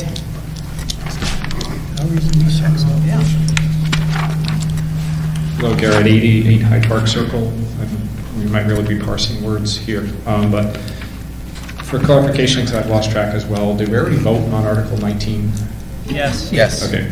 So Ms. Paul's comments just now make me wonder, in referring back to Article 19, it says to insert the words "and shall be recorded" after the words "shall meet at a time best for the general population." The way I read Article 19 is that phrase in quotes, "shall meet at a time best for the general population," is already in the municipal code. It is not. So this is flawed wording then. It's not in the municipal code. I think we need to reconsider Article 19 because this is flawed. Well, it's already been wording. restricted for It reconsideration. was not made clear at all to the people in attendance. It's already been restricted for reconsideration. Yeah. Sir, we agree with you. This all should have been reviewed by our legal counsel ahead of time. Did anybody make the point I'm making now, that this language as written suggests, because it says insert the words "and shall be recorded" after the words "shall meet at a time," which not just suggests or implies, but really states that second language in quotes is already in the municipal code. I understand what you're saying, Mr. Moderator. Yes, because of the action we took Article 19 is restricted from reconsideration. Okay, see, it wasn't until just now, with Ms. Paul's clarifying comments, that that was made clear to the people here on the floor. Sir, we understand. I don't disagree with you, I understand. Right, It's just, procedurally, there's nothing we can do. There are, as has been discussed, there are a number of things about some of these articles, these petition articles, that don't make a lot of sense. However, they're petition warrant articles, and we have an obligation to move them forward. We have moved them forward, and I would just point out, Mr. Moderator, that it's important to note that there's a reason why the Town Council and the Budget Committee do not give a recommendation on these petition warrant articles. It's because it's on the petitioner to educate, clarify, and inform. It is not on the Town Council, and it is not on the Budget Committee. Well, for what it's worth, I feel that we who are here today, who like you have spent 4 or 5 hours here today, have done a disservice specific to this, because that was not made clear. Further clarification, though, am I correct that when we passed Article 19, we added the words, "This is advisory only"? So, is that correct? Yes. All right, so we can at least take comfort that this is another one of those that has really no force and effect. Am I correct about that? That is correct. Okay. Final point, just I'm curious, is there a threshold, a floor threshold, in terms of how many citizens need to sign these petitions? 25. 25. And just, do we know for these 18, 19, and 20, how many people signed these? It was approximately 43 for each. Okay. All right, thank you. You're welcome. Jonathan Esposito, 5 Shelley Drive. Mr. Moderator, I would ask if I could perhaps ask the town manager to clarify his previous remark. I don't believe that it's not that these articles don't make a lot of sense. I think what we have heard, the clarification from the town attorney, is that as proposed, they do not meet the threshold of the process to amend the town charter. They certainly made sense to the 40-some-odd citizens who signed the petition, and I just feel that that remark is unfairly biasing the room. If that could potentially be addressed, I do appreciate it. Mr. Moderator, if I may, I'm happy to clarify that. You may. The comment refers to the fact that these warrant articles, some of them purport to do things that they do not, that they cannot legally do. And as the gentleman pointed out, refer to text that isn't there. So that is the basis for the comment. Thank you for the opportunity to clarify. I think we can certainly acknowledge that there's an error in the text there. I'm just concerned with the fact that the remark they did not make sense. So thank you for that clarification, Mr. Town Manager. So Article 20 is very, very similar to Article 19. It has a it has no binding effect. It would be advisory only if passed at the election. What would you like to do? Second. I think I know what he said, but what was the... We have a proposed amendment to make this advisory only. All those in favor of adding the amendment? The amendment passes. Thank you. So as amended, this article will move to the ballot. Motion to restrict reconsideration. Hold your motion for a moment, please. Too soon.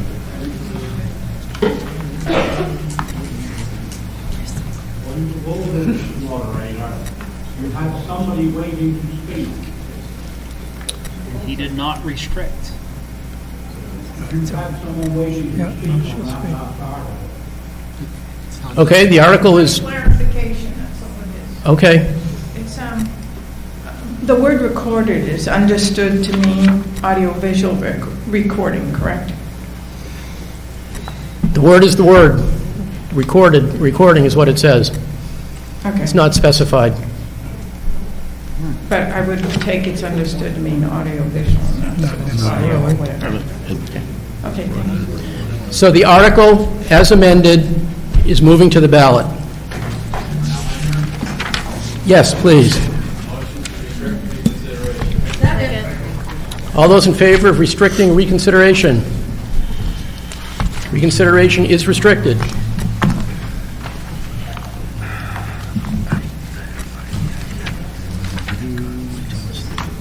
Article 21, Town Manager Plan.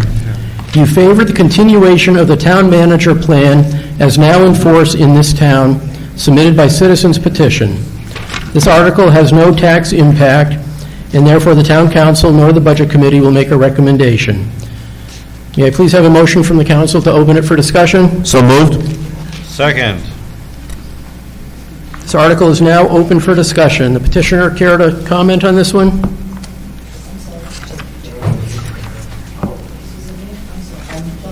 Do we have a petitioner?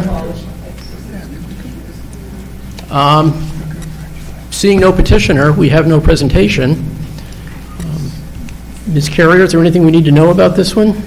So this one will not have any legal effect, judging by the way that it's drafted. I don't believe it's intended to have any legal effect. It appears to be intended to be advisory, and that's what it will be.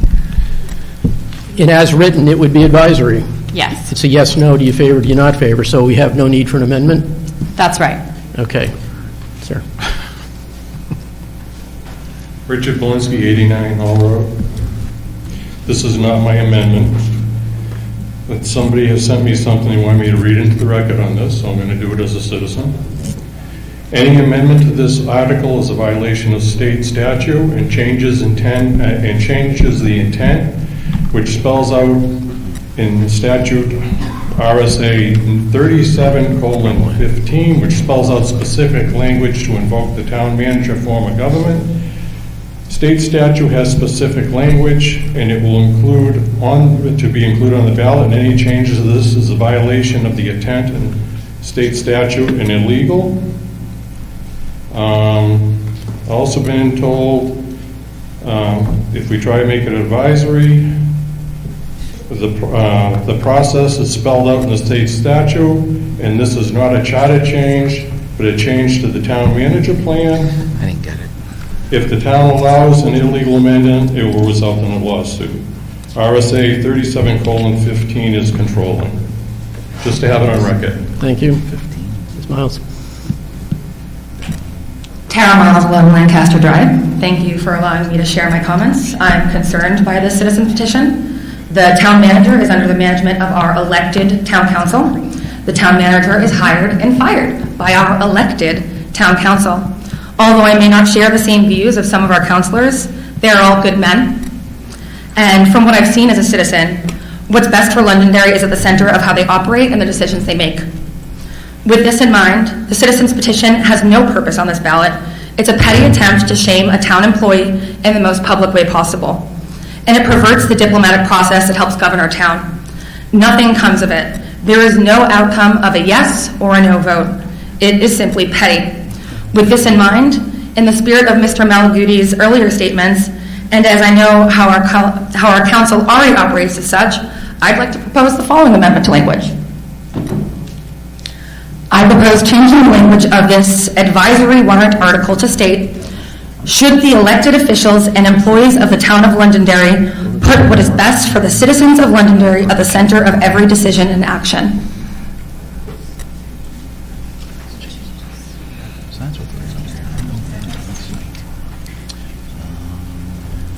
We have a proposed amendment. Do we have a second? Okay, we have a second.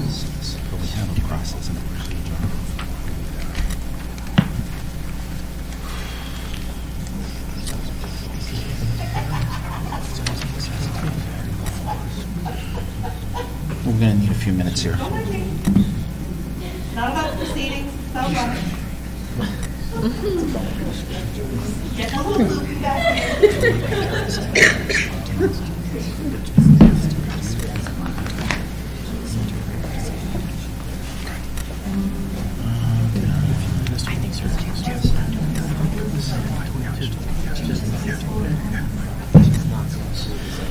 Ms. Miles, we're reviewing your amendment. It's going to take a few minutes. My suggestion is we move ahead to Article 22 and try to deal with that one and then come back to 21. So 21 is on hold for now.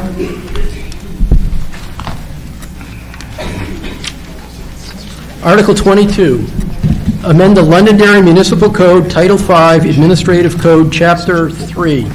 Shall the town vote to amend the Londonderry Municipal Code, Title V, Administrative Code, Chapter 3, Boards, Committees, and Commissions, Section 1, General Authority, Section 1.b, to remove the word advisory from Budget Committee in accordance with RSA 40:14-B that states the, quote, Budget Committee, close quote, shall create the default budgets. This is submitted by citizen petition. There's no tax impact, and therefore the council nor the Budget Committee will make a recommendation. May I please have a motion from the council to open this for discussion? So moved. Second. Thank you. This is now open for discussion. So I wanted to add originally wanted to add a third budget to the ballot, and I wanted it to be the Budget Committee's budget. The Budget Committee works very, very hard to figure out ways to cut and save money for the taxpayers. It is an elected position. These people take a lot of time and a lot of effort into what they do. And so I called DRA. I spoke with a couple of people there. Brian then advised me, he's like, why do you want to put a third budget on? And I said, because I think we have a default and recommended, but we don't have a Budget Committee budget. And he said, doesn't your Budget Committee already do your default budget?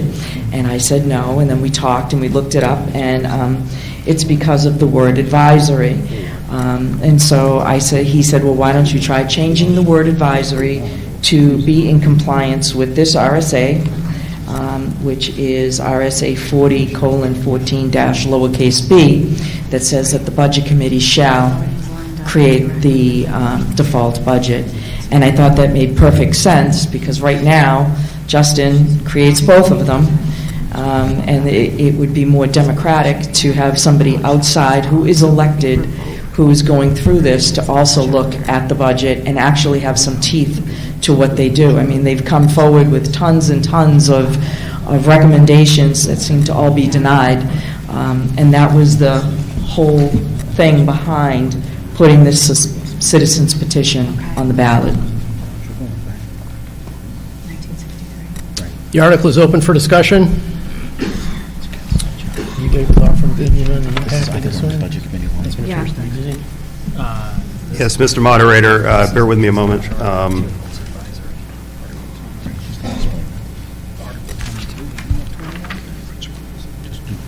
We're doing 22. We're on 22, right? Yes, Mr. Moderator, the legal advice, and Attorney Carrier will correct me if I'm wrong, is that, like the others, the Budget Committee is defined in the town charter.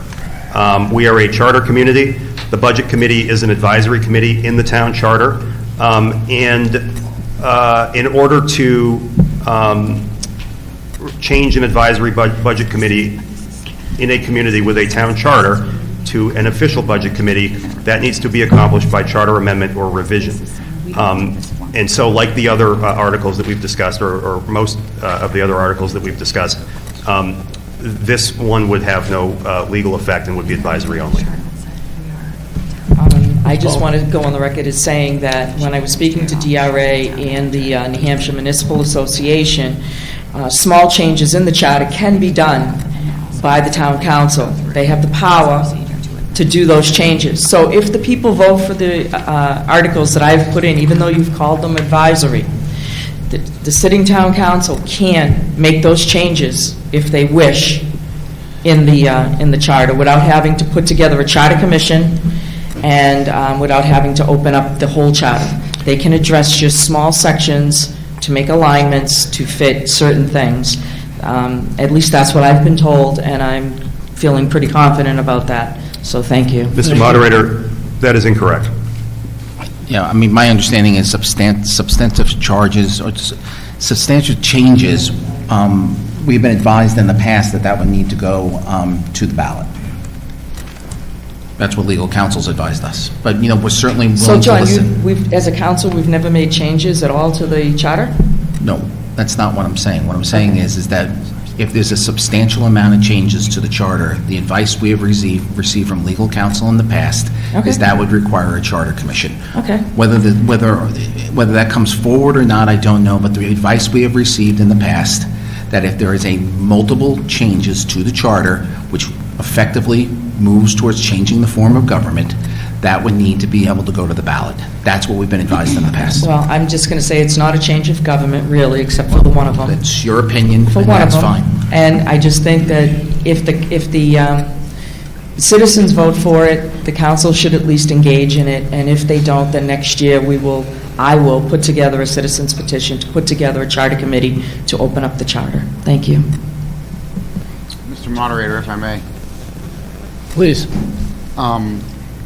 Regardless of whether it's advisory or it actually is doable, I don't think it's the best idea to have the Budget Committee create the default budget. Justin is far more qualified than I to develop the default budget.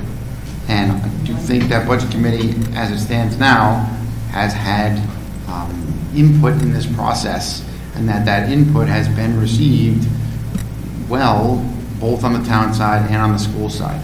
And so I can't speak for all of the Budget Committee, but I would say that the current system is working. We are making changes as the budget goes along, or you guys are making changes as the budget goes along based on our input. And so I don't see a need for us to develop the default budget. Okay. Thank you for your comments. I have a question too. Isn't the default budget just the default budget? Basically, we have a budget that is created essentially per the state. Yes. Per our charter, correct. Yes, state charter. Yeah. So the default budget is just what exists, and then the proposed budget is the changes to the default. Okay. Correct. And what the people at DRA said to me is, they give that part of it to the Budget Committee, and there's over 150 towns in the state of New Hampshire that their Budget Committee does create the default budget. And what happens is, so like if you made a suggestion to take this out or not support certain things, those things would be put into that budget, and then it would come down to whether they want to vote for Justin's budget or your budget. Like I said, I wanted to add a third budget, but they said no. They said that's the right way to do it. Mr. Moderator, if I may, I just want to amplify the point that Chairman Cassidy made. I don't express an opinion whether this is a good idea or a bad idea, but and I can't remember exactly what the assertion was, that essentially everything that the Budget Committee brings forward is rejected, or that nobody listens to the Budget Committee. That's inconsistent with my experience. I think that the Budget Committee's fingerprints are on a lot of these warrant articles, are on a lot of the budgetary items that have been discussed at significant length over the course of this process. I don't want to speak for the Budget Committee. They may feel differently, but that is inconsistent with what I have observed. The default budget is, you can't add things to it. It's what's contractually obligated I based on. understand what it is, but so say, like last year, they brought forward 8 different things to take out of the budget. That wouldn't be taken out of the default budget, though. That would only be taken out of the operating budget. Okay. So my understanding, the default budget is last year's budget, plus and minus. I'm going by what the DRA guy said to me. I'm a budget person. I explained it to him, and Do you he mind said. if I ask who it is? Because every time I try to Brian. talk to DRA about Brian. default, they tell me seek legal counsel. Brian, I have his direct number. If you'd like it, I have no problem sending it to you. Please, if you don't Yeah, mind, just no because I problem. would love to, if I'm wrong, I want to fix it. No, I That's the best way to understand. put it. If I'm wrong, I just feel that, like I said, we make these people, opposed to the planning board, who doesn't have to run for office. We make these guys run for office. They have no power. And then we make planning board not run for office and have, I'd like the second most powerful board in the town. So it doesn't make sense to me. I understand. What I'm saying, though, is if I am creating the default budget wrong, I want to fix that right away. So here's where we are.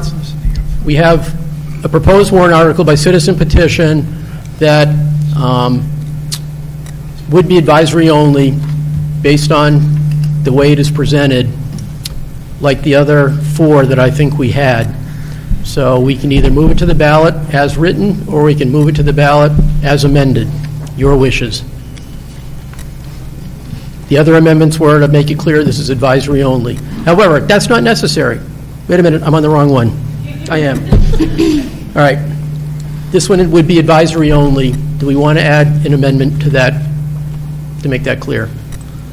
It appears we have a yes. Do we have a second? I do. The amendment would be the same. This is advisory only. Would you like to comment on the amendment? Okay. So all those in favor of amending this warrant article to make it clear that it's advisory only, raise your cards. The amendment passes, and this is for Article 22. So Article 22, as amended, will move to the ballot. Thank you. All those in favor of restricting reconsideration? Reconsideration is restricted. Now we're back to Article 21.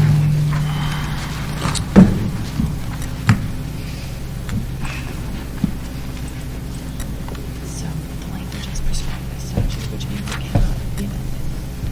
But there's also a provision in the charter that should that pass, in order for the town manager to change that form of government, the charter would also have to be amended, but I wouldn't recommend any amendments to Article 21 as written just because the language is prescribed by the statute. Okay, so by process.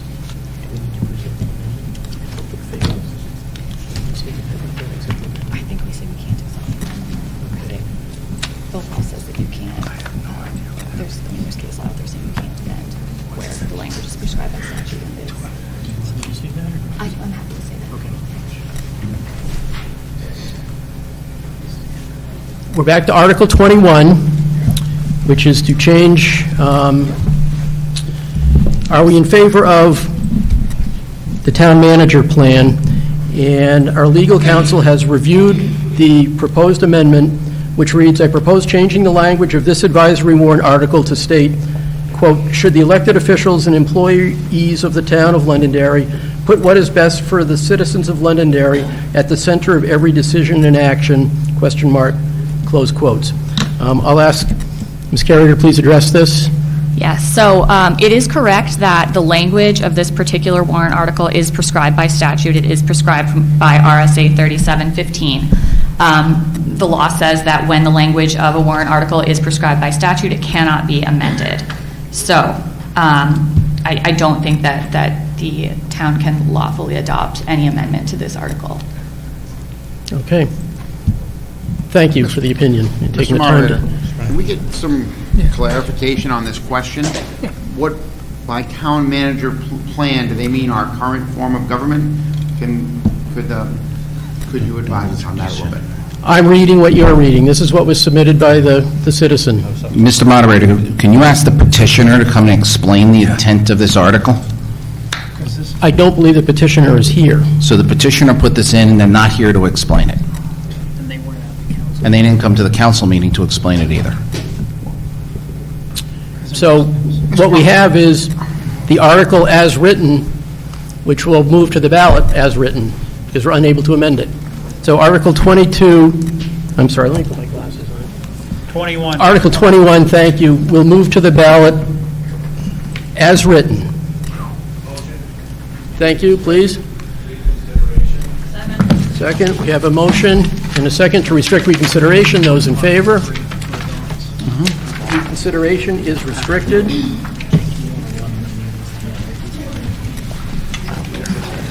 Guess what, folks? Article 23.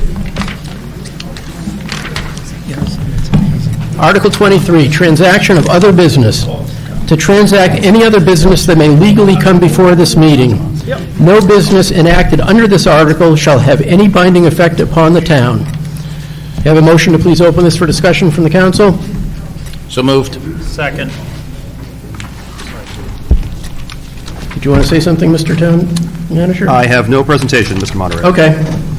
So are there any other business you'd like to bring before this body? Seeing none, this article will move to the ballot as written. Okay, for the formality, we have a second to restrict reconsideration. All those in favor? Reconsideration is restricted. Okay, this meeting has concluded. We will next gather at the official ballot session on March 12th at the high school gym from 6 a.m. to 8 p.m. Thank you, folks.